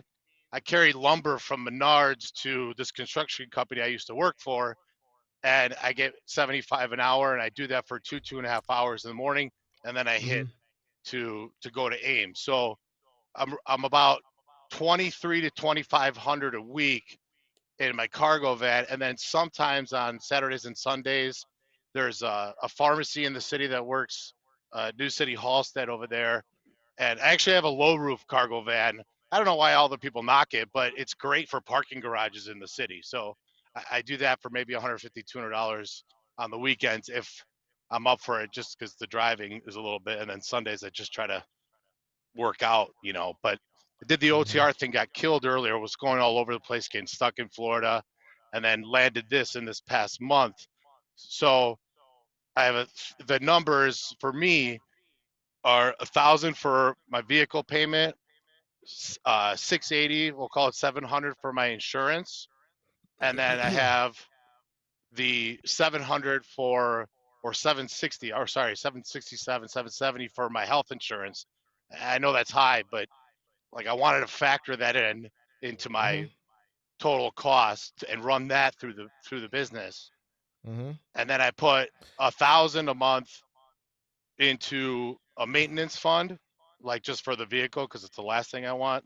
I pay myself 500 a week right now, Mm-hmm. and then I put the remaining in a tax account just so I have money to pay taxes whenever that comes. But because Mm-hmm. I don't want that money sitting there not earning anything, you know. And whatever I think is like $500 left over, I do 400 in I started like an Acorns account, but I also do, and then 100 into the crypto EFT Beto. But so what it comes down to, essentially, it's with the 1,000 in maintenance and then everything. So that's like $6,300 total expenses, and then I have, you know, for me personally, you know, just food or doing just my general stuff, about another 1,000. I don't pay rent or anything. Thanks, you know, for you pushing me. Like I said, that was huge because, you know, I was paying $3,200 a month in the city. So I cut all that stuff out. Um, and so I'm at about 10.5 to 11,000 a month revenue, but it's those 5 lanes. And I'm wondering if that is, you know, that's my first question. If that's decent, I don't know, like, because I'm For still for for learning. 450 a day. I'm glad Axel is here because this is more his lane. But I'll talk about the numbers since this is this market. I know it. You're running from Northbrook to Rockford to Ames, Iowa. Yes. So from Rockford to Ames, Iowa, that's about what, 3.5, 4 hours? It's a little more. It's like 4 hours 15. I literally go like 55, 60 just so I can get my miles per gallon up, you know. But about four And hours and 15 minutes, and then an hour from Northbrook to Rockford. then you So come we'll back call it empty. 5. I And come you come back back empty to empty. get it in the morning. Right. So your day on average is what, 10, 12 hours then Yep. for 450. All right. Now, what's your cost associated with that? I mean, I know we got you said, but have you broken it down to daily costs? And how much is that? How much are you spending in fuel for that run? Just under 3,000 for the Just under month. You spending just under $3,000 for the month? For the month, yeah. So have you broken that down to daily, like for your cost per mile? So my cost per mile comes out to be about 73 to 76 cents You know, it's because the fixed expenses, as much as they call it fixed expenses, the more miles you have to have a number of set miles for your fixed expenses, but that will change. If you run more miles, your fixed expense does change. Like, for example, if you ran But 8,000 miles versus 11,000 miles, you know, the fixed number also changes. but you're But accounting for you're accounting for your travel back though. yes, All yes. right, so how much on average are you spending in fuel a day? So right now it's about, I would say, I know if it's two fill ups, so it's, I call it 140 to 160 on the dedicated for those 5 days. But I do obviously use the car to try to make some No, more no, no, money no, on the no, no, side no, during. no, no, no. How much are you spending a day? You got to fill that thing up every day. You got to get gas every day with the way you're running, right? Well, I So how do much are you twice a putting in? day. Yeah. So how much So it's about? about it's about 72. We'll call it say $80. So 160 a day 160 a to fill day. up the van. So we're Right. gonna just round it down to 150. You're making 450 gross, so that leaves you with 300. Right now, you're factoring in your note, your insurance, all your other variable costs, your tolls. Now, I haven't sat there and did the calculator, but just with the fuel alone, that 450 has gone down to 300. Correct. So if you ask me what I do, I'd say no. Okay. I haven't done the rest of the math, but already with just the fuel, you're at 300. Like you're driving 10 hours for $300 without me even adding in uh your van, your insurance, your health care, your tolls, your food, all your other variable costs and fixed costs. You're under $200.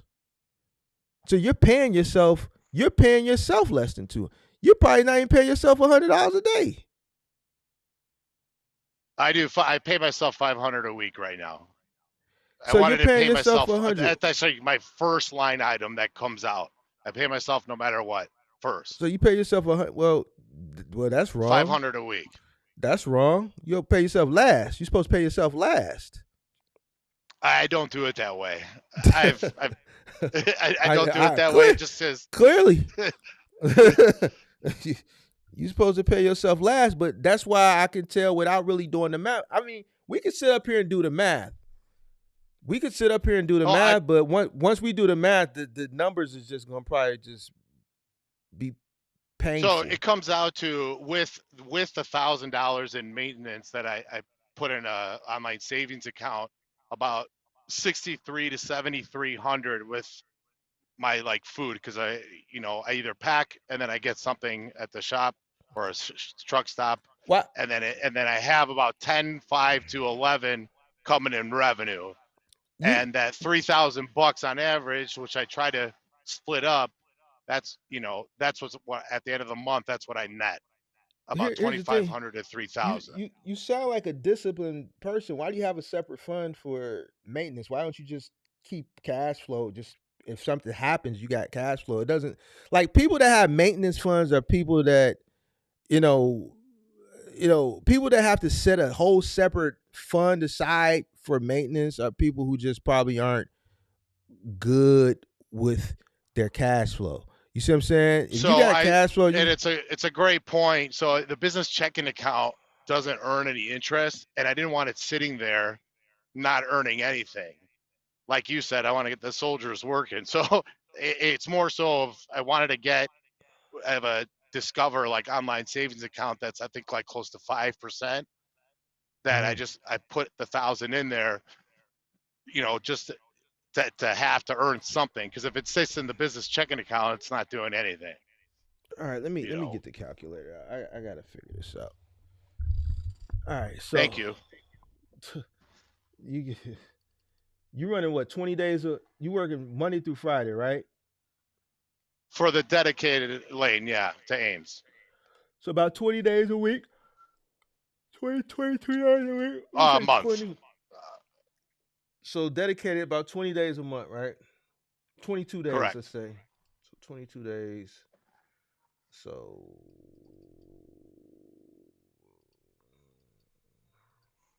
So your truck note is about $45 a day for your van note. If you're dedicated. Your insurance is how much? $680 a month.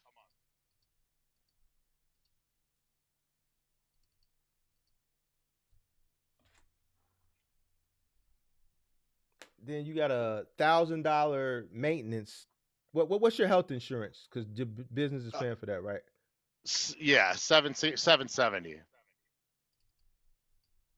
I've tried to lower it and I couldn't. Don't Blue feel Cross Blue bad. Shield Don't, is. don't feel bad. Yeah. That's what I pay. I pay it right around there.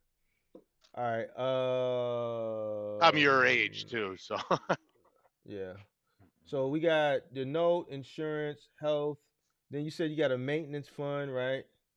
So that's another 45. Yep. So far, and I haven't even added like miscellaneous stuff like food, tolls, stuff like that. And then you got another 160, let's say 150 you're averaging a day in fuel, right? So Yeah, 150. 150. So that's 305 right there. Then you're paying yourself $100, right? Correct. All right. So that's 405. So now that leaves $45. So once you add in what you're spending on lunch, what you're spending,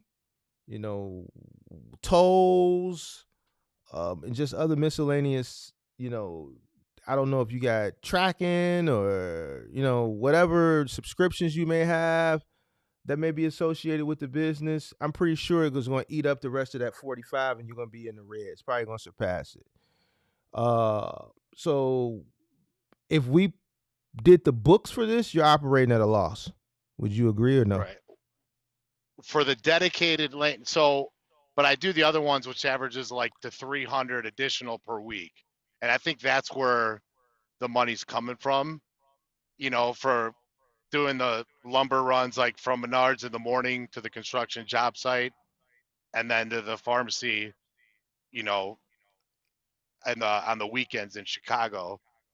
So that gives me an extra about, anywhere from, I think like 1150 last month, from just doing the extras.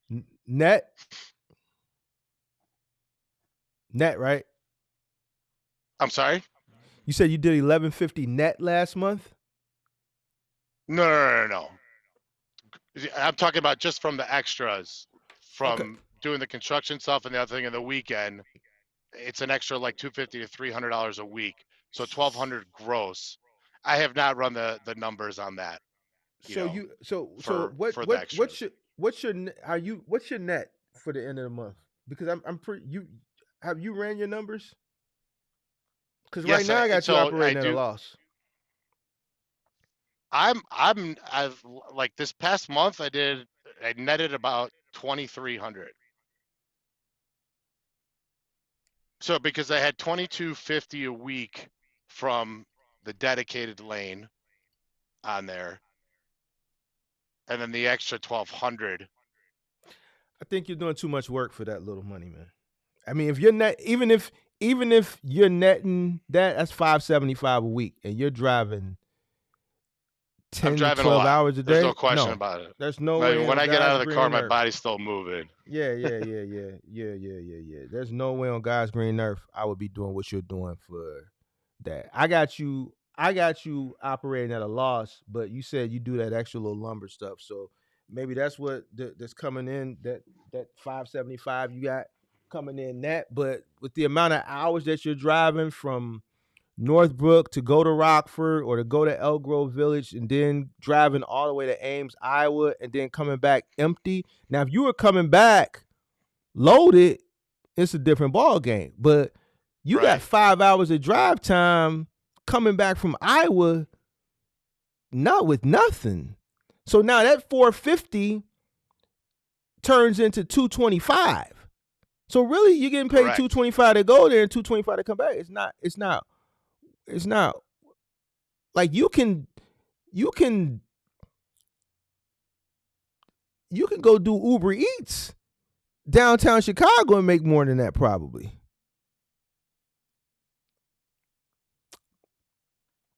We lost him.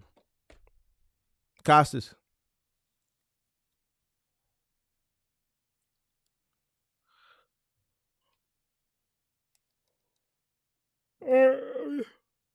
Costas, give us a call back. Give us a call back, man. We gotta hold you accountable, man.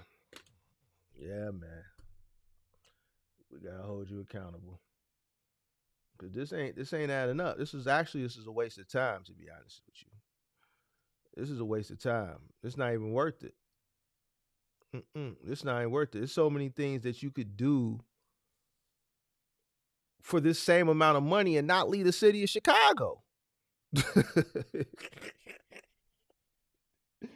Hey man, it's a lot of stuff you could do for the same amount of money or more and not leave the city of Chicago, man.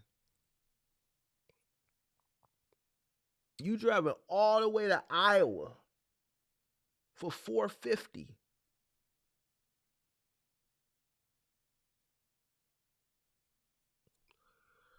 Nah, man, this ain't it. That ain't it, man. Hey, Costa, I'm gonna give you a few minutes to call back in, man. We lost you, man.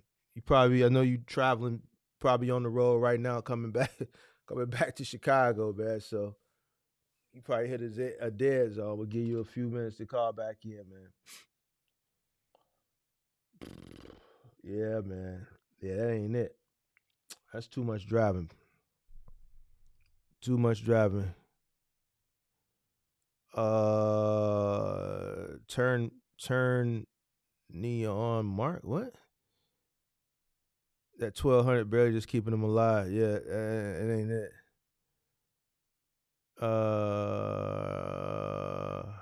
There you go.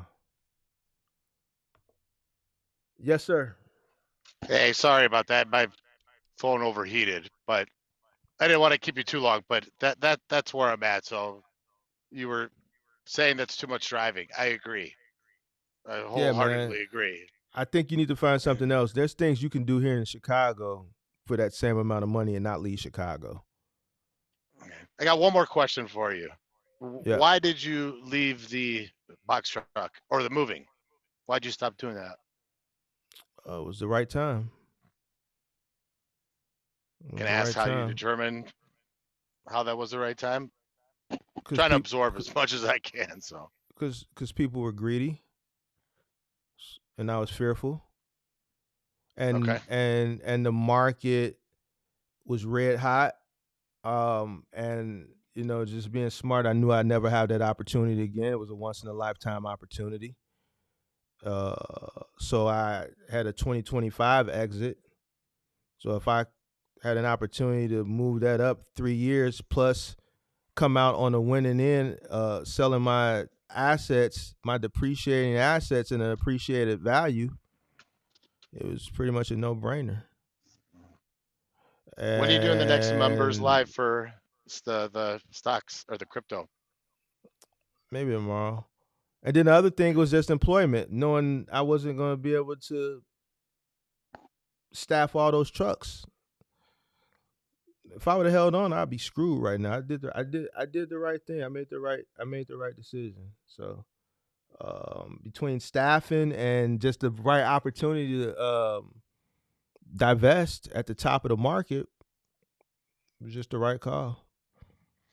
When are you ever going to get a chance to sell a truck that you put hundreds of thousands of miles on 10, 11 years prior for 2-3 times the amount that you paid for it 10 years ago? I don't think that's ever going to happen again. There you have it. So, well, thank you, man. I want to introduce myself too. Nice to be a member, and I appreciate. I mean, you're just giving this stuff all for free, so which is awesome.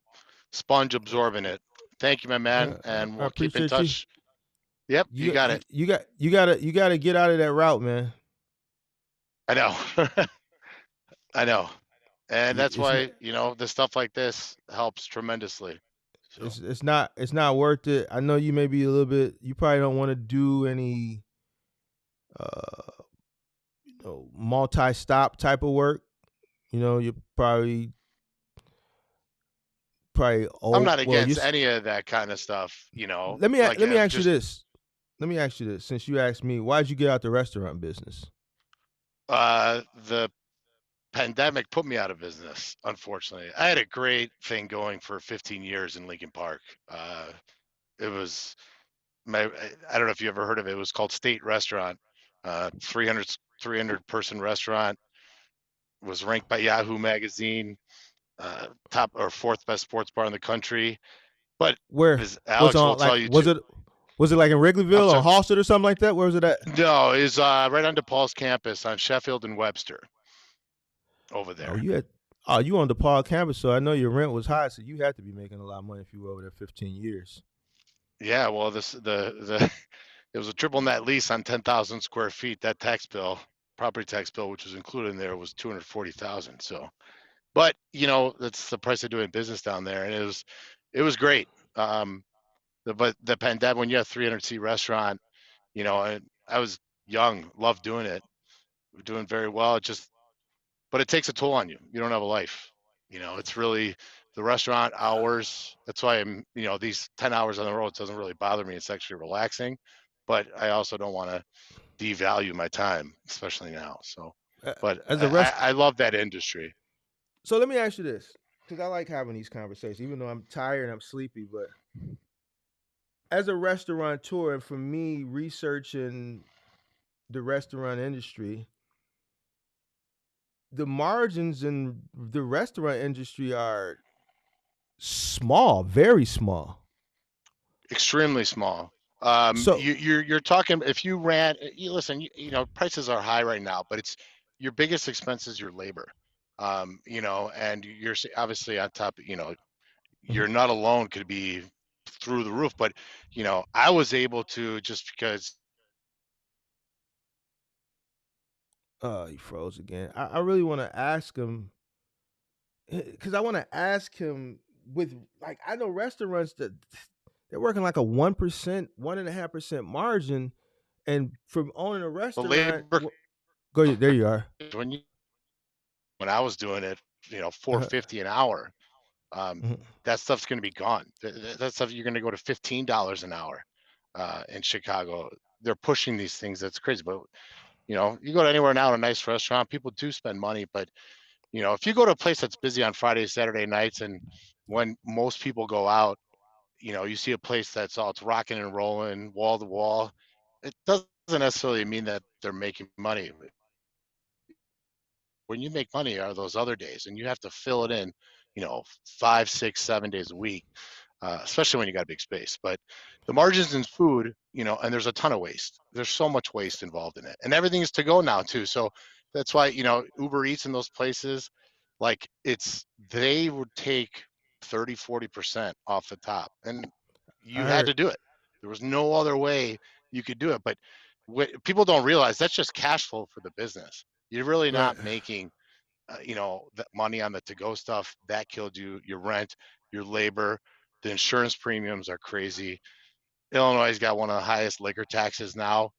It's nuts. It just, So, but the hours, I loved it. There was everything great about it. You can Google my restaurant, state restaurant, like the state of Illinois. mhm. But, it was fun. I would never do it again. But you There's no sound way I would do it passionate. again. You sound passionate. But the reason why I asked you, because I Did know I the lose you? margins are small. No, can you hear me? Can you hear me? I may have lost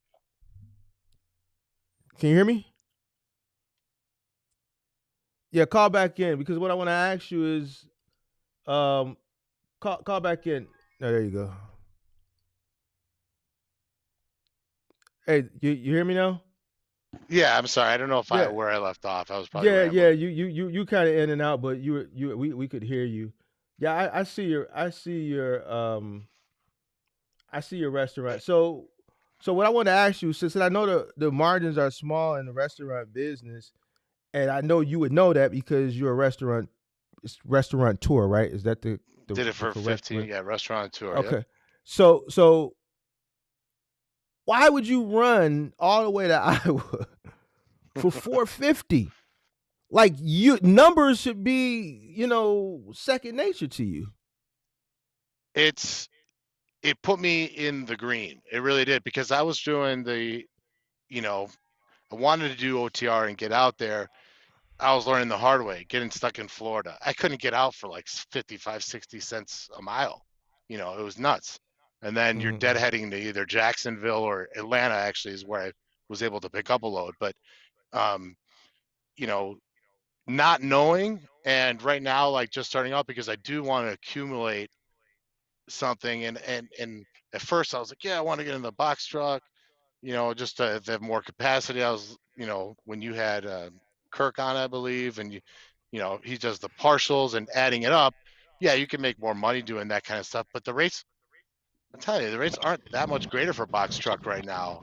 And the biggest thing for me, like, I'll never buy used. I learned that lesson the hard way. So if I ever do like a box truck or something like that, I'm gonna go new. I want at least 80 to 100, 120 in working capital. I'm not gonna jump just because I want to get into it. So these are lessons I've learned from the restaurant industry. Not having enough working capital is the biggest killer of any business. If there's one thing I can just, and I'm sure you know that, it's if you don't have cash, you're going to be, and it's not fun. It's not fun at all. You look like you had a really nice restaurant. I did. When I was telling you, I was pulling 7 million. So it was good, but then it all came crashing down, man. I'm looking at, it's a beautiful place. I wish I could. Hold on, maybe I can. Let me see. Hold on. It's 133. Costa, don't tell him about the restaurants. Don't tell him. Axel, my man. What's up, Axel? I didn't know it was you on there, man.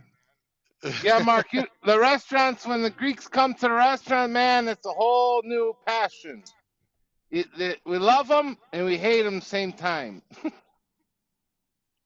But Mark, if you put yourself this, especially when you're the owner, and you have to have good managers, but I'm not good with it. Other people, like, I had to learn how to delegate instead of micromanaging, and that was tough.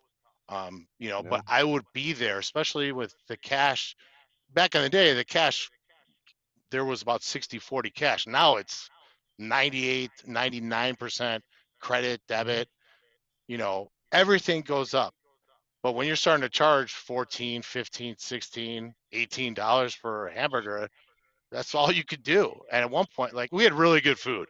Really good food. Yeah, it looks really good. Thank you, man. But you're talking about 10,000 square feet in a tough neighborhood, very residential, dense, DePaul there. But my fixed expenses down there were $260,000 a month. So you had to really hustle. So you either, taking deliveries, but you're there on the weekends when you're getting that liquor sales, because there's no money in food. There's only money in alcohol. Anyone who tells you differently, either you got to knock it out of the park to do well with food, but the money's in alcohol. And that's just from experience. Yeah. Let me ask you a question, because I've always had like you got ideas that you want to do, but that's just not your passion. Like, I always wanted to, like, open a restaurant, but I don't know how to really cook, and I'm not a chef and stuff like that. But it looks like, you had a really good thing going on. The pandemic came. I don't know if you got a PPP or not, or, I couldn't get a PPP in that area. There was a moratorium on it in Chicago and Lincoln Park. And the neighborhood groups run everything. It's tough, Yeah, Lincoln Not Park saying is that tough, you man. can. Very tough. No, but it's I an know affluent area. Yeah, it's affluent. It's affluent. So, because I don't want to pry into your business, but I mean, I don't mind. I'm absorbing everything you tell me. So just looking at this place, like, I knew you had some. You had to have. I see the people who are watching that aren't from Chicago. They're not gonna understand what Lincoln Park means to us. Like, Lincoln Park is creme de la creme. So if you were in Lincoln Park, you had some startup capital. I'm looking at this place. Correct. You put some money into this place. I did. And I and did. And so and my capex was high. I had my capex at 15%. And for those who don't know what capex is, it's capital expenditures, meaning I was dumping anything that the business made, I was dumping 15% back into it because I wanted to build the brand. Now they're all over the place, but my concept was we had a sports bar with a high-end restaurant, so you can get steaks and seafood, but we had 133 flat screen OLED TVs. So like we wanted to be the top and people ask, are you a restaurant or are you a sports bar? And I was like, well, why can't you be both? And for the Mhm. first 4 years, it was horrible. I was bleeding money. And then in 2009, it just took off, you know, and we started grossing, you know, whatever, 5, 6, and then our top year 2012 when Yahoo came there with ESPN magazine, it was 7 mil. But it just, someone will tell you the gross number, but I'll also tell you that, yes, we netted 1 million, but you said 6 million in expenses. So, but this you know, concept will work. This concept will work today. It'll probably still work in that area. But what I'm asking you is it a way you can come up with the capital to start this again? Maybe something in the West Loop. I think if you put I this in the West have, Loop, I have, people have come up to me all the time because they know I'm just a very hands-on person, and I've learned the hard way to do it. The problem is that it's maybe Axel could tell you too. Running through the restaurant business, it takes a toll on you. Like I never, yes, like it changed my mind. I don't really want a relationship at this point, but I was in relationships, that were ruined. I was engaged, and that was ruined because of the work. Yes, you can make a lot of money, and when an outsider comes in, they want to come in the restaurant, and I don't know your position on it, but you're a smart enough guy to know that you want to be in that restaurant business. The only advice I could give you is when you're perfectly settled financially and you could lose all of it, because it's the next thing comes and the next thing comes unless you trust that person who's running it 110%. There's a million and one ways people can rob you blind, and it happens all the time.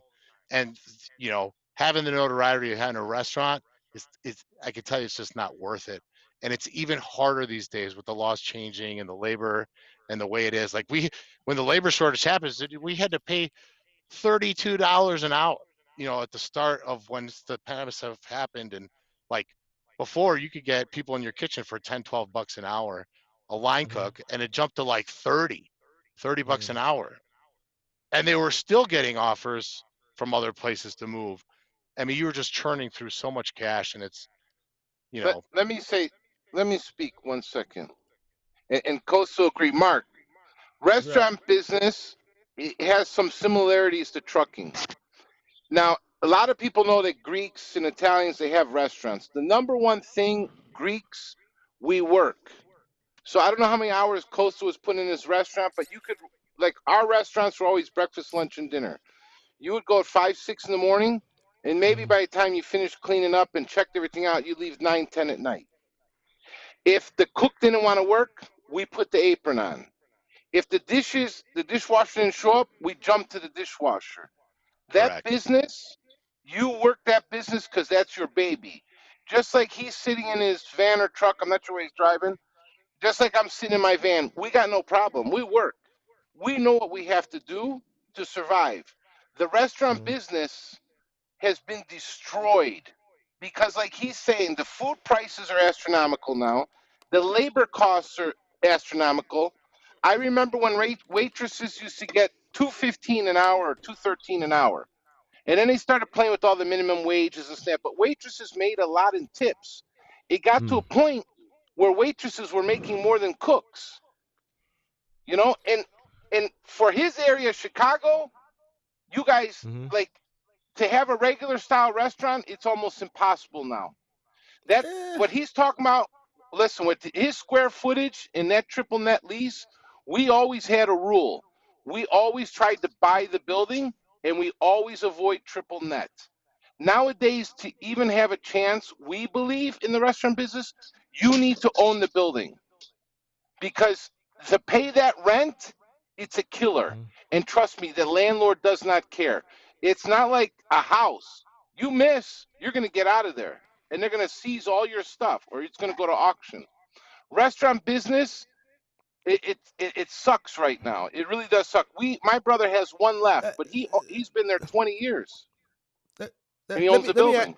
let me ask you this, Costas. Since you're from Chicago, then I can ask a restaurateur because we're about the same age. So, you know, to me, a nice dinner date, Gibson's, you know, Morton, something like that, right?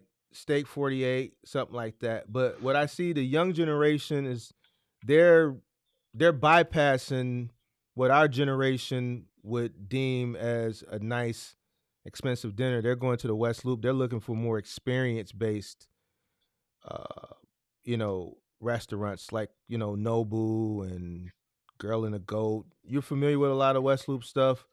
Yep. um those restaurants over there, like 2 3 weeks to get a reservation, where I could just walk right into Morton's right now and get a table, and it used to didn't be like that. What's your So take on it? Morton's, Ruth Chris, all those places, even places like, those are the survivors. But you are, I don't even, the last time I looked, what is a, 8 10 ounce bone-in fillet costing you? Those survivors, like, you have, what is it, Joe's Stone Crab in the Mhm. city, all those, let us entertain you. They know what they're doing. Girl and the Goat Lotus and do Yeah. it. Like Ruth Chris, the Ruth Chris out here in the suburbs, they're struggling. Like you said, you go in But there how? and But how? The one downtown is closed. It closed during the pandemic. of The one on course it Dearborn did, is because and I talked to the general manager of that store, and it was all labor, and the people's like they changed. Now everyone's Uber this, Uber that, getting takeout. You going out on a date, taking someone out, taking friends, it's it's almost a rarity. It happens a lot, but the places that are popular are the ones who are sustaining the popularity and staying busy are the ones knocking it out of the park. And if you look at the names doing it, now Girl and the Goat is a bad example because, you know, the chefs, you're talking $1 million plus, for someone in the back of the house making that kind of money. But the restaurant groups are the ones that surviving. The mom and pop single, like anything like, I don't know, have you heard do you remember Bob Chin's, the one in Wheeling? yeah, It's I for remember. the audience there. Bob Chin's was the, back in the 90s was the sixth top grossing restaurant in the entire country. The owner had 747 jets flying, bringing seafood in almost every day, and it was untouchable. They tried to open one in the city of Chicago. It failed within a year. Like the blueprint, it's just so different. Chicago is a great town for restaurants. Don't get me wrong, but it's like you really have to knock it out of the park. But your margins, unless you're charging those kind of prices and your food is top notch, you know, you'll be lucky to get, 15, 20% margin. Whereas some of these places that make it up with alcohol, that's why I like the sports bar portion of it, because there was, even though it's seasonal, you could do stuff Mhm. during the week, the weekends and stuff like that. So, Alex was saying 9, 10 o'clock. Well, I also had a college town and I Right. wanted those liquor sales. So someone could sell a steak for $80, but I'll have a college kid come in, you know, buy a round of, 8 to 10, Jameson shots, take you for the $150 in 30 seconds. That's a big Yep. difference where I knew that you had to have that volume. I learned it the hard way. I wanted, when I was 25 when I started that place. So I, it just, it's so tough. But he was saying 9, 10 o'clock, excuse me. I was getting out at 4 or 5 in the morning, and this was daily. So um, it just takes a toll on you. And the margins aren't like, it could be great. Like restaurateurs will tell you this, Mark and Alex, you could back me up. We hate 85% of our business, despise it. But the 15% of it, no one could ever touch it. because it's that Co- great. Costa, you You missed know the most important thing. what's that? Year Years ago was the cash. Right, Come cash. Now the credit cards, mostly everyone's credit cards. In the day, 98% the at the restaurant was end. Yep, cash. So let us entertain you. That group is pretty much running the Chicago restaurant scene. They're pretty much at the they top. do. They do, and listen, they got great food. You can go to like a Wildfire, for example. It's good food. You know, Ah, I don't you know, like like Waffle. I went you to like one on Joe's. Erie. Joe's right there on Grandin, not Yep. Grandin. No, on Grandin Rush. I've been there a few times. That X took me for my birthday. It's all right. My cousin likes that spot a lot. I like Gibson's. I like Morton's. I don't really care for like Steak 48. I don't like nothing over there in the West Loop. Like no When Chicago look cut, none of those when Kurt places. when I went to the Chicago cut with a girlfriend. It was cool.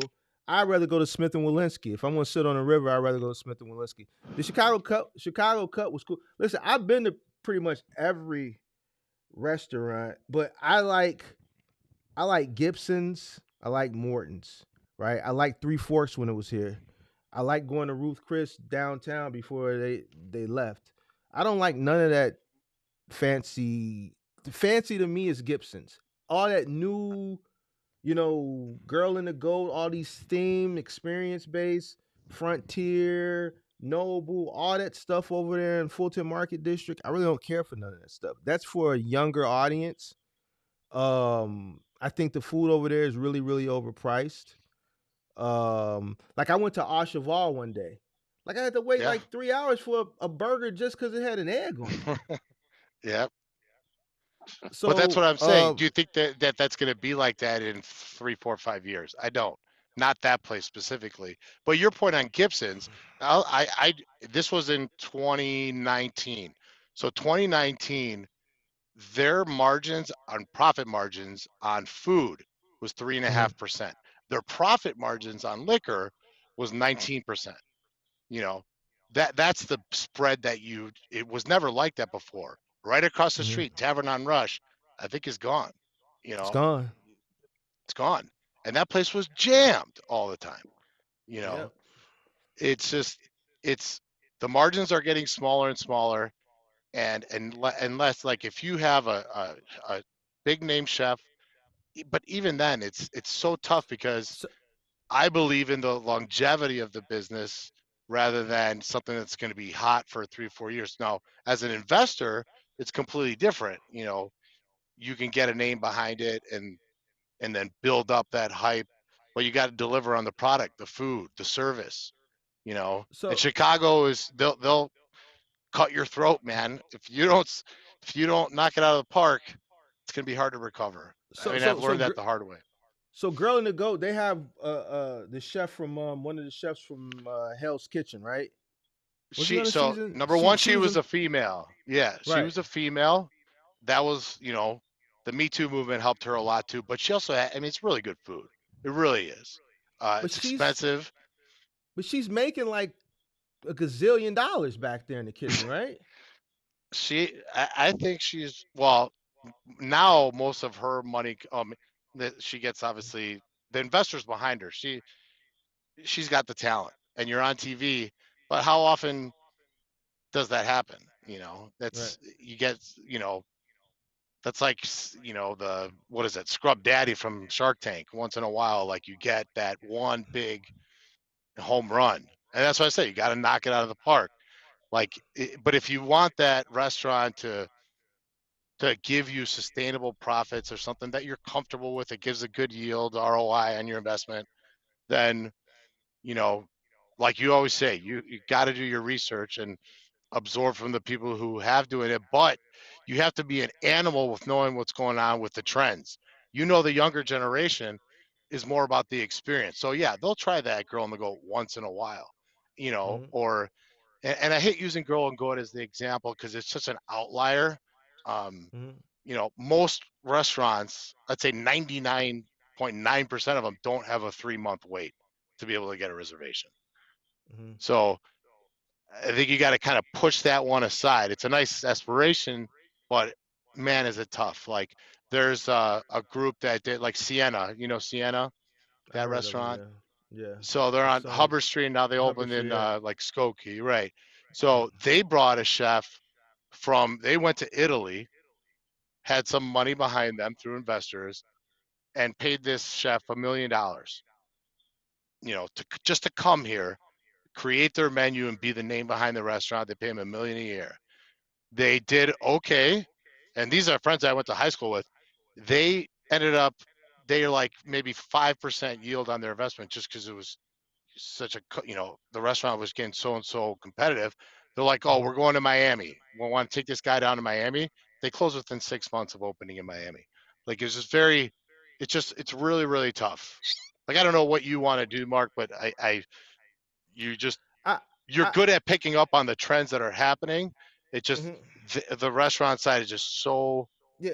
labor intensive, and there's just so much overhead. It's so much I, overhead. I've always wanted a restaurant, but I know restaurant business is too risky, and I've always wanted one. That's just something I just always wanted. You always got those things that you want to do, but you'll probably never do them.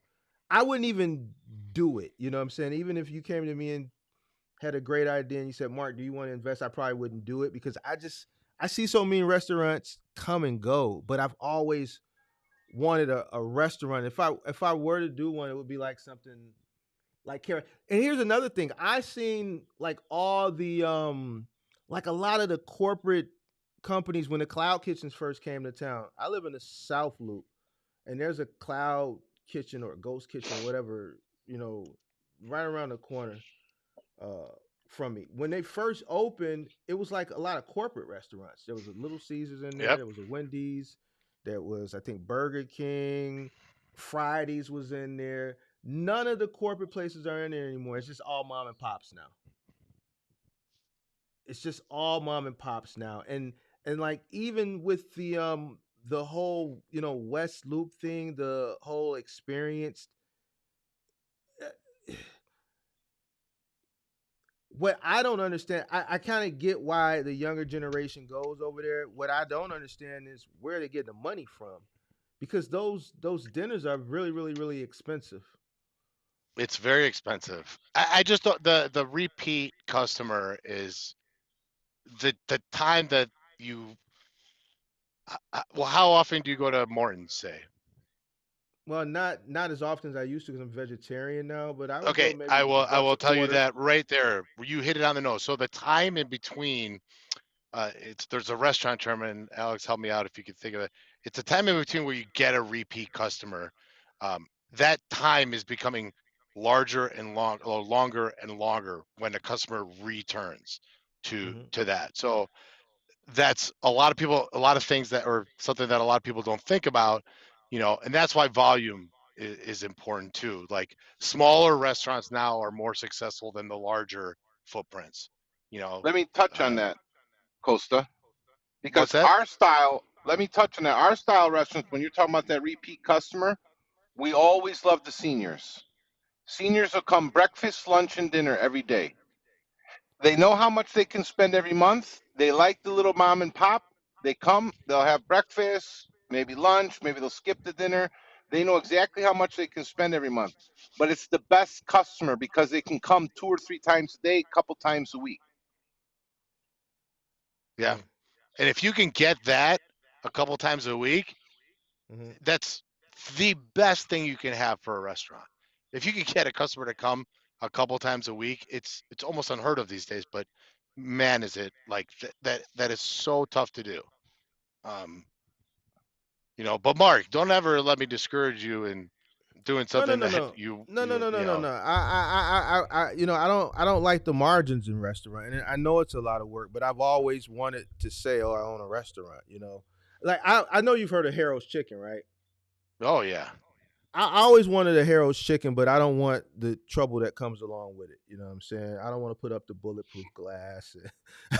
I don't want to have to, deal with someone having to close up at 2 o'clock in the morning, and I just always wanted a Harold's Chicken, and I was close to opening one 2015, 2016, but Harold's daughter, she stopped. So the thing with Harold was he never, like all the Harold's you see, none of them are really franchised. What he did was like a lease agreement back in the day when he was still alive. And a lot of Hmm. people took him for granted when he passed, and they took the recipe. And like a lot of these Harold's you see like around the city aren't like official Harold's, and they've altered the recipes. So she was telling me she wanted to close down all the, the illegitimate ones before she started franchising, and then I just kind of like left it alone after that. But I'm kind of glad it didn't work out for me because I'd probably be struggling right now with keeping help. A lot of them are struggling right now as far as help and Yeah. cooks and stuff like that. But no, I wouldn't do a restaurant. I've always wanted to do a Harold's, and I always wanted to do like a nightclub sports bar. But once again, we're in Chicago. I understand the law. Once there's one shooting, then I'm shut down. You're I done. can't. You're I, done. I can't It's open back over. up, and a sports bar or a nightclub here, it's got a 6 to 12 month lifespan.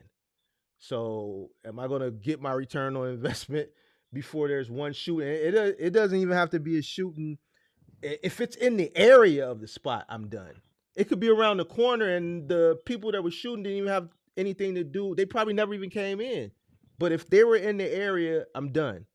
So, those are the two things I wanted to do that were, centered around restaurant and liquor. But I'll never do them now with the laws and post COVID, just how people don't want to work and Costa, how much was your rent? stuff. My Had to be rent over was 10 G's. 42. 4,200 40. No, 42,000. 42,000 He's in Lincoln a Park, month? dude. Oh a my month. It was God, man. 10,000 square feet, man. Hey, Woo. Axel, look, Lincoln Park, No, I get it, It was Mark. I'm just Link. like 42 bucks triple net. ours Listen, over when in the Cleveland area, like 2,500 to 5,000. If you get one of those bigger places, it's maybe around 10,000 a month. yeah, but see, this is Chicago. So when I tell I people know. like it's expensive to live here, like if you can make it here in New York, you can make it anywhere. You know what I'm saying? So like, yeah, Lincoln Park. I mean, actually, I was living in Lincoln Park, like I was telling Mark, my one bedroom near the restaurant where I literally lived until, and I was lucky enough to come out with the video or to the YouTube video where Mark said, if you want to get in this, just, you know, go back and, move in with your mom or parents or whatever. And that's what I did. But it was $3,200 for a one bedroom in Lincoln Park. That's Wow. how crazy it is. Yeah. Hey man, I But know go ahead, Axel. Go I ahead. know an Arabic guy who he had a restaurant for years over in the eastern suburbs of Cleveland. A couple of years ago, I found out he moved over there by Chicago. He's in Manuka, and I stopped to mhm. see him. And he had a regular, normal sized restaurant like we have over in the Cleveland area, nice.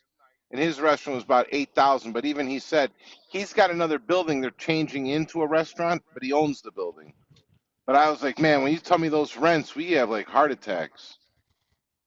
It's Well, crazy over there. But I mean, listen, it's on a college campus, and we were at that point grossing, 650,000 a month. So, Yeah. but your payroll is $90,000 every 2 weeks. It's that it was only growing exponentially. So, but man, again, it I was gotta more. commend you. I gotta commend It's you. well, I thank mean, you, man. Listen, I was when I first started, I knew nothing, and I was getting butt my butt beat everywhere, and you just learn by no, but experience, and I want to commend you. I want to commend you because I'm looking at this restaurant, and right off the bat when I looked at it, I said, this costs some money to put together. So to come from this, COVID hit you. You're starting a cargo van business. You told me you watched the video, and to come from $1 million damn near a month. I think you said you made it to $1 million a month at one point, in Well, Lincoln 7 Park. million for the year. 7 million for the year in Lincoln Park to losing in a cargo van. Moving back in with your. But I will tell you If this: I am much that's more, and it's different. I'm happier now because, like I said, it was Yeah. just after 15 years. Mark, remember I was up 4 a.m. every single day, and I had 5 managers and a GM. But like whenever there was an issue, like and I was obviously I would never live, and that's one thing. If you ever do own a restaurant, never live near it. Okay, I was the first person always because I could just walk right to the restaurant. But anyway, another story for another day. Costa, But yeah, Costa, you ever sleep in the van? I just did. I did an OTR when I first started last month. I How was on the how road for does it 3 weeks. how does it feel man. compared to doing a restaurant? I would. It's decompression for me, so I love it. Yes. Yeah, man. you You know, you're the when I talk about delayed gratification, you're to move back in with your mom coming from Mark, this you level pushed of me to do that success. because I was like, oh, I'm gonna figure out something, and I was kind of like in limbo. Making a lot of money before. I see my money dwindling away, and I was kind of like, I did construction for a while, which was fine and easy. It's just babysitting, you know. Mhm. Um, it literally, but that wasn't me. I didn't like it, and I wanted to try something different. Um, Mhm. and you really do want to decompress after being hands-on in that restaurant business for that long, but it does take a toll on you. So I was like, okay, let me try something different. And again, my father always used to tell me, he's like, you got to learn from people who have gone through it. Listen to them. Don't be stubborn, because I used to be super stubborn before, which helped me and mostly hurt me. But and I ran out to your channel, and I was like, you said that you're like, hit the most. You said, are you okay from being OTR or on the road, away from home, in your family for, 30, 60, 90 days? I was like, yeah, Mhm. that'd be great. Some people aren't for that, but for me, it Mhm. didn't matter. Like, but as soon as you said, get your butt up, move home, cut all your expenses, cut your Netflix, all that, I did all of it. And you really pushed me to do that. So I can't thank you enough. I really like it hit home to me. Like I just needed that little push. And for the most part, I'm happy, still try to, I know nothing about this industry, but Mhm. you learn, but just I You learned from my mistakes. So the one thing I could tell people, you just always want to jump in. And when people say $5,000 for a box truck, there's no way. You're just like, again, the lack of working capital is what I would tell everyone is the biggest killer in businesses. And that's why I say I don't want to use truck. I want to do this right, but I want to have and work my butt off until I have 80, 100, 120 in the bank, comfortable. So if stuff doesn't go right, you're not losing your mind. And I know that's not always possible, but write the goal down. I learned that too. Write it down don't have it in your head. Write it down on a piece of paper so you see it every day. And you will, I don't care what that amount is, you will get there if you write it down.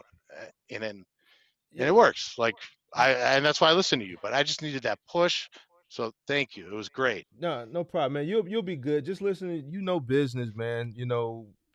As long as you know business, you can run any business. And the restaurant business is a tough business. And you ran that successfully for 15 years. You just caught a tough break.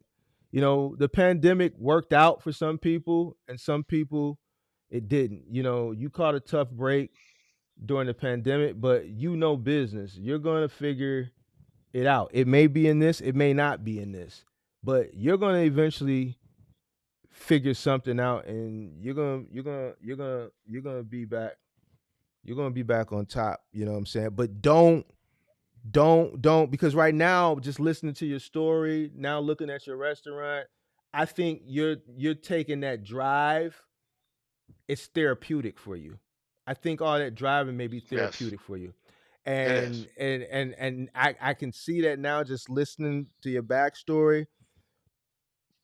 But you got to come up out of that therapeutic phase because you don't want to spend too much time just driving and thinking. Like you got to make sure it's worth your while too.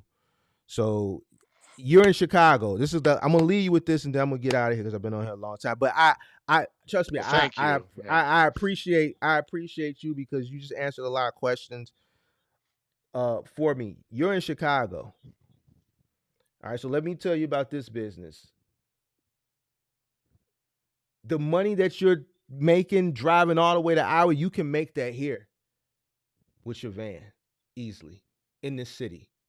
It's nothing but opportunity here for freight with a capital for freight. So, just work a little bit smarter. I'm saying take advantage of the market because there's a lot of people that watch the channel that wish they could stay where they're at and have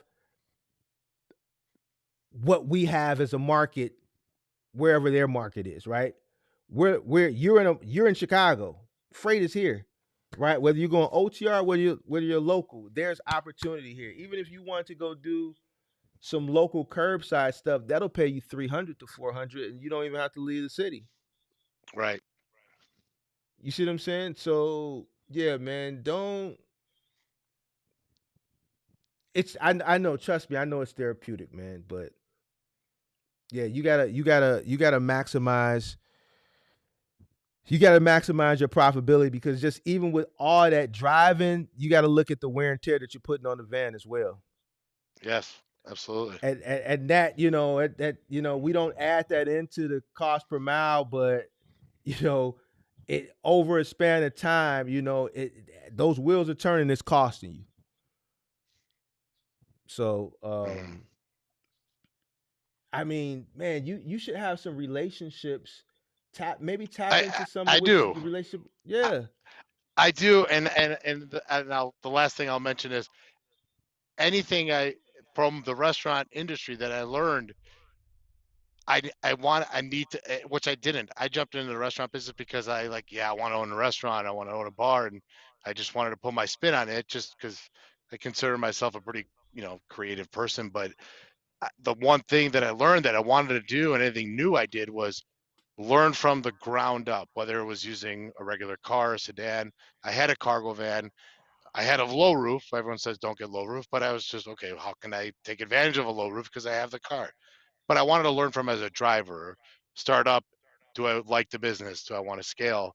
Starting and just learn everything I can about it, keeping the expenses as low as possible, um, and then take it from there. Like I have a plan.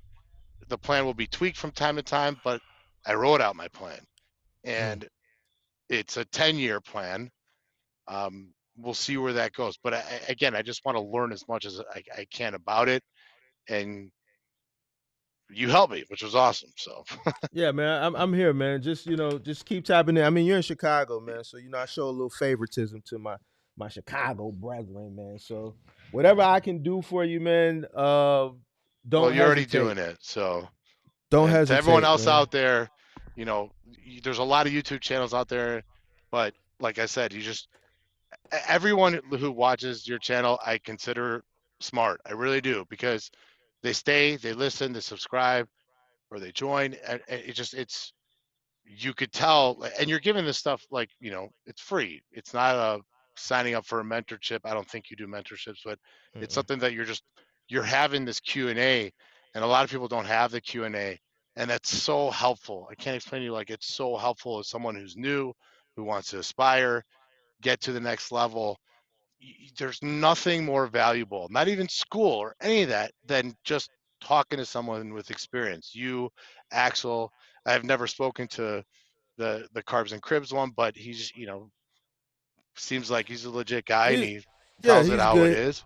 He's in Chicago So too. He texts me every yeah, morning. Gurney, I think. Yeah. Yeah, every morning at 4 a.m. he sends me a text.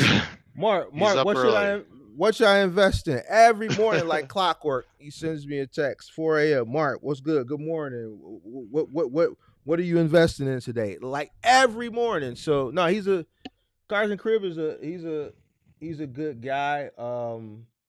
And he's willing to learn too. You know what I'm saying? So And I've that's what seen a it's lot of other about. channels out there, and you kind of pick and choose what you think, but you just, and again, you pass that advice and that knowledge onto other. Whether they take it, that's up to them. But for me, it's like I'm absorbing. I can pick and choose. Okay, I don't think that's right. I'm not gonna, someone's telling me they're making, $15,000 a week in a box truck. I just don't see it. Like people have to realize that you got to do that research, learn, talk to people, and write it down. Put it on paper. That's the only thing I can tell people. It helps you get to that goal, and and always listen to people that have that experience. So I will leave it at that. Mark, thank you. I can't. Axel, thanks for joining too. I Costa, will keep in touch. Yep, you got my number?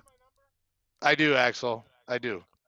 Give me a call after you go off the show. I'm gonna give you some stuff. He's All gonna right. talk. Well, He's gonna talk your ear off for the rest of tonight. Mark, thank you for staying late.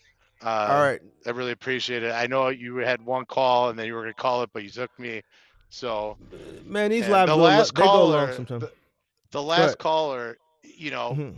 went through some tough times, but like I love that stuff. You could just tell. I think you even said it. He's a good guy and he wants to learn. And he's doing the right thing by calling in and you keeping it real with him. And it's, you know, if he listens to you, I think he'll get there. That's the kind of thing Yeah, he'll that be fine. I appreciate. But thank you He'll very be fine. much, Yeah. No problem. Good night, and we'll guys. keep in touch. Good night, All everyone. right, guys. Thanks. Peace. All right, good night.